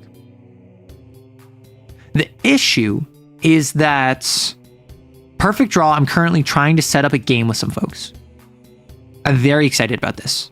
Call of Cthulhu, my siblings, like I might be able to play a Call of Cthulhu game with my siblings. The issue is if one of my siblings runs it because they've played the game, they're very new at TTRPGs. And the other one is the very comedic GM that likes silliness. And so I don't know how that would work. I could run it, but if I run, I would not run a serious game because they don't want a serious game. So I don't know how Call of Cthulhu would go with them. I don't have anyone else interested in it. Blades in the Dark is a game I think would be really cool. And I have a bunch of ideas like this, but like this is just one more iteration of it. An actual play where I run for like multiple different content creators asynchronously. I give them all missions, heists, assignments, abilities, factional relationships that they all go on. And then the only sessions you see as a viewer is a council of thieves meeting together to basically have like a meeting of the families from like Godfather, where it's all of the players handle a character that meets up and is a representative of their gang. And they all speak with one another.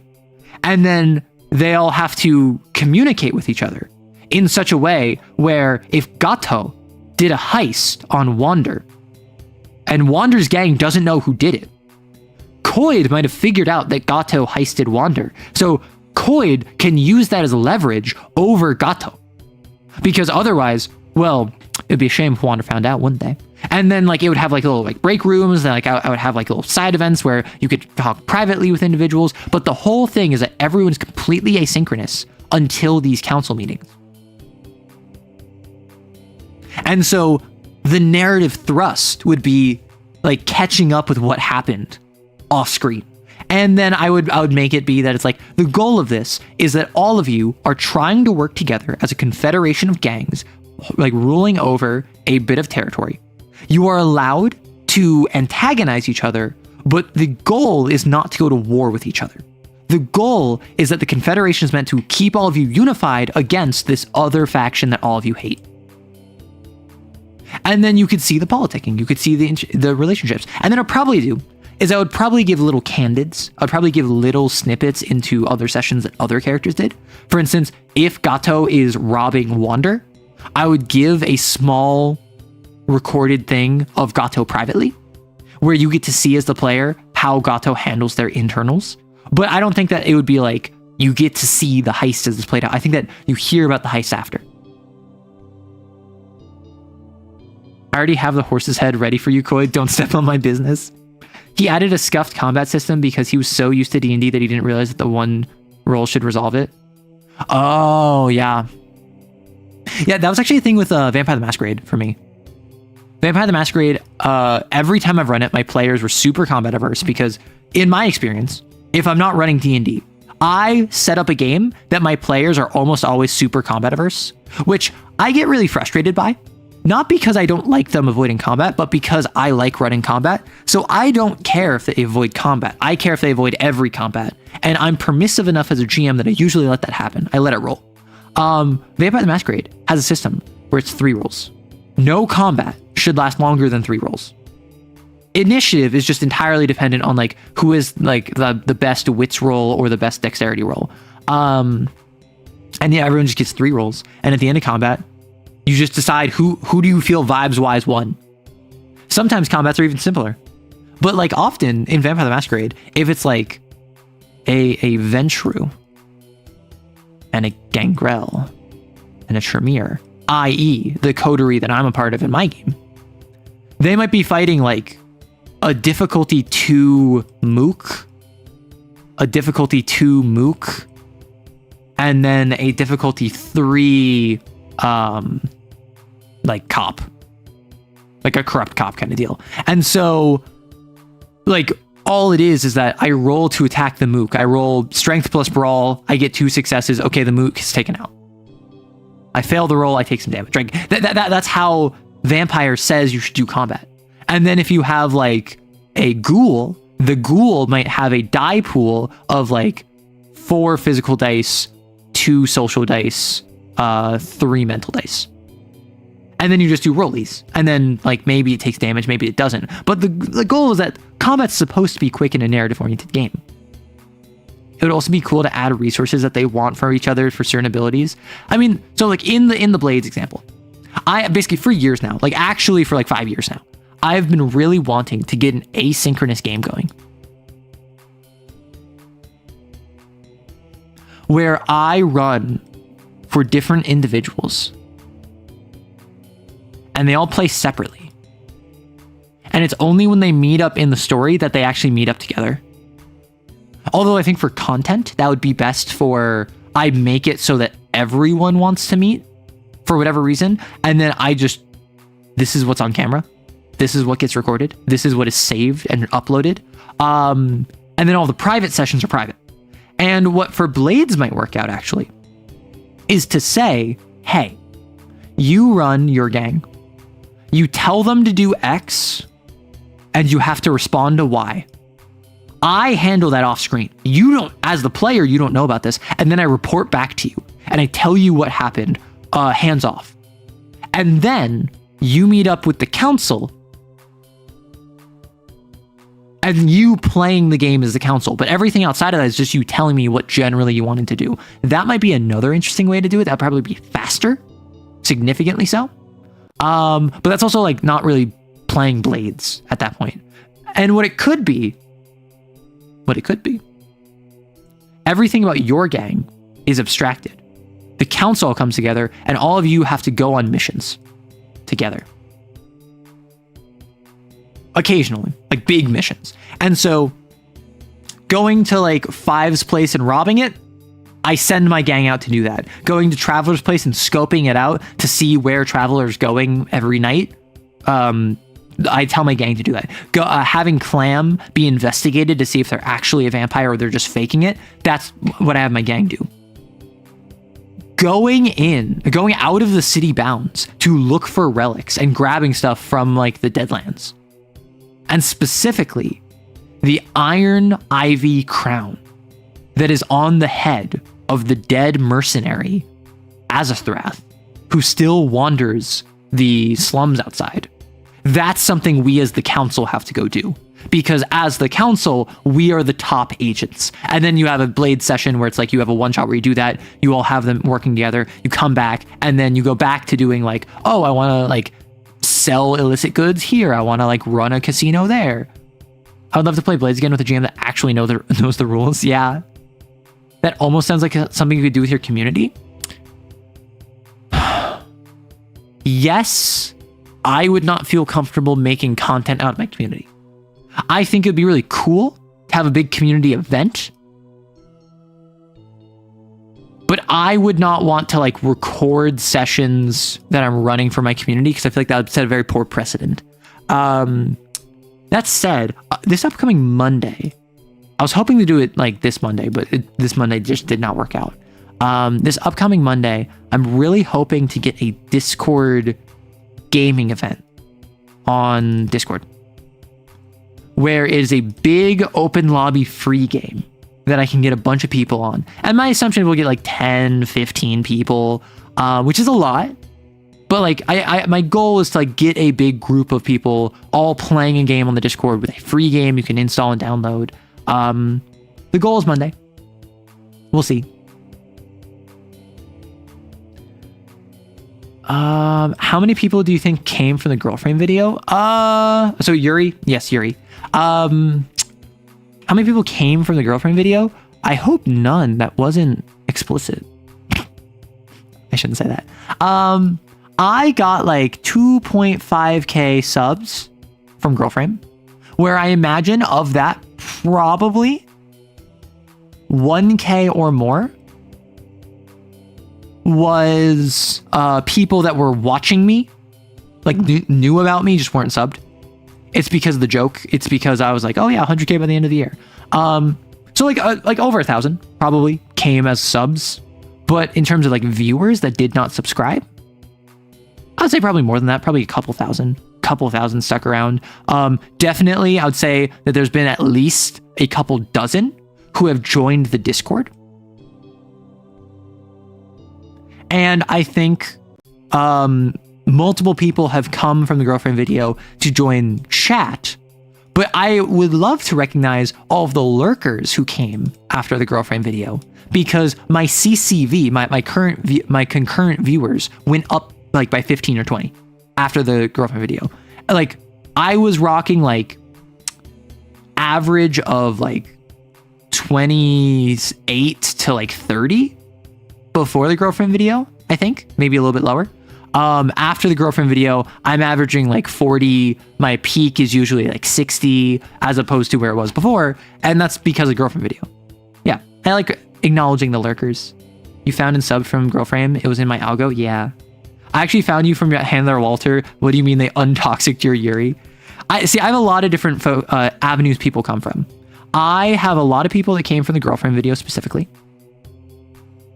I have a lot of people that came from the Lancer shorts. I have a lot of people that came from the VA stuff. I have a lot of people who aren't around anymore who found me when I was doing D&D stuff very early on. And yeah, like I imagine I have at least a couple people who found me via my TTRPGs, because if it's part of the Kane, if Distortions is part of the Kane Expanded Universe, you look up Kane Expanded Universe, you see Distortions, you click it, you're like, oh, this is by like a content creator, let me check them out. And then you see I make Kane content, so you watch my Kane stuff. I don't think I've gotten a lot of growth from Kane.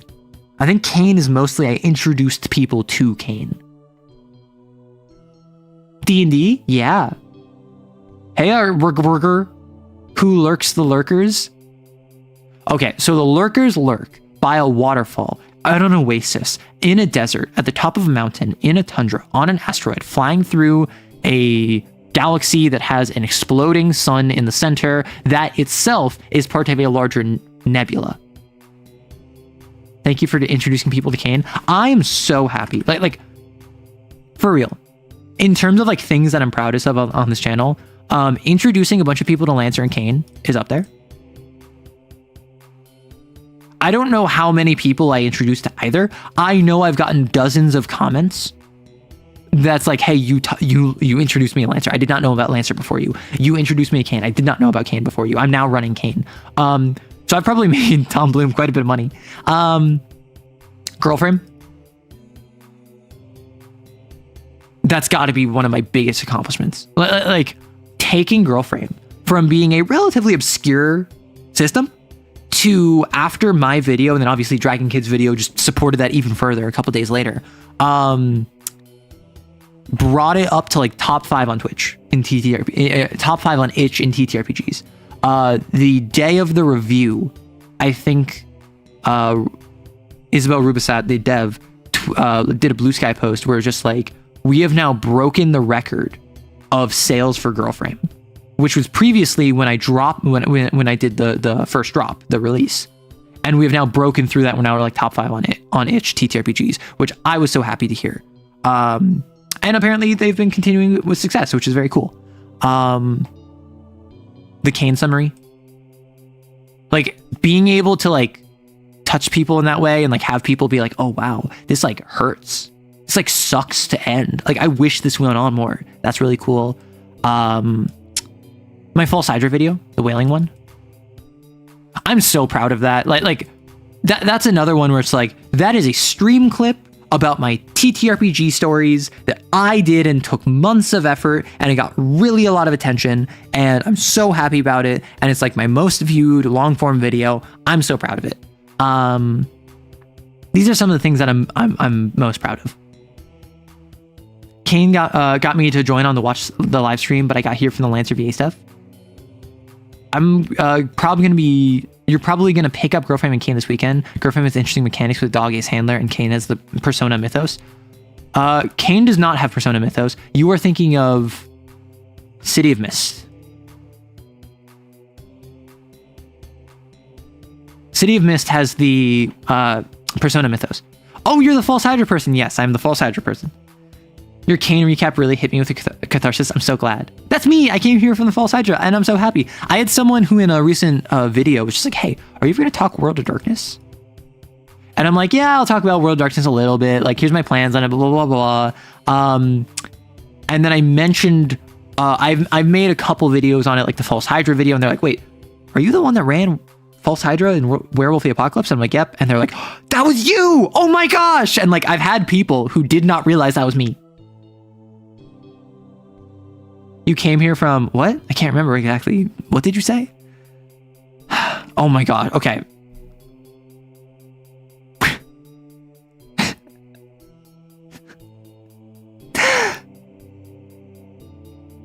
False Hydra Fridays. Where every Friday I have a wheel that I spin with chatters in chat, and it chooses a random chatter, and I ignore them. And then like every 30 minutes I add another person to the wheel. And so I just continuously add more and more people that have been consumed by the false Hydra. And so I get to the point where like I have like a chat of like 60 people, and they're like all talking, and I'm just like, man, real empty chat. Shame that no one showed up. I think I might have to wrap up stream soon because like no one's here, and I feel so bad about that. And just like the issue with that is I would want to automate it. So what I would really want is a program that I could run, that I could auto hide you from my channel, because I can do that. I can hide you from chat. And so no one would see your chat messages. And so you could be consumed by the false Hydra. The issue is I would get really boring really quickly, because all that would be is me doing a normal stream just without chat. That sounds so fun. I think I would have to do that on like a Discord stream, right? I think on a Friday, I do a Discord stream, because that's not like analytics or anything. And I have a false Hydra that... wait. Okay. False Hydra Friday. I run a TTRPG session for a group of people. And I tell them a false Hydra's on the loose. And they're like, okay, we'll deal with false Hydra. But then every like 15 minutes, I deafen one of them. Or I mute one of them, like I server mute them, and I don't tell them. And I don't let them type in chat. That would be so like we could get so silly with it. I don't think that'd be fun. Do not tempt my programmer. Like, if you can make a program and post it to GitHub publicly available so that like I know it's not malware, and then you set it up so that you can like auto hide chatters, that'd be so funny. It's so fun. It's so silly. The idea is so silly. I went to itch to update all my itch related files since all the Kane supplement got updates, and I saw your itch profile doesn't have a profile picture. That'd be important. Yeah, it's probably important. I should probably add that. My email doesn't have a profile picture either. Should probably add that. Why does the Yaoi prompt questions? Because do you not want to learn more about Yaoi? Are you not curious about what Yaoi happens as you are thrown off of the waterfall at the top of the oasis, within the desert, at the top of the mountain, within the tundra, flying through the air on a giant rock surrounding a exploding sun in a nebula? How do I name groups like the Valentines or adventuring parties in D&D? So, the Valentines was actually very easy. The Valentines I came up with because I was like, I want a culture of what they would call themselves. What would I do? So they're XOs. Wait. Oh, XO, like XOXO? What if I call them like the Cupids or like the Valentines? I like the Valentines. I'll call them the Valentines. And so I just said Valentines. Boom. Easy. So it went from, I want a name that represents the culture. And then I was like, okay, well, they're XOs. Wait, XOs like XOXO kissy face, like hugs and kisses. Okay, so it's like romance. Like, what if it's like Cupids? What if it's like Valentine's? Oh, okay. Yeah, Valentine's. I like Valentine's. And then from there, I was like, okay, what does being a Valentine mean? Why is being a Valentine important? Why aren't they the Cupids? Well, I think it's because they were in response to Cupid. And so Cupid is the negative that they are formed in opposition to. And then I started developing the culture of them and how the name interfaced with them. And then I started being like, oh, so they call themselves Valentines. Gamma, which also Going Gamma was another one. I just came up off the cuff. I said like Going Gamma, I thought sounded cool. So I just dropped that at one point. Like, oh, well, if you survive long enough, you might go Gamma. And then my father was like, what? Going Gamma? And then I was like, Sight Gamma is special. Why is that special? I don't know. I just know Going Gamma is transferring to Sight Gamma, and that makes you special. And then I started developing that. And then I was like, well, Gamma is like all of these different sites, transfer there, only black coats, no sin marks, all this stuff. They wouldn't call the sites what they actually call themselves. They have stereotypes of them. They work with all of them. What would they call the Valentines? Because it wouldn't be the Valentines. And I don't think it would be related to romance or the Cupids or anything like that. I think it would be a negative, a stereotype that they have of the Valentines. And so that's where I came up with the gangers. Because the Gammas perceive Psi Epsilon as a gang, which they kind of are, right? Like Gamma isn't wrong in its stereotypes. Holy heck, that's some powerful brainstorming. Thank you. We talking about Kane in here? You know it. I am a Kane channel. Ended up staying for your Kane content and will continue staying for more Magna Gothica and World of Darkness if you do it. Yep. My current plan is to wrap up the great houses of Magna Gothica. So I have 7 more, which one is going to do this week. And then after that, I think I have about 7 more Lancer frames. So I'm going to wrap up Malagast around the same time as Lancer. I think Lancer might take an extra like 2 weeks. And from there, I'm going to start Vampire the Masquerade and something else.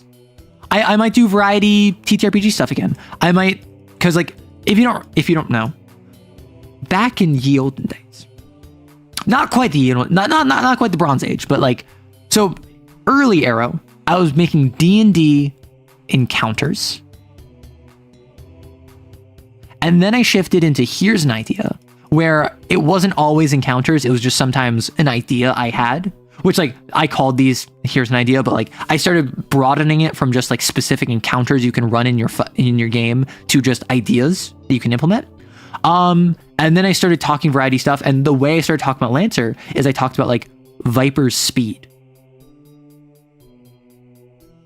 I talked about the core bonuses of Horus. I talked about downtime in Lancer. And I've made a video about like Blades in the Dark. I've made a video about Wild Sea. I think what I might want to do, I might want to spend some time doing a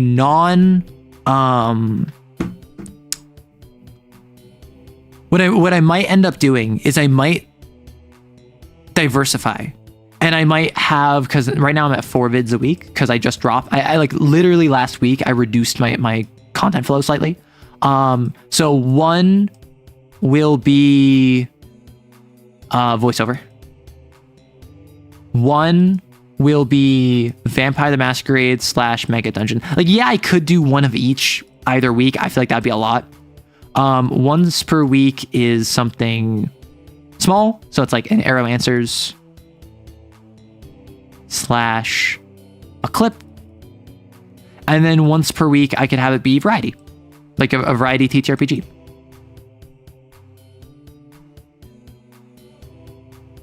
Title, Cupid, classification, type 3 idol, cat 5 range. Getting some AI generated ideas listening to this. Yeah, you know it. Remember, anytime I give you inspiration, that's Arrow inspiration. That's AI generated. You can tell all of your friends, hey, I just watched Arrow Writes. I got massive AI generated content from that. And then they'll like be very excited and they'll start yelling. And some of them might start like crying. And that's just because they're so excited for Arrow inspiration. I can do Lancer Bonds too, sometimes a shorter series. I could also do like Kane Blasphemies, but like again, The thing that excites me about Lancer is the frames.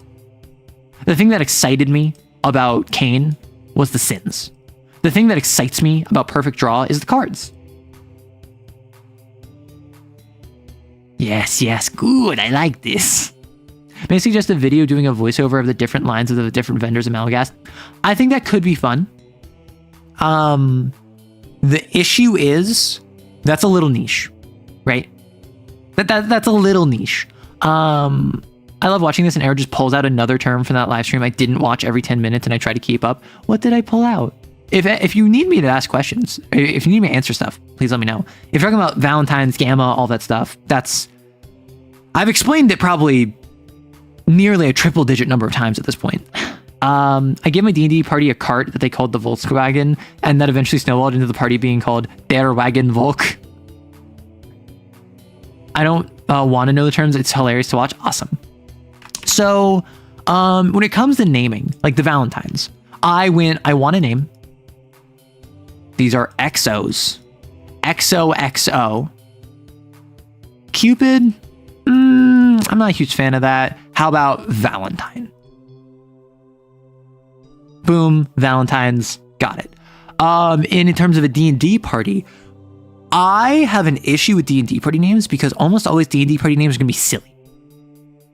And my issue isn't that they're silly. It's that I want a serious name like the Fellowship of the Ring. That's cool. That's awesome. But that's not what your D&D party is going to call themselves. And so I'm like, I don't really give my D&D parties names. I let my players choose that when I'm a player. We haven't really chosen names. But when in writing, in the fantasy story that I wrote, I had a background group that had a name. What was it? I can just look this up. Sword lesbians, come here. I require your services. Petal. Right. So it was... I named one of the background groups the Scarlet Roses. And all of its members were called like the first petal, the second petal, the third petal of the Scarlet Roses. And that's because I wanted something that was dramatic, but also like kind of like beautiful, pretty, natural, because they're from like a very naturalistic culture. Honestly, whenever I hear Valentine, I can only think of the JoJo president. No! It's easier to force a group name onto players when you're playing as a brutal organization that treats them more like weapons. See, the Valentines is a self-chosen name. The Valentines is the XOs reclaiming their autonomy. Valentines is not acknowledged by Kane. Kane calls them Epsilons. Gangers is not acknowledged by Kane. Kane calls them Epsilons. Gangers is what the Gammas call them. My group in D&D is called the Menagerie because we're all animal people. I just remembered our Blaze gang was called the Crime Gang. Sword Lesbian Services, yes. Kind of similar to how I come up with my mercenary company's name, as they're all nighttime operations unit. So they were the Night Watch, which sounds the same, and the Night Watch, therefore Night Watch. Oh my gosh. That's something that when it comes to like NPC orgs, right? It's always a thing of like, do I want them to be cool or funny or dramatic / thematic, or just plain silly? And I think it depends on tone. I think broadly speaking, trying to make a cool sounding name is never gonna work, because there's always gonna be like the Shard Grinder Core, and they're just like, how do you what does that mean? Do you like grind shards of glass? Like, grinding shards is not impressive. And like, no matter how cool it sounds at first blush, like the Shard Grinders, yeah. They're an old mining group that turned into piracy. So they use mining equipment used to break down shards and fragments of this really intense metal. And now they use that on mechs. Your party's gonna like just clown on them needlessly. But if it's thematic, it might work out. If it's funny, that's a little bit of like, oh, you can't hurt me because I already hurt myself. Like, you can't insult me because I already clowned on myself. Like, I would say avoid funny names unless you're playing an expressly comedic game. Same thing with silly. I personally would go for what is a normal sounding name that they would go for and make it slightly cooler or slightly funnier or slightly more dramatic slash thematic. For instance,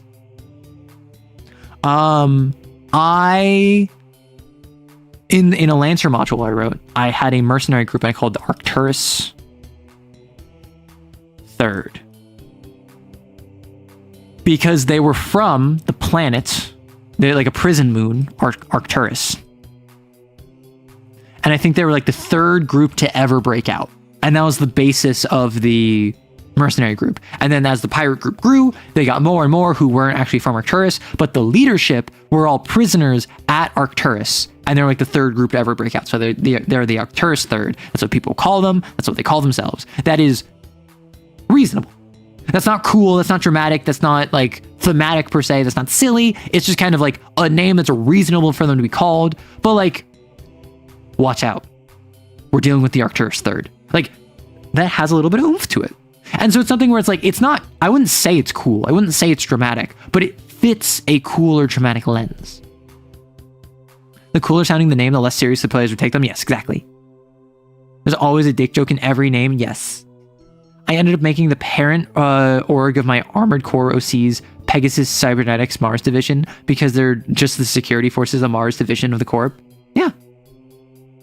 Maybe you should have prefaced it's a TTRPG war game, but yeah, I guess that's applicable. Just make it dramatic as nonsense. I want it to be a soap opera. And that's why in playing Perfect Draw, I've been kind of like sending out feelers for players. Because like, I'm gonna be so for real with you. I want to play Perfect Draw and I want to stream it. Like I want Perfect Draw to be a game that I probably don't stream like on YouTube, but I think probably stream on Discord, record, and upload. Like an edited version is my goal. And I want it to be me with a group of players and we go full chuny. Which if you don't know, that's like middle school syndrome. It is a term for someone who is super engaged and super over the top and they're like, huh, guess you thought that you were winning this one. Too bad. Open, face down card, reveal, life transference. With this, I have to pay half of my life points, but I get to avoid any one of your attacks and you lose the same amount that I would have lost. And guess you're tough, but not tough enough. I play Cancel Trap. Impossible. I didn't realize you still had one in your deck. My deck has no worthless cards. And like, that's the kind of thing I would want from my game. I would want it to be anime. I would want it to be over the top. I would want it to be stupid. And like, you have to go in with the mindset that everyone's giving it 100%. You can't have a game like that be fun if not everyone is 100% bought in to just be like, that was my grandpa's card.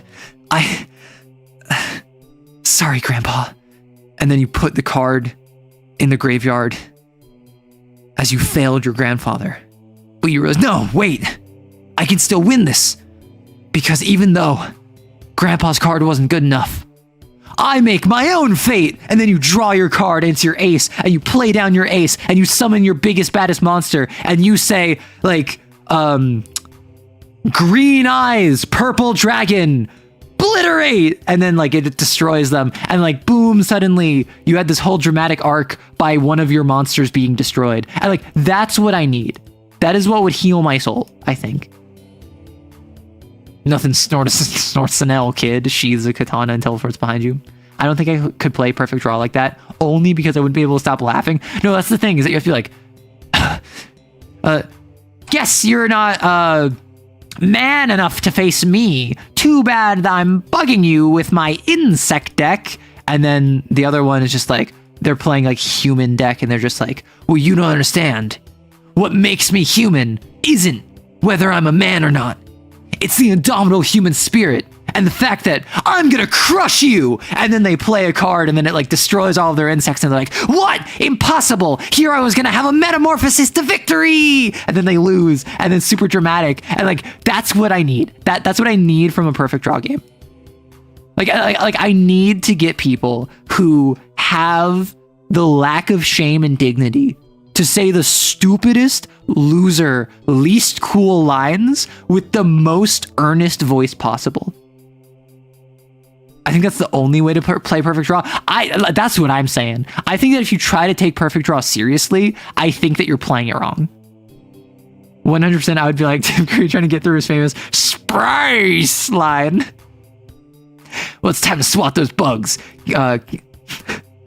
There's like, well, looks like it's time to swat you back down to the loser's bracket. Activate monster card. Bring out Exterminator Rex. Gah! I thought I was gonna have a raid, and looks like I'll be the one getting stomped this time. Well, you certainly look like a cockroach, but I don't think you'll be surviving like one. And like, boom, bomb, bee, like, it's so good. Maybe this TTRPG, okay. I did literally just say this TTRPG, like I look at this TTRPG and I'm like, it can fix me. And that's a bad sign. It needs to be a defeat line of a Pokemon trainer battle. I'll send your precious cards to the Doom Dimension. There isn't only one way to play Perfect Draw, but there is a correct way, and it's like a 4-kid sub. Yes, B, you understand. I need this to be my brother after he went to college and never came back because he's off working abroad in America. And like, actually the brother died, but like they can't say that on 4Kids. So like, he just went off in business, off in America. And like, I'm gonna destroy you. Now, play your last pathetic card. If I don't do this, I'm gonna be locked away for a long time. And like, it's life or death stakes, but clearly no one is addressing that. I call being dubbed Kaiba. Unironically breaks out the yada yada. Yeah.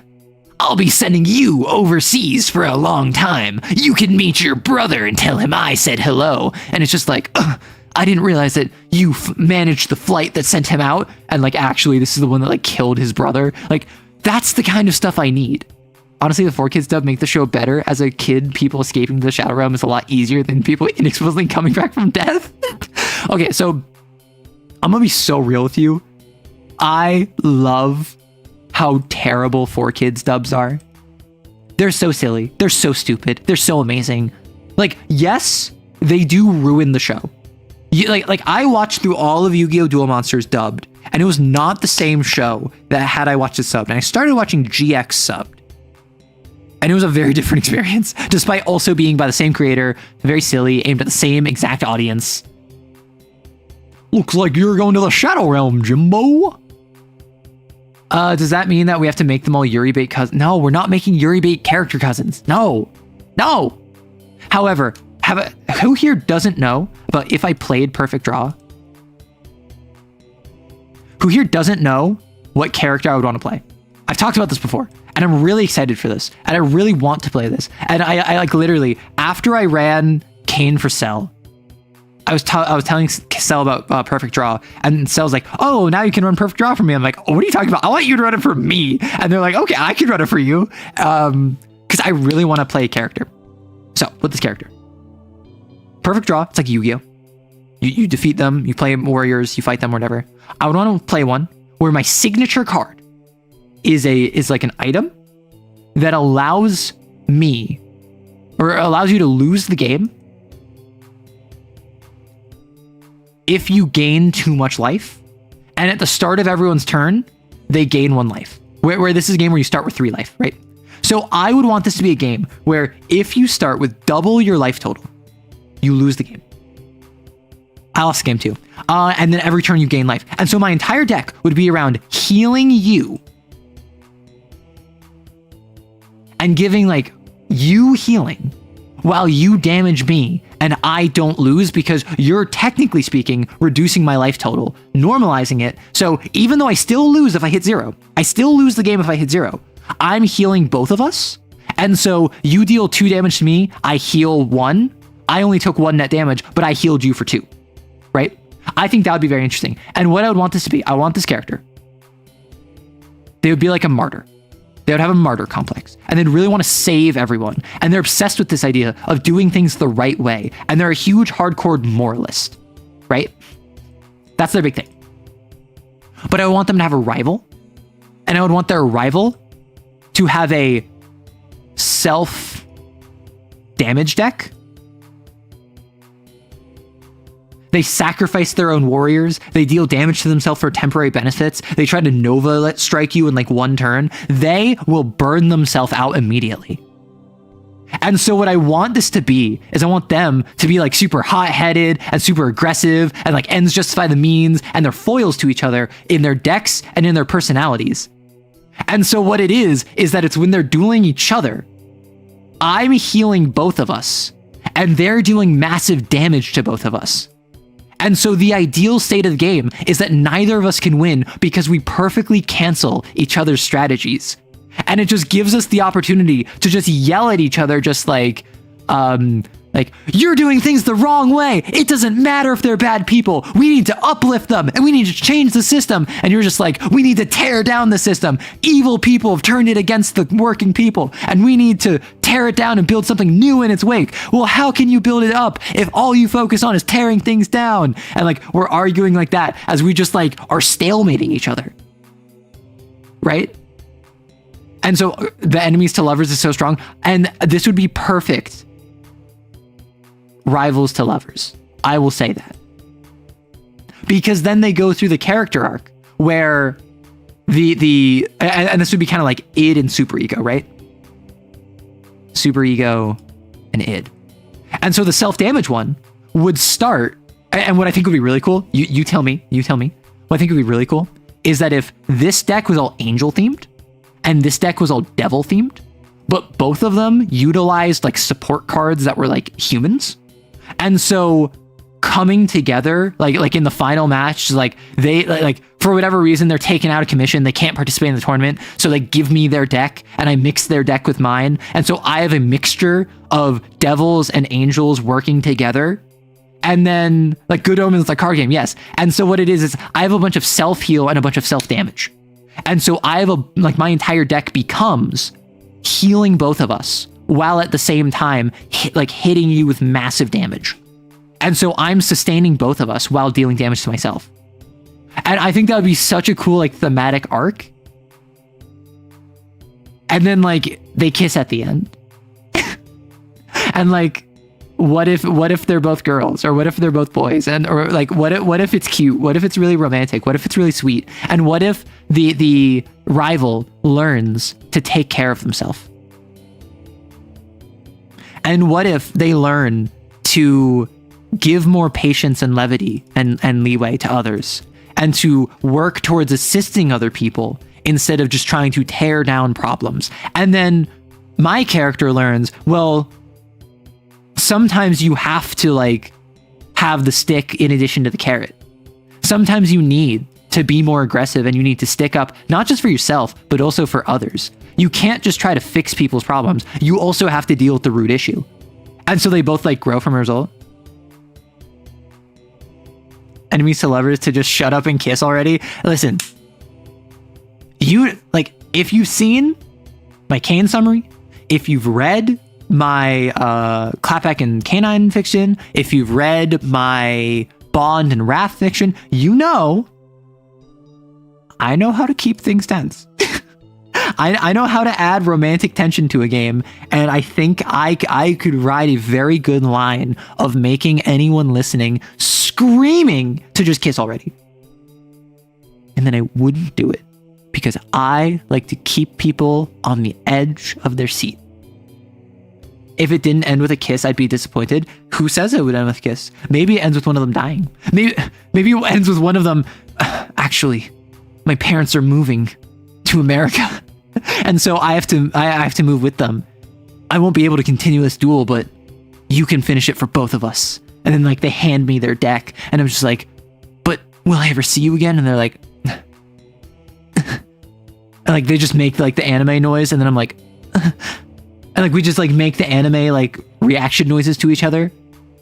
And then we like hug and we're both crying as it's like a sunset background, even though 1 minute ago it was like midday, and like the music swells and we're just like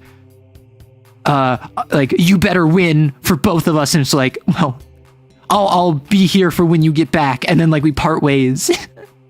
I'll teleport there by falling off this cliff. Yeah. Is that what kids these days call edging? Oh yeah, being on the edge of your seat.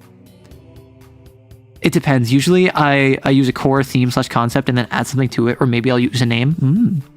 Or just sus nosing for 5 minutes. Listen, I think it'll be really funny to do like an anime dub, but it's just the reaction noises. So like, it's an anime dub. And like it's a scene from an anime, but you cut out everything that is not just the reaction noises, and I just do like and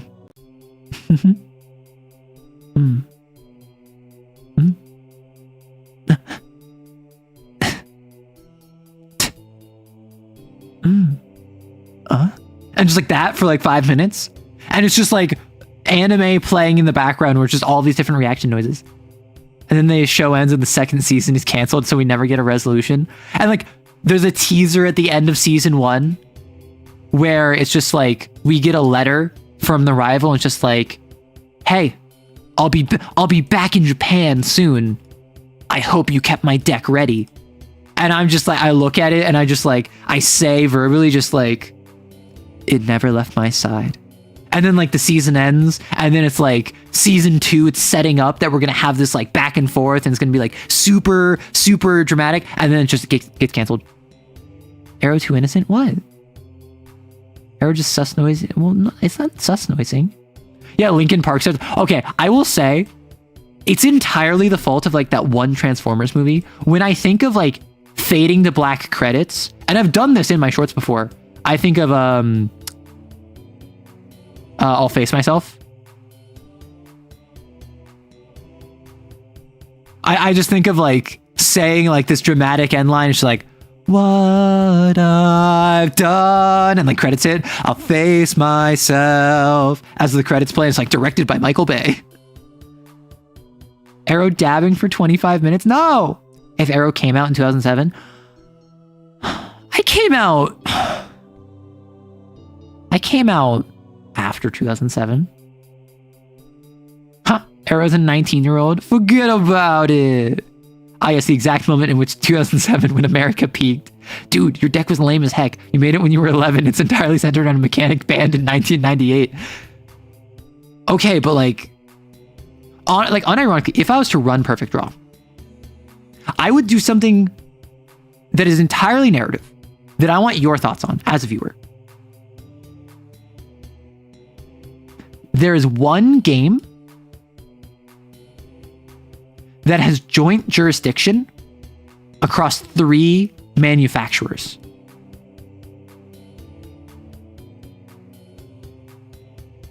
And one of them is like low-end cheap stuff.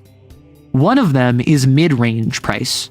And then one of them is super high-end, high-tech stuff, right? And all of the different archetypes belong to one of these manufacturers. So the idea would be, if I play the game and I'm like a poor character, or I'm like a scrappy, like young, like, oh, I was the best in my high school, but that's all I've ever done, I would have like the cheap set. And I would use an archetype aligned with the cheap manufacturer. And so that I have rules printed and an archetype tied to manufacturer that is completely unrelated to these two. And mechanically, it's all the same game.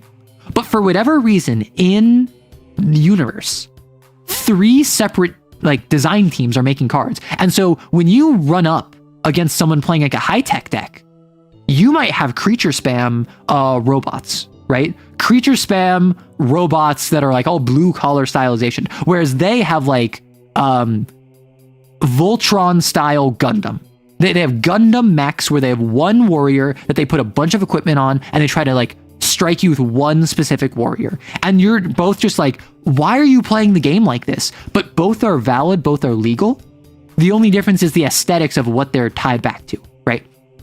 I think that would be interesting, because then you would also have the levity of one, wait, what does that card do? I've only ever played with these like cheap cards. I've never played with this high-end one. What do you mean that high-end one allows you to gain 3 life and draw a card as long as you have no warriors on the battlefield? And then they're just like, well, like it's part of the recycling reclamation archetype.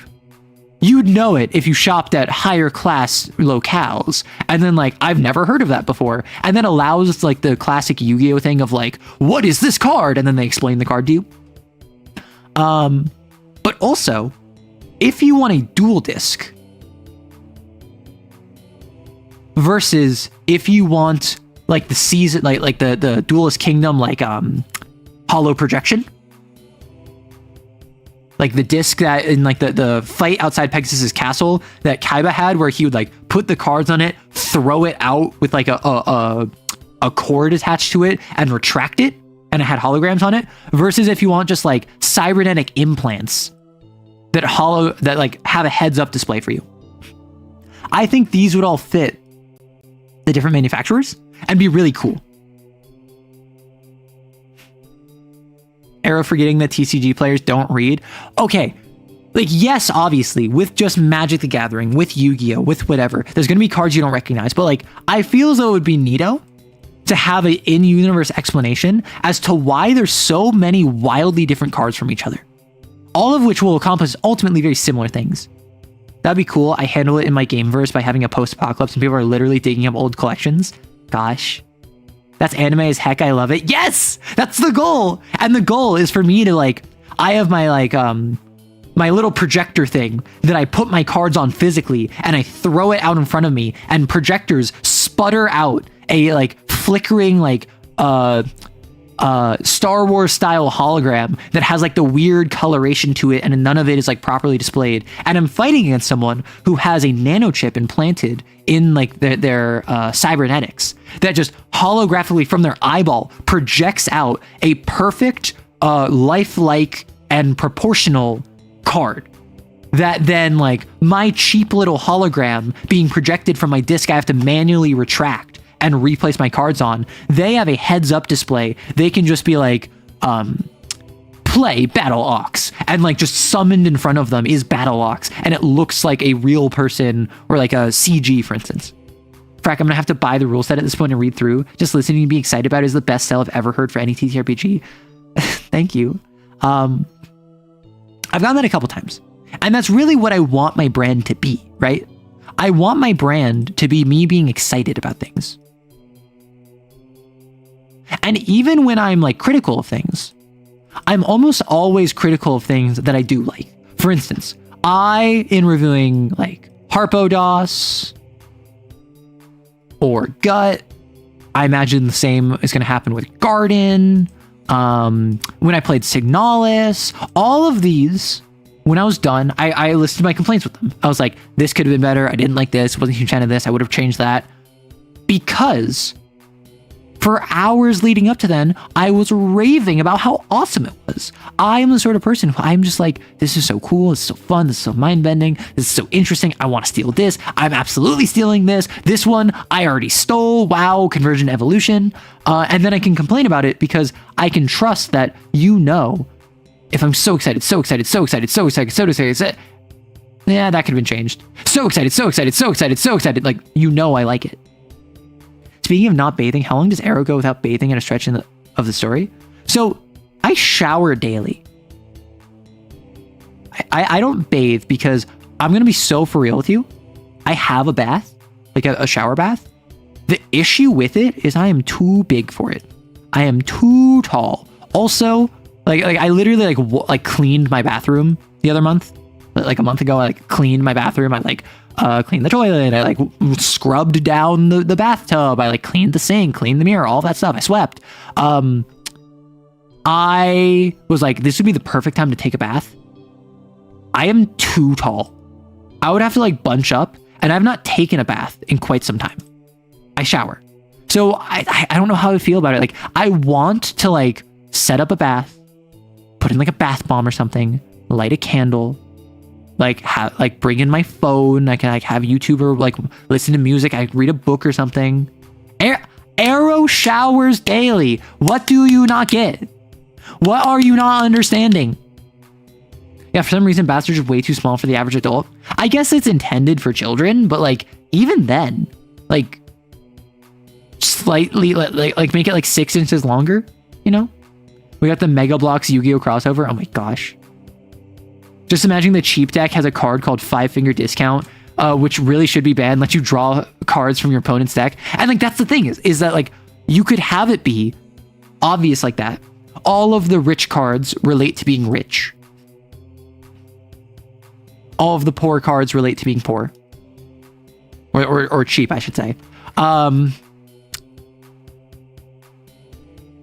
Or you could have it be like warriors and monsters and fantasy is relegated to the cheap manufacturer. They basically have a monopoly on that. The rich company can make fantasy monsters, and they have, but it doesn't have nearly the archetype support, and they're competing with the cheap manufacturer. So there's no point in the rich ones making like fantasy cards. They're making sci-fi. They're making Gundam. They're making mechs. And then maybe like the mid-range one is like fantastical. It's like urban fantasy, kind of like the eras in my setting. I think that could be interesting. The middle class cards are all defensive and paranoid. Oh my gosh, that's so real. I love baths, and I'm fully a foot too tall for it. I miss having a good bath. I stayed with a friend once while I was house sitting for his parents, and that's how I knew they had money. I could fit 6+ man and woman. I've seen baths that were like hot tubs, and that feels excessive to me. Like when I think about, I mean, okay, I'm gonna be so real with you. Even though I cleaned my bathtub, I still felt like it would be gross to sit in it, to lie down in it, because I'm like, this is where my feet go. Like this is where like all of the grossness gets like sloughed off of me in scalding and scintillating waves of water running down my body. Like, yes, I use soap. Yes, I'm not filthy. Yes, I like clean myself, and I just cleaned this thing, but like it still feels icky. A Voltron style item called Mech Suit, where the player literally pilots it and becomes a strong monster. Yeah, actually one of the archetypes, one of the NPC example decks has something like that. It's like these big metal gauntlets that you as a player like walk on the battlefield and put on the gauntlets. Rich deck makes Gilded Age steampunk. And that's the thing, like sci-fi, robots, mechs, aliens could all be the rich deck. Fantasy, monsters, historical creatures, knights, clerics, magic, that could all be the cheap deck. And then the mid-range one could be like cars, trains, guns, mobsters, armies, like that could all be mid-range stuff. It is the mechanic that most interested me. Nice. Gross feet, gross accumulated in gauntlet. Ew. Ew. Don't say gross accumulated in gauntlets. Ugh. As an aromantic asexual, what is your advice for writing romance and relationships that don't match my orientation? So I'm a little bit weird where I'm aro ace in that I'm on both spectrums. I don't consider myself fully aro, fully ace. I still consider myself attracted to people. I not frequently to any degree, but like there have been people I've been attracted to in both ways. But I'm also pan. I'm also NB, right? So I'm in a weird thing where I have the ability to be attracted to theoretically anyone, and theoretically anyone could be attracted to me, right? Which has led to some interesting dynamics. But I'm like not interested most of the time. So the big thing for romance that I would say, it's not a matter of orientation, unless you mean like in terms of like being like the physical side of things, which is obviously like with the Bond and Raph one, that was probably the most explicit I've been in terms of referencing those activities. Because like I dropped many hints in that of what they had just done and what they were about to do, but obviously I never said it, and I'm not trying to say it. I'm not trying to focus on that. Isn't there a Lancer video game? There is a Lancer video game called Lancer Tactics.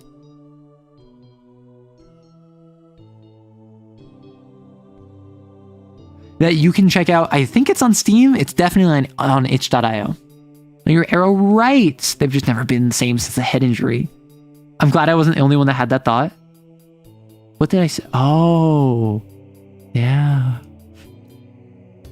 Okay, so unless you mean like orientation is in like attraction to people in that physical sense, what I do when I write romance, I take two characters and I make them distinct from one another. And I have them live lives separate from one another. That's the big thing to me. I want two characters that are separate from each other, distinct from each other, unique from each other, separate from each other, that then have chemistry. It's this weird thing where I really like when two characters have their own paths and then they kind of like bounce into each other a couple times before actually sticking together. So like they're doing their own thing. They're their own lives. You see who they are independent. They start bantering. They start flirting. They have chemistry. One of them is super hot-headed. One of them is super chill. They have a foil situation. Both of them really love animals and they can connect over that. They both are interested in trying coffee, so they go out to a coffee shop together and they have a really nice conversation that ends up revealing a couple secrets about them. They start like developing a relationship over time. You see where their points of friction are. You see where their points of connectivity are. And that's all it is. All it is points of tension, points of connectivity, points of friction. And it is not two halves of the same relationship coming together. It is two characters forming an entirely new relationship. That's what I go for. That's what I tried with Clapback and Canine. That's what I tried with Bond and Raph. That's what I tried with Instrid and Moloch in the story that I wrote. And I didn't really do that with Hattie and Raph because it was really on Hattie. Hattie is the one who, or like Cell is the one who's like, I want Hattie to date Raph. And I was like, sure, go for it. And then Cell didn't really do much with that. And they did a little bit, but Raph was the one who kind of went out of their way to like go on dates with Hattie more, bring up stuff to Hattie more, give her gifts, say I love you, that kind of stuff. And so that kind of reinforced to Cell like, oh, Hattie's a terrible girlfriend. Hattie's a terrible girlfriend. And so that was interesting. Lancer Tactics is still in development. It does have a Steam page. Lancer Tactics is in early access. They do not have a campaign, but they do have functionality. And I think they have like most of the frames handled, like 2/3 of the NPCs handled, and a terrain builder. It's not purchasable on Steam, but on itch it's $25. Two characters should bounce crazy style on each other before reaching proper relationship. Sure, whatever you say. Yeah, I mean, like, they should bounce crazy style on each other. They should be in a point where they are interesting, whether or not they are apart. Too often, you get bland character A sees bland character B. However, they are both of the orientation they are attracted to. And also, because this is stories, both of them are really weirdly hot. And then they just start dating. And then now they become relationship AB. You have A, you have B, you have relationship AB. And then they end up like not being distinct characters anymore. They lose that sauce. They lose the ability to be interesting. So what you need to do, in my advice, have characters. Do their own thing. Hit into each other. Bounce. Hit into each other. Bounce. Hit into each other. Bounce. Once they finally get together, whoa, bounce. Then they come back together. And then they enjoy their time together. Like, you need to strike a balance between them being separate people with their own agency and interests and autonomy, and them being a cute relationship that does cute relationship things. And that can be they're a power couple. They, outside of fighting, maybe they like spend the night together, they fight together, and they have like a couple quiet scenes together, but ultimately they're just like part of the larger group. They do their own thing. They have their own arcs. It could be that they're always on top of each other so long as they're together, but they get pulled away on missions or quests or assignments. And so you get to see them separate. And when they are together, they love like macking on each other, like arms around each other, but they're constantly pulled away from each other. It could be one or both of them is more of a lone wolf. They don't really have a strong relationship, but neither of them wants that. They're happy to just kind of vibe together. And then you can see them do their own thing side by side. And so suddenly there's a bunch of different ways to portray a relationship. The core thing is you need interesting characters that have chemistry, that remain interesting by themselves once they start dating. And that's the big thing. I wouldn't even say the relationship needs to be more interesting than if they weren't dating. I mean, like, yes, of course, but that's kind of what the chemistry is for. The chemistry is, oh, I love seeing these two people argue. It's so funny seeing them constantly argue. So if they get together and they start dating, I would love that, because them being constantly bickering and being an old married couple is so funny. That makes them more interesting than if they were separate. Now, does that matter if they're dating or not? Not really. At that point, it's a little bit like, what are your vibes as the author? They don't have to date if they're just arguing. Even if they're really supportive of each other, even if they are one another's rocks, they don't have to date. That can just be a very strong platonic relationship. Even if they're member of preferred sex for each other, even if one or both of them are single, even if like other characters think, oh, they should totally date, they don't need to date, they can just have a platonic bond. That's totally chill. That's totally fine. A lot of het writers can't write interesting het romances. And that's the thing, is it's not that a lot of het writers can't write het romances. It is a lot of het writers write compulsory het romances. That does not mean that they can't write interesting het romances. It is that they're adding it because they have to. Meanwhile, almost always a queer writer writing queer romance is doing it because they want them to be together. And the author wanting them to be together will add chemistry, because that's where the passion is, right? And that's why queer writers are not better at writing queer romance than het authors are better at writing het romance. The entire thing is that one is usually compulsory, one is almost never compulsory.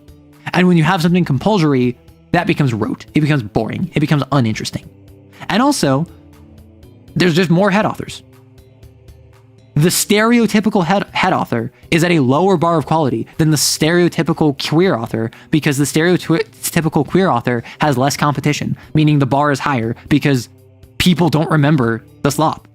There's less queer slop that gets popular because there's less queer stuff that gets popular. Whereas there's a lot of het slop. There's a lot of really boring het relationships. Look at all of the Hallmark movies. And like, if those were just like gender swapped to be queer, that would not make them better. They would still suck.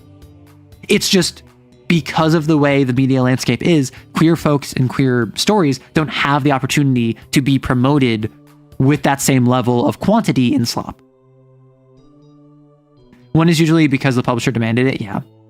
Two characters, this is why rivals to enemies to lovers is the peakest. Okay, I maintain friends to lovers is like one of my favorites, but that's usually because you have two characters that are interesting on their own, and then they have a dynamic that is pre-established, and then they start dating. Which like I just explained why I love that. Rivals to lovers can also do that. For the longest time, I didn't really get rivals to lovers to the same extent as other people did. I now kind of get it. I kind of get it. I'm not gonna lie. Dude, I made a whole short about this, and it's like my most popular video by far. Bodyguard X Charge is just... I understand this is problematic in real life. You should not do this in real life. You should not have this happen in real life. If you have a bodyguard, your job should be bodyguarding you. But like, come on. Like, I'd lay down my life for you. Not just because it's my duty, but also because I care. Oh, I don't want you to do that. I want you to remain by my side. I don't think I can do that. Then that's an order. Okay.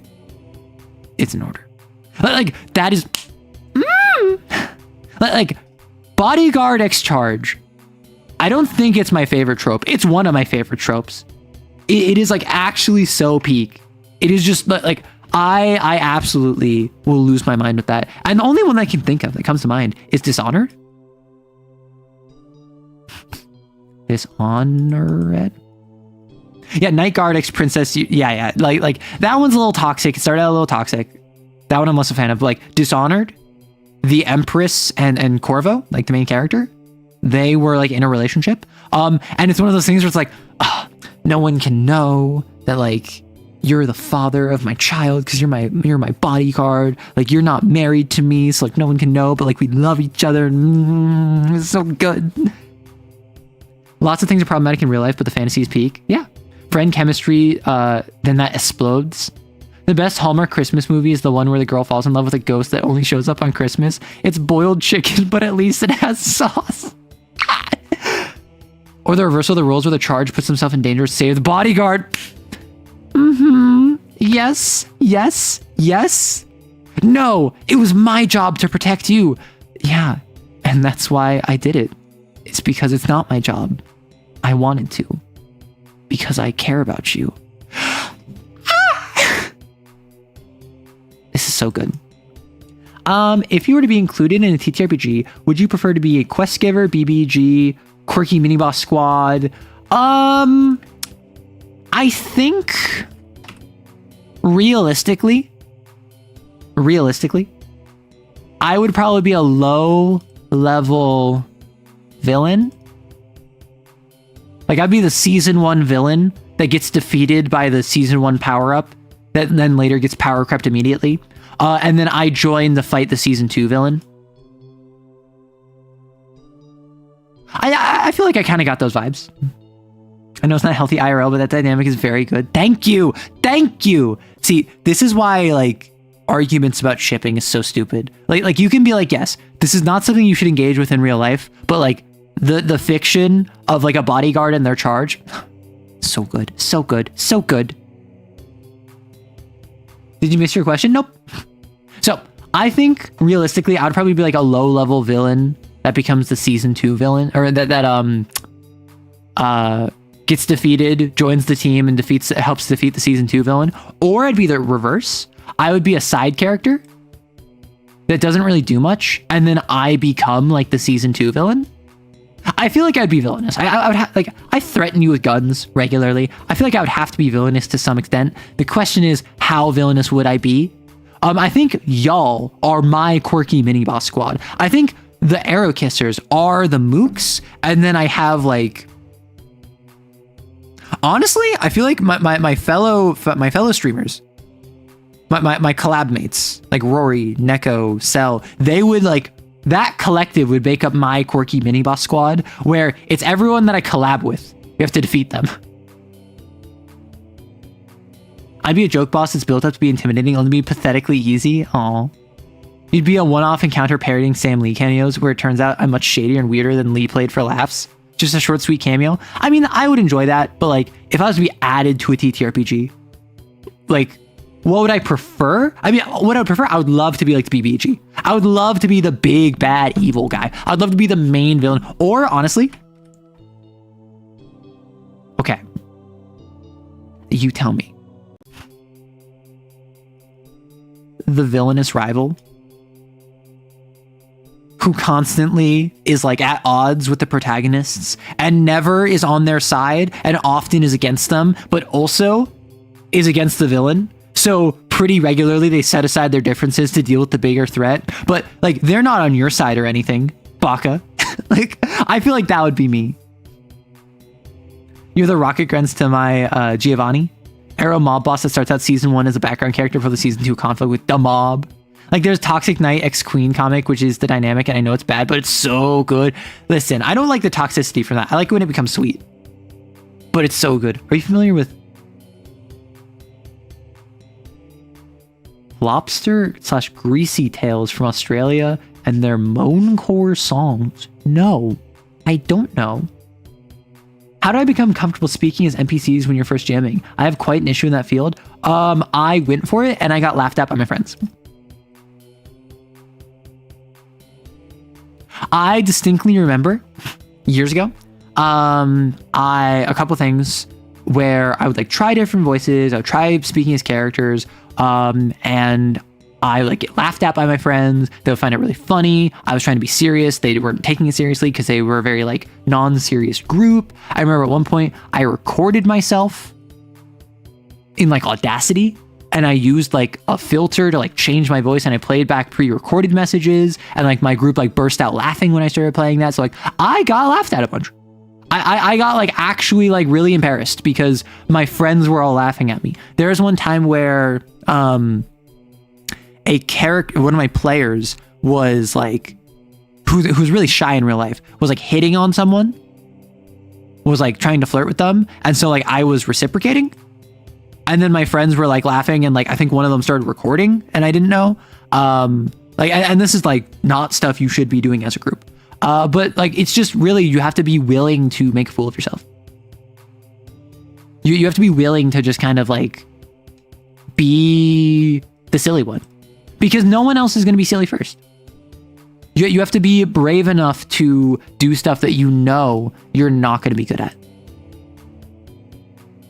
And like, thinking back on that stuff, does it embarrass me? A little. Do I care? Not really. Was it anything actually bad? No. It was just me like trying my best. My group wasn't invested, and like I started building muscle by that. I then proceeded to run a bunch more games. I proceeded to not give up. I proceeded to continue trying, and practice makes perfect. I'm working on SCP Power Rangers vs. Cthulhu Mythos TTRPG, so you play as rival independent ranger villain ally. It's actually a supported mechanic. Oh my gosh. The idea of Kobolds Ate My Baby hack, where it's arrows sent out arrow kissers on mob missions that are so often misunderstood of things I said flippantly. Oh my gosh. I'd love to be the recurring joke villain that only ever succeeds when going up against other villains. Toxic. I mean, okay, so they weren't toxic friends. Like they were just, like we were teenagers.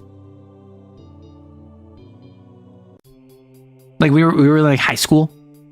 This was many years ago. I don't talk to many of them now. Like I've had people in my life do worse. I've had people in my life do better.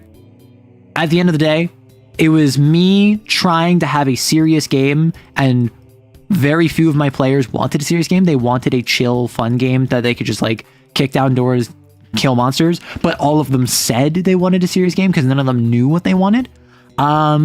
And like, that's just like, I'm not gonna blame kids for being kids, right? I'm not gonna blame teenagers for being teenagers. Now, if they did something bad, like if they hurt someone, yeah, obviously that sucks. But like, just laughing when your friend is doing a voice that sucks, like I'm not going to blame them for that. That wasn't scarring to my mental. That's just the kind of thing I had to deal with. And I put on a brave face, and now I do dumb voices, and literally millions of people will listen to it and judge me and call me slurs. And I was forged in the crucible, at the top of the waterfall, at the oasis, within the desert, at the top of the mountain, in the tundra, on the rock that's flying through the air, surrounding the exploding sun, in the nebula, at the center of the Milky Way galaxy. So I'm chill. Well, you see, I'm not good at anything, so that's when I do everything. Yeah, so Maddie, if you're not good at anything, then that means that you only can get better. And that everything you have ever done before, that you feel embarrassed about, that you feel like you suck at, that you feel like you aren't good at, you will only be able to do better. Because if you start at rock bottom, you can only go up. Even if you stay at rock bottom, you can't get worse there. I've taken your negativity and I've spun it like a yarn into a glorious silken fabric that I will lay upon, like a funerary shroud, your self-doubts. So now that the main Yuri Kane is over, will you start a yaoi game where the lead character is a Slav called Yuri? I don't plan on it. Although I think it would be very funny to now run a very like yaoi game. Like I had Kane Yuri, I have like perfect draw yaoi. I mean, listen, if I'm the player and I play a male character and I have a male rival, we could have like perfect draw yaoi. We can have perfect draw yaoi. Oh, look, I found a shovel. Okay. Try digging into rock with a shovel. A lot of campaigns fizzle out. That's just a new thing, new players need to learn. You got to keep trying in order to campaign last. Yeah. You also had to learn beer and puzzles. Oh, yeah, beer and pretzels. Campaign is your style. Also learning what kind of game you run best. Yeah. Genuinely better than some therapy I've had. Oh my gosh. Yeah, so I don't plan on running like a yaoi game in particular. The Yuri game was really a bit of a accident. It was my player played a female character.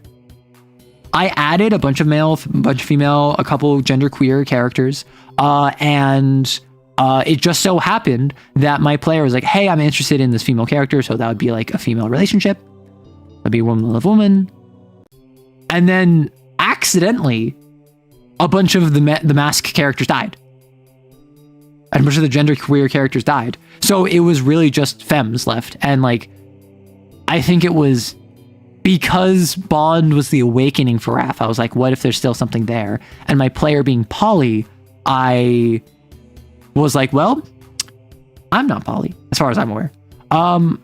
What if I explore this as someone that is not poly? And I used characters to give my player representation that I thought that they had not had much exposure to, which I don't think they had. I don't think my player did have much exposure to polyamory in TTRPG games that is not them pushing for it, right? And so I allowed NPCs to be poly, and my player was like, that's awesome. Like, I'm actually really happy about that. And apparently I did it quite well. Apparently I understand polyamory more than more polyamorous people do, is what they said. Something like that. Will I be covering Harpodos version 3 when it releases? Yes. My plan is this Friday. I checked with Svelte. Harpodos should be tomorrow, I'm pretty sure. So Friday, I'm going to cover Harpodos. I've already covered it once, but that was like version 1.7. We are now on version 3.0. Apparently, like all of the blasphemies have changed. I think the sins have changed. I think that they added more art. I think they added more virtues. My plan is for papers to fall off my desk. My plan is to take like 3 hours Friday, run through Harpodos. I'm probably not going to look at every power. I'm probably not going to look at any of the agendas. I'll probably check out the sins and the virtues again. I'll probably do another pass of the Memetics division. But like Harpodos 3.0, I have already looked it over and I don't know how different it's going to be. You heard there are new sins? What the frick? I know they mentioned something about virtue. There's also like secrets that I'll have to ask Svelte about before Friday. Or just killing the male Valentines? Yeah, I guess. Shonen rivals US Marines close enough. Oh my gosh. Having recently gotten into Kamen Rider, I learned avenging my best friend ends up reading a lot as avenging my boyfriend a lot. Again, Arrow, I need you to get into Battletech. It's such a fun system setting you alike. I appreciate that. What I will say is that it's one thing to say, hey, Arrow, I think that you'll like Battletech. It's another that multiple times a week across multiple streams and also Discord channels, I think it's like not just you. I think it's a couple people, but like, hey, Arrow, Battletech. Like, cool. I heard. I am interested. Saying it more will not get me more interested by just saying, hey, check out Battletech, check out Battletech. Like I'm not going to like ban anyone. I'm not like upset at anyone. It's just like, it's odd to me that when I say, yes, Battletech is cool, I do plan on checking it out at some point. Just not right now. And I don't know anything about it, so I don't know where I would get started. People take that as, oh, I don't think you heard me. Oh my gosh, I had someone, okay. If you're on the Discord, you may have seen the other day, I posted an announcement where I'm just like, hey, don't DM me. My DMs are not open to community members. I like really only DM people for if it's like content stuff. For instance, there's an artist that I'm currently commissioning. So I DM'd them and they're from the community. And if you know about the community and you know about a message that I sent like a couple weeks ago, probably know who it is. I'm commissioning an artist. So like I reach out to this community artist and I'm talking to them DMs as an artist. I don't talk to community members for your safety in mind, right? I want to protect you from, like, I'm not going to be a weirdo. I trust myself not to be a weirdo. You shouldn't trust me not to be a weirdo. I'm a content creator. Do you know how many content creators are weirdos? You should not trust me. You should not trust me with your baby. You should not trust me to be in your DMs. You should not trust me to do anything because I'm just a person. For all you know, I'm manipulating you right now and I'm saying all these wonderful things and I'm making you think I'm way more say-so than I am, and I'm actually a degenerate, for all you know. I'm not, but that's like the sort of mentality that I think is prudent to have. And then obviously on my end, if I don't have any DMs with people, no one can accuse me of being bad in DMs. Because like, even if I'm totally normal, someone could like doctor screenshots of like, Arrow was talking to me and like said really bad stuff. It's like, no, I don't DM people like blanketly. You're making this up for clout. It's incredibly obvious. No, like, right? No, don't trust me with your credit card information. I can't promise I won't exploit that. So like, just safety for myself and others, right? And someone freaking like the day I sent that announcement, someone DMs me and they're like, hey, can I DM you about my homebrew? Which like, I'm not going to fault them for that. Like shoot your shot, right? I ignore the message because that's my policy. My policy is just like ignore.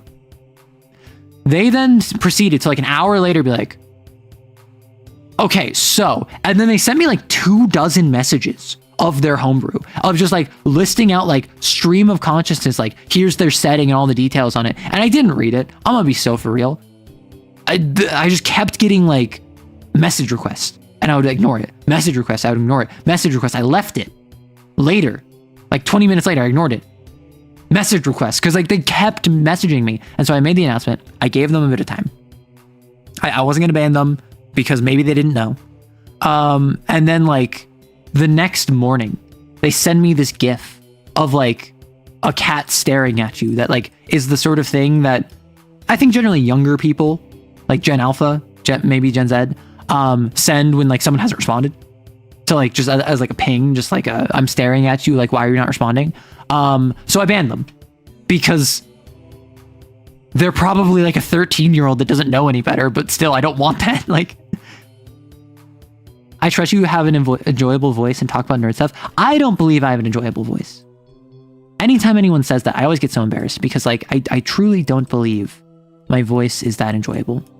Gosh, I was about to have a heart attack when I accidentally DM'd Arrow after clicking on one of those public activity things. Yeah, it's one of those things where like very clearly, if like a community member DMs me like accidentally, I don't care. If you're new to the server and you're just like, hey Arrow, just wanted to say like I love your content so much, like thank you for doing your stuff, I'm not gonna ban you. That's you saying something very sweet, very nice. I will ignore the message for your safety and for mine, but it's very sweet, very nice. If someone's like spamming my DMs, I've had people who like will hit me up and just be like, hey, how was your day? And then I don't respond because obviously. And then they'll follow up like the next day and just like, my day was good. I did XYZ. How about you? And then like a week later, they'll follow up and be like, I just did blah, blah, blah, blah, blah, blah. What are you up to? And like, they're trying to start a conversation with me cold call. And these are people I don't know. These are people who I don't even recognize the name or profile picture of from like comments or chat.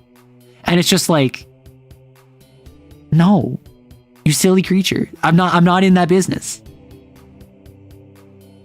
Yeah, the kid really didn't learn. Yeah, I'm assuming they're like young, and ultimately, I decided very early, I want this to be a PG-13 space. Yes, I will say sussy things. Yes, I will say things that are suspect. Yes, I will make jokes, and there will be community conversations that happen that are more like pushing the line. But generally, I don't think we push anything in PG-13. I don't think we talk about anything that is inappropriate. In part because of YouTube, in part because TTRPGs should be open to everyone. I firmly believe this. I don't care if you're 13, I don't care if you're 30, I don't care if you're 91. You should be able to play TTRPG if you want to play TTRPG. And I think that my content, introducing people as young as 13, 14, 15 to TTRPGs is one of the best things I can do. But to do that, I have to make sure that my brand is safe for minors, and so that's a very early decision I made. So I'm not gonna like ban you if you're 13. However, if you act like you're 13 and you don't read the room and you break server rules, I'm going to ban you for breaking the server rules. I wonder why they kept trying after I completely ignored them. Like, what's the thought process? I wonder why they took, oh, can I? And me not responding to mean yes. That's my big thing. Like I understand that if you're gonna like send the messages, you're just gonna send all like 20, 30, 40 messages, whatever. And if you think I'm going to respond to you, it makes sense to like a day later when I don't respond to follow up. But like, I didn't say I was going to respond to you. I never said that. Except GF, yeah, obviously girlfriend should be like 18 plus. Certain games should be 18 plus. There are certain topics, certainly I talk about, which are more like, this is kind of right in the line. It's definitely within TOS. I'm just like, I don't know how I would feel about like a 13-year-old being involved in this conversation. But ultimately, the vast, vast majority of my viewership, and I believe of my stream, is in that like 18 to 24 and 25 to 35 range. Generally. So it's usually fine. Some people get messages from parents or authority figures to be persistent, I guess. I'm assuming that they haven't really grasped that you personally are not actually their friend, which is something that I'm really surprised at, because outside of these streams, I don't really affect that. And even with the streams, I try very hard not to be parasocial. Like, yes, I will give an example of talking about at a player table and I say, Kinuik and Pig and Coyd and Clam and Maddie, all of you are at the table, and I'll give an example saying you, but I don't really like prompt that, right? So I don't know where the parasocial comes from. And like, I love these streams, and I love having a community I can chat with. I love having the direct back and forth, but even in the most connected I've ever been with any community member has always been like behind a screen in chat publicly, right? You just turned 25 a few weeks ago. You're so old. I'm sorry. You are officially Unc, Auntie, and or Hag. Yeah, which like, I don't know. Looking at my videos, I don't see how someone could see them and be like, yeah, they're my friend. Because I don't even make videos where I'm like giving you like affirmations, or I'm like giving you like advice, or I'm like a comfort streamer. Like, I've had people say that I am their comfort streamer, which I'm very happy about. I'm very glad to be. But I don't really like yes, these chats, like Wednesday chats in particular, is just stream of consciousness, me yapping. But I personally, and you tell me if it feels different, I feel almost it's like I'm in a lecture hall and I'm speaking at you and I'm taking questions from the peanut gallery. I'm writing on the board what we're going to talk about later. Maybe that's because of the MS Paint. Maybe that's because like academic lecturing or like giving presentations in lecture halls or whatever. I've done that before. But like, yeah, they all see them as just friends. Yeah. Could have a few years before Unc, but I'm closer than I want. Listen, if you are above the age of like 18, you are Unc apparently. If you are above the age of 25, you are Hag. If you are above the age of 30, you are in the grave. That is how the world works now. I don't get it. I don't agree.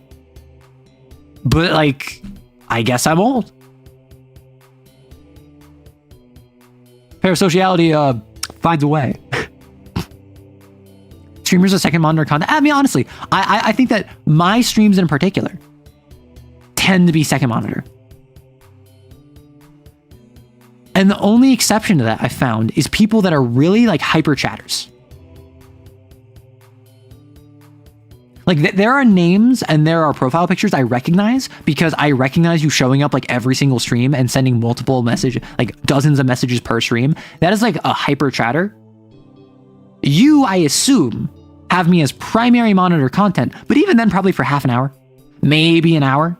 Maybe you have a secondary monitor where you have like something else going on, like you're playing like Balatro, or you're playing like StarCraft or Dawn of War or something. Like that's the kind of stuff I do. I will have second monitor, stream I'm lurking in, primary monitor, play game, right? You can now go to bars now, hag maxing. We went to law school with Hammurabi. I don't think it's quite lecture hall, more like a stage at a crowded coffee house. Yeah, that makes sense. So cool, finally I'm a zombie and I can stop working. Nope. They said you can stop working when you're dead. They lied. You only have one monitor, so you're the primary monitor content by default. I mean, you can minimize me. You can have me like, so something you can do is that if you have like a window, you can like, where it says X, that, and that. If you hover over this, usually it will allow you to like on Windows 11, at least, it will allow you to have a thing where you divide the window in half. So like the left half of the window will be the YouTube video. The right half will be whatever else you're doing. So if you want to like, I don't know, write something with a stream on in the background, you can do that.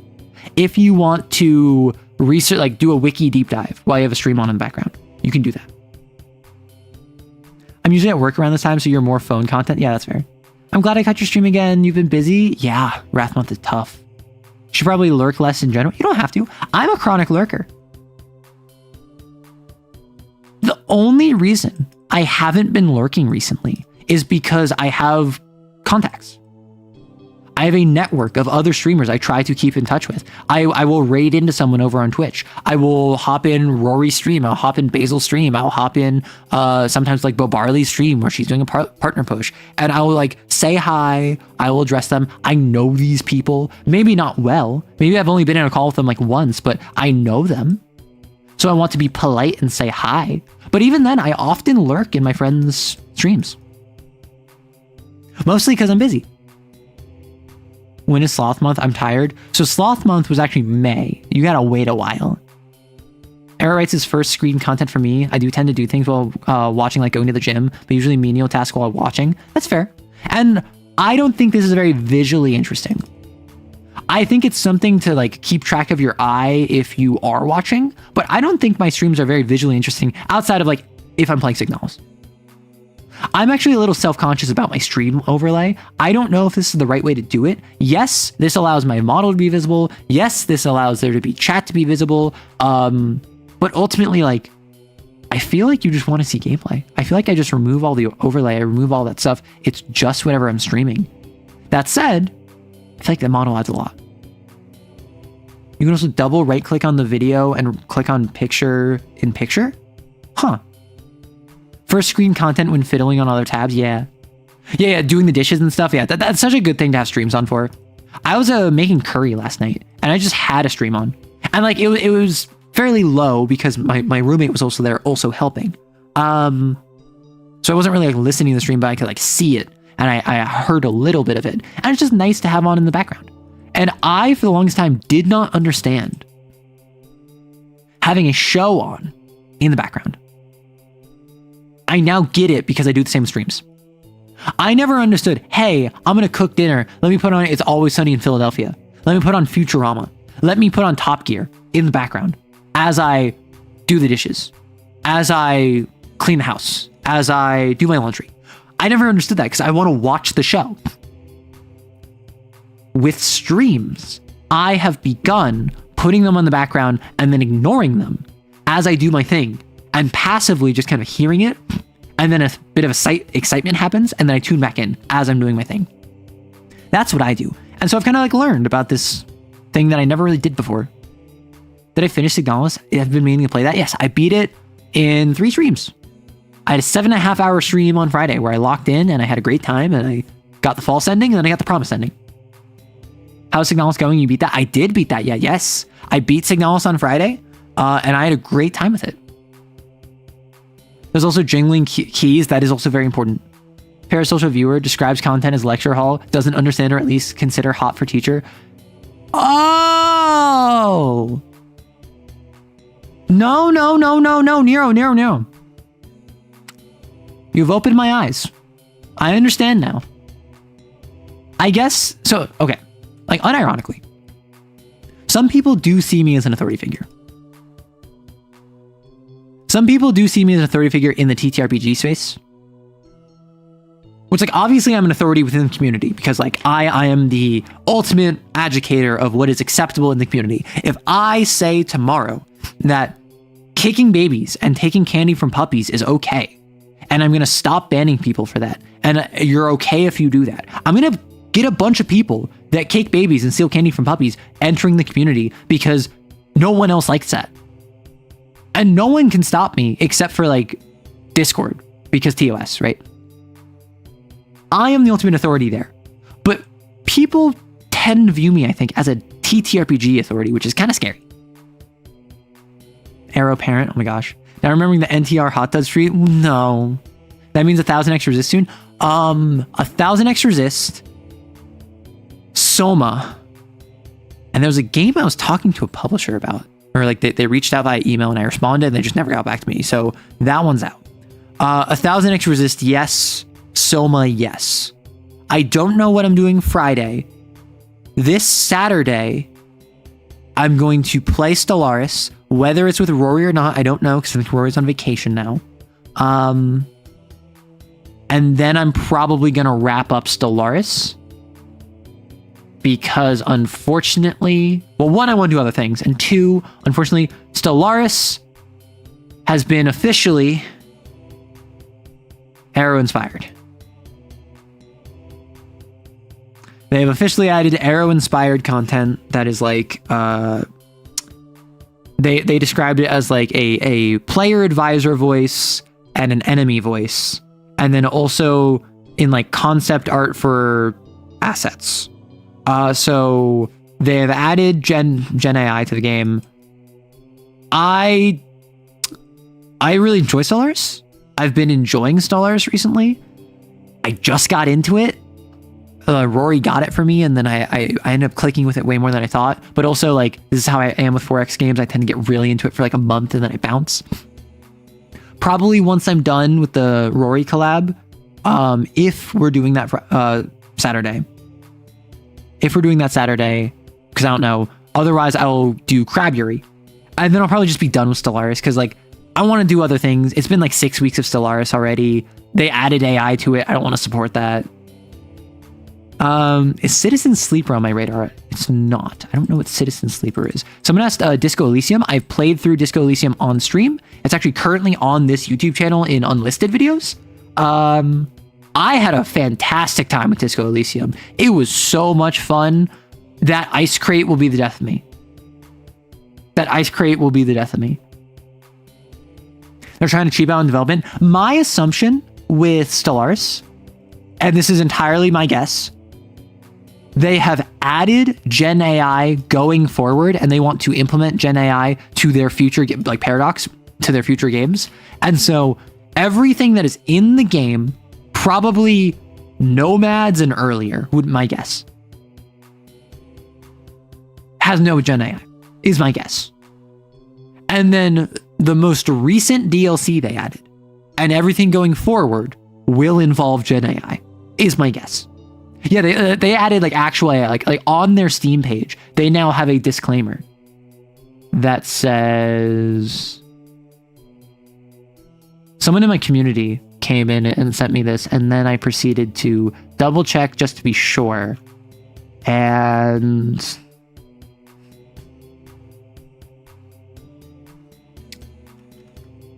AI generated content. This is from Stellaris Steam page. We employ generative AI technologies during the creation of some assets. Typically, this involves the ideation of content and visual reference material. These elements represent a minor component of the overall development. AI has been used to generate voices for an AI antagonist and a player advisor. This is from the Stellaris Steam page. This is like, I double checked. This is like on the Stellaris Steam page. If you scroll down, this is what it says. So my read of this: AI technologies during the creation of some assets. Typically involves ideation of content and visual reference material. My understanding of that, I need to make a spaceship. AI generate a spaceship. They make a spaceship. A real human artist draws what management or the creative leader or whoever said, draw me a spaceship, but it has tentacles instead of guns. And then a real human artist draws that, right? This is what a lot of games have been doing recently. This is what a lot of studios have been doing recently. This is what a lot of businesses have been doing recently that are in the arts, where it is, oh, we didn't use any end product AI. We just generated concept art and then got our in-house artists to draw based off that. That is something I think is forgivable. I don't like it. Does that make sense? I think that is not something that you should like blacklist a company for all time for doing, but I do think that's not okay. I do think that you need concept artists to draw concept. to draw concept art.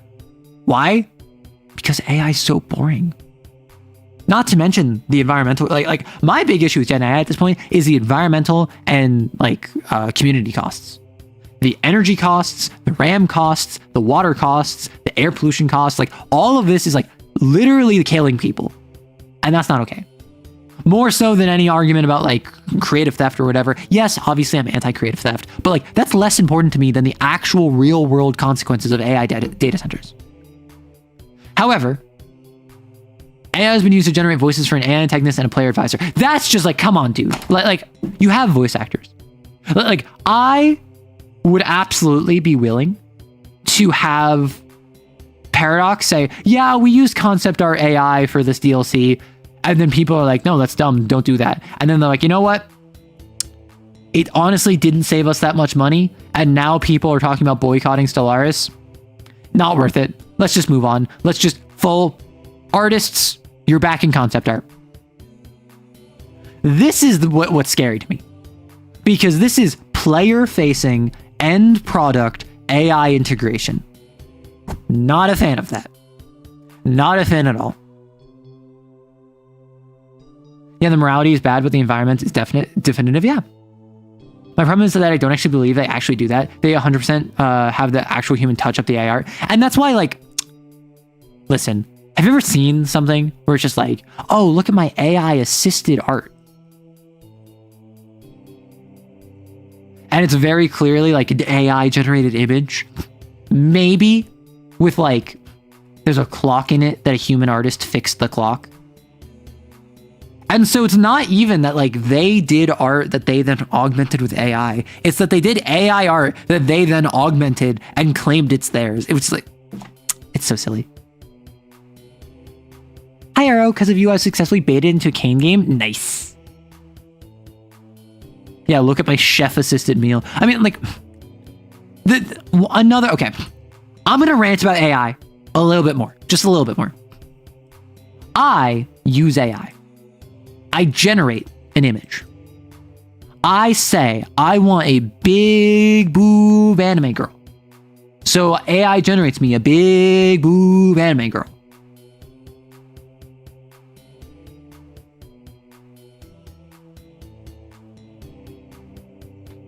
At what point did I make that? Right? Like a lot of people who do this say, oh, this is my art. That I did this because I came up with the prompt. No. And like, not even in just like, oh, you're not a real artist or like art theft or whatever. Like literally in the sense of like, that's not how creation works. This is, and the best comparison I've heard actually, this is like commissioning an artist. This is like commissioning an artist, where AI in this part would be the artist. I pay ChatGPT or like Stable Diffusion or whoever does AI images. I pay them money as a subscription to use their product. I take the AI, I give it a prompt, and then they give me an image that I've commissioned them for. Maybe I own the image.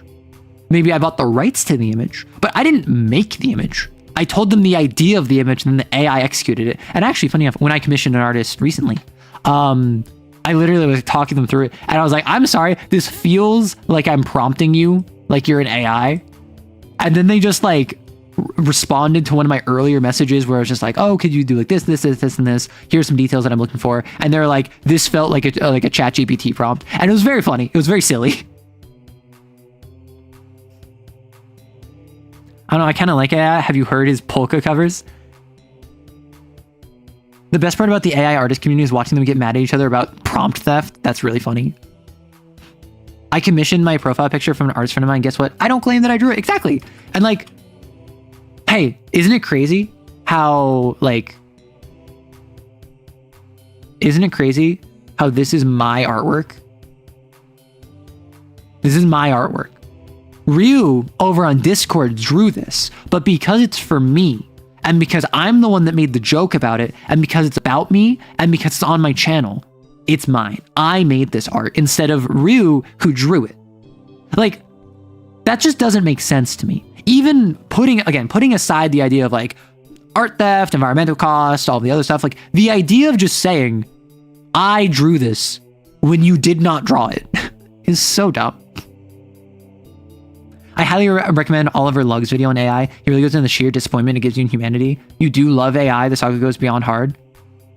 Oh my God. Oh, the saga goes beyond hard. Are you a real artist if you only do your art in digital way? See, you can't say that because people actually say that. People actually believe digital artists are lesser than analog artists. This is my artwork. It was made for me. Yeah, Fies, I assume you meant how. Oh, I need to update my YouTube avatar. This pig is a deviant art pig I stole in 2006. It is technically Arrow's. Well, yeah, it's fan art of me. So clearly that means it's mine because I'm the one that said the idea that prompted the fan art to be drawn. So I drew it. I need to live a life where people draw arts like this with me. I mean, honestly, like I wasn't at that. Like, I've been doing this for I'm approaching 3 years now. In a month and a half, it will be 3 years of Arrow. It took me, I think 7 months before I got my first piece of fan art. It took me like a year and a half before I started getting fan art with any degree of consistency. And even then, I don't get it that consistently. I get it intermittently and I love what I get. But I don't get it that consistently. My YouTube profile pic is some random image I found many, many years ago. My Discord is from Gmod art piece. That train of thought is dangerous because if you never asked for said art, it would never exist. Well, so that like unironically, there is some degree of ownership to be had in, well, if I do something that then someone draws fan art of, part of like the ownership, the soul of that art lies in me. But that does not mean I drew it. That does not mean I'm the artist. That does not mean that it is my art. In the same way that like if you take a photograph of someone playing basketball, the person playing basketball did not take that photograph. Even though they are the subject of it, and it is only by doing the thing that the photo could be taken, they did contribute to it. Absolutely. But they're not the photographer. They're a contributor. You gotta go, enjoy. Yeah, so it's so... The idea of saying prompt equals art. Again, putting aside how lackluster AI tends to be, putting aside environmental costs, putting aside ethics, all of that stuff. Just mechanically, that's not how this works. Is this a placeholder image? It's hilarious because actual placeholder images are stick drawings or stuff you take from other places you have to replace. No, that's the scary thing. The placeholder image is, oh, I want to have a placeholder image, so I'm gonna do a quick sketch. And I'll do like this one, right? This is by the same artist. This is also by Ryu. Ryu drew this first, and then when I mentioned I want it to be my profile picture, they were like, no, please let me draw a better version. And I'm like, okay, no stress. So they drew a better version. This is what most people put as a placeholder image. And this is what they intend to be the final product. However, well, we're in game dev. We need a final product. Let's put this placeholder image here. And you know what? We're focused on voice lines right now. We're focused on art assets. We're focused on end of game mechanics. We're focused on wrapping up the production process. Oh, we have a couple places. This is fine. This looks good. This looks okay. We'll just ship it.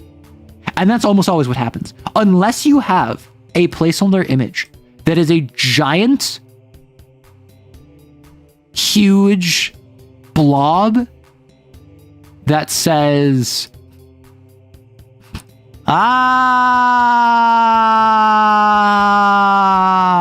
it will not be replaced.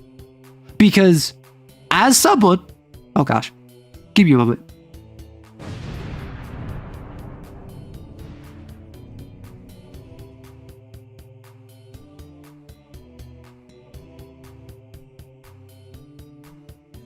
My nose is so stuffy.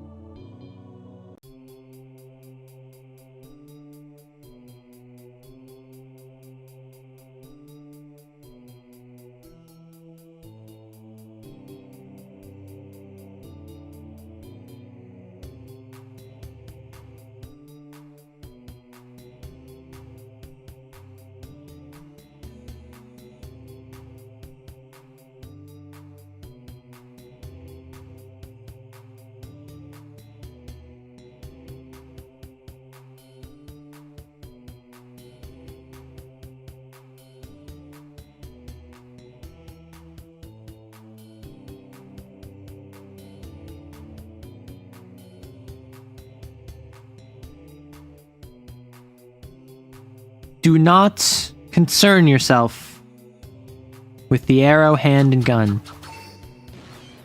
Hi. Sorry. I just realized how chapped my lips are because I have had maybe like 150, 200 milliliters of water today.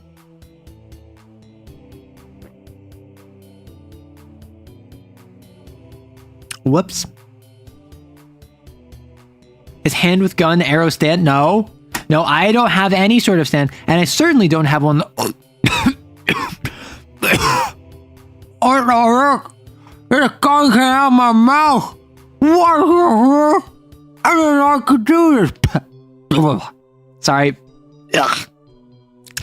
Ugh. Ever seen JoJo's? Arrow's a chair with a gun and a drink. No. Arrow strikes back. Yes. That joke was dumb and I laughed. Yes, and that is my goal. My joke is to be dumb and make people laugh. Let's talk about placeholders. Yes, as someone that is like video edited, I will add a placeholder. And when there's a deadline and you are rushing and you have no more time left and you have no more energy left, a placeholder is good enough unless it is a bright red flashing you know? Was an appropriate benefit for having good hygiene and perfect draw? What other activities / prep would you have to balance time spent on hygiene against? I wouldn't. That's an oddly specific question that I'm not going to address. And I'm just going to say, I'm not dealing with that in my game. Have I seen Garden of Sin and what do I think of it? I've seen it. The dev briefly stopped in the community, in the Discord, and I am going to check it out. I actually had a Friday stream listed as Kane because Kane Homebrew, because I did not know if I was going to talk Harp DOS or Garden, because I didn't know, I did not know when Harp DOS was dropping. Harp DOS is dropping tomorrow, so I'm going to cover Harp DOS 3.0 on Friday. Probably next Friday, I will cover Garden. And then the Friday after that, I will swap to a new series. Because I'm not, like, listen, I enjoy working on the Kane stuff. I have not been productive on Friday streams. I'm going to stop trying to be productive on Friday streams. I'm just going to do my own thing on Friday streams. I'll probably, like, if the interest is there, I might do more gaming on Fridays. I might play 1000X Resist on Fridays. I don't know. You tell me if you want to see more YouTube gaming or if you want me to keep gaming over on Twitch.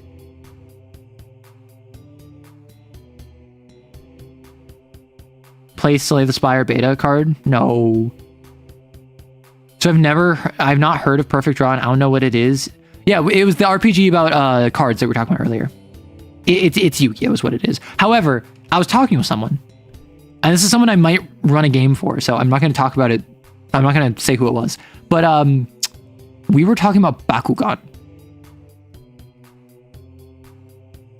And the idea of playing Perfect Draw, but instead of cards, you have little Bakugans, and you launch the Bakugans, you're like, Bakugan, brawl! And like you launch them forward, and like all of your staples are like your loser Bakugans, but like your actual cards are your main ones. And then like Draco the Dragon is like your ace kind of deal. So like, for those of you who don't know, I thought Bakugan was really cool. I watched the anime. I had Bakugan. I talked about this before. I had one of those cylindrical Bakugan containers, and I had like 24 Bakugan or something.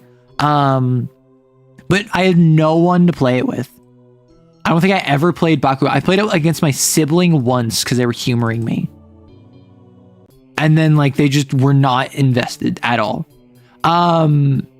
And I found out recently, and the reason I was talking about this with this other person, is because I found all of the Bakugan anime for free on YouTube. Like it's just uploaded on YouTube. And I think by like the official channel or whatever, in the same way that like Super Sentai like is all uploaded on YouTube kind of deal, by official channels. And so I do think it'd be very, like I watched like one episode. I watched like the opening episode. It's so bad. Oh my gosh, it sucks so much. And I watched the episode where I forgot his name, but the name was Masquerade, where masquerades reveal, and how Masquerade is actually revealed this entire time to be the dainty and cute side character who doesn't have any Bakugan, and she's been evil this whole time, but because it's an alternate personality, not because she's actually evil. Like, Bakugan was so stupid. It was actually so dumb. It was like, it was Yu-Gi-Oh, but you have these little orbs, and the orbs, you launch them forward, and then they open up, and they become little monsters, and they have little, like, caw, little wings, and like, caw. And then, like, it closes on itself. Yeah, the worst representation of DID ever, the evil altar. It's garbage, but it's my garbage. No, that's what I'm saying. I love this garbage. It's trash in the same way, like, OG Yu-Gi-Oh is trash. Right? I have an old Bakugan set and I put banana bubblegum in one of them as a kid. Ew, no. I've been rewatching the first season of Bakugan Battle Brawlers and it's so bad, but I love it. Listen, I love nostalgic trashy media. Like there's a reason why I watched all of Yu-Gi-Oh! Duel Monsters a couple years ago. Okay, so that's all of the Q&A. We're approaching 5 hours. Today I went in going for a Jane Masquerade, the vampire Bakugan. I went into this expecting it to be a short stream. 5 hours, average. You let me know if you have any other questions. Q&A, either about Bakugan or VTubing or Perfect Draw or whatever. Tomorrow should be, I think, a Malagast video, which I'll have to get that done tonight. So we'll see how that goes. Friday is going to be, I'm going over Harp DOS. I'll see if Svelte wants to hop on. But like I've chatted with Svelte before, and I've had them collab on the channel, so I'll see if they want to hop on to chat about Harp DOS at all. I don't know if they'll be free. Saturday is going to be Stellaris, maybe with Rory, maybe not. And it's probably going to be my final Stellaris stream. And then Sunday should be Lancer. This is where I mention, because I haven't mentioned this outside the stream schedule, no video Saturday. I've done the thing people have been yelling at me for like a year and a half now to do, which is lower my content flow. And so I am now at the point where on Saturdays there'll be no YouTube content. Because the reason I was making a video on Saturday was because I was streaming on Twitch. And so I wanted to have one upload every day for YouTube. And then Twitch was separate from that. And I've been so busy. I've been so busy. It's been so much. I had a very eventful weekend last weekend. And I need to focus on other things right now. I need to not focus on other things. I need to take care of myself. So no video Saturday. I don't plan on videos. I'm just going to leave videos off of Saturday for the coming weeks. I'll see how I feel. Yeah.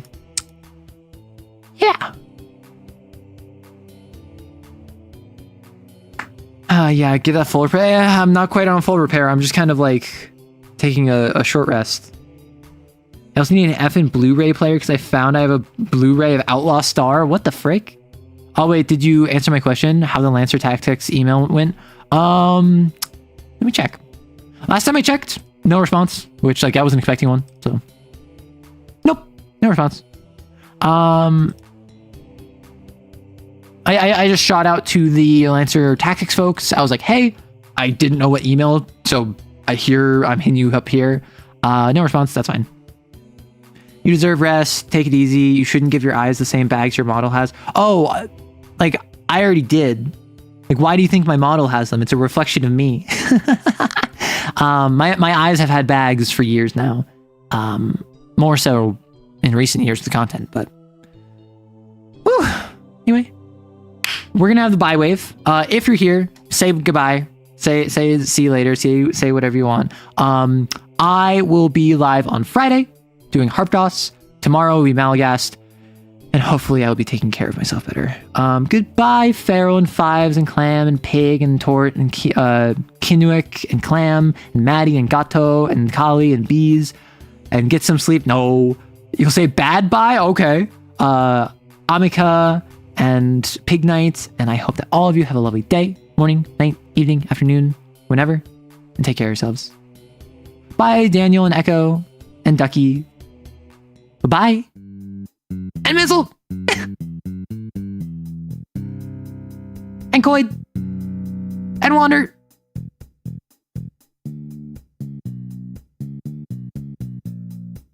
Sayonara. Okay, wait. So that would be really cute.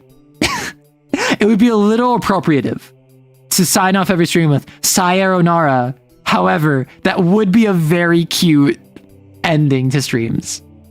So if you want, the bye wave can be the Sayonara wave. Anyway, bye.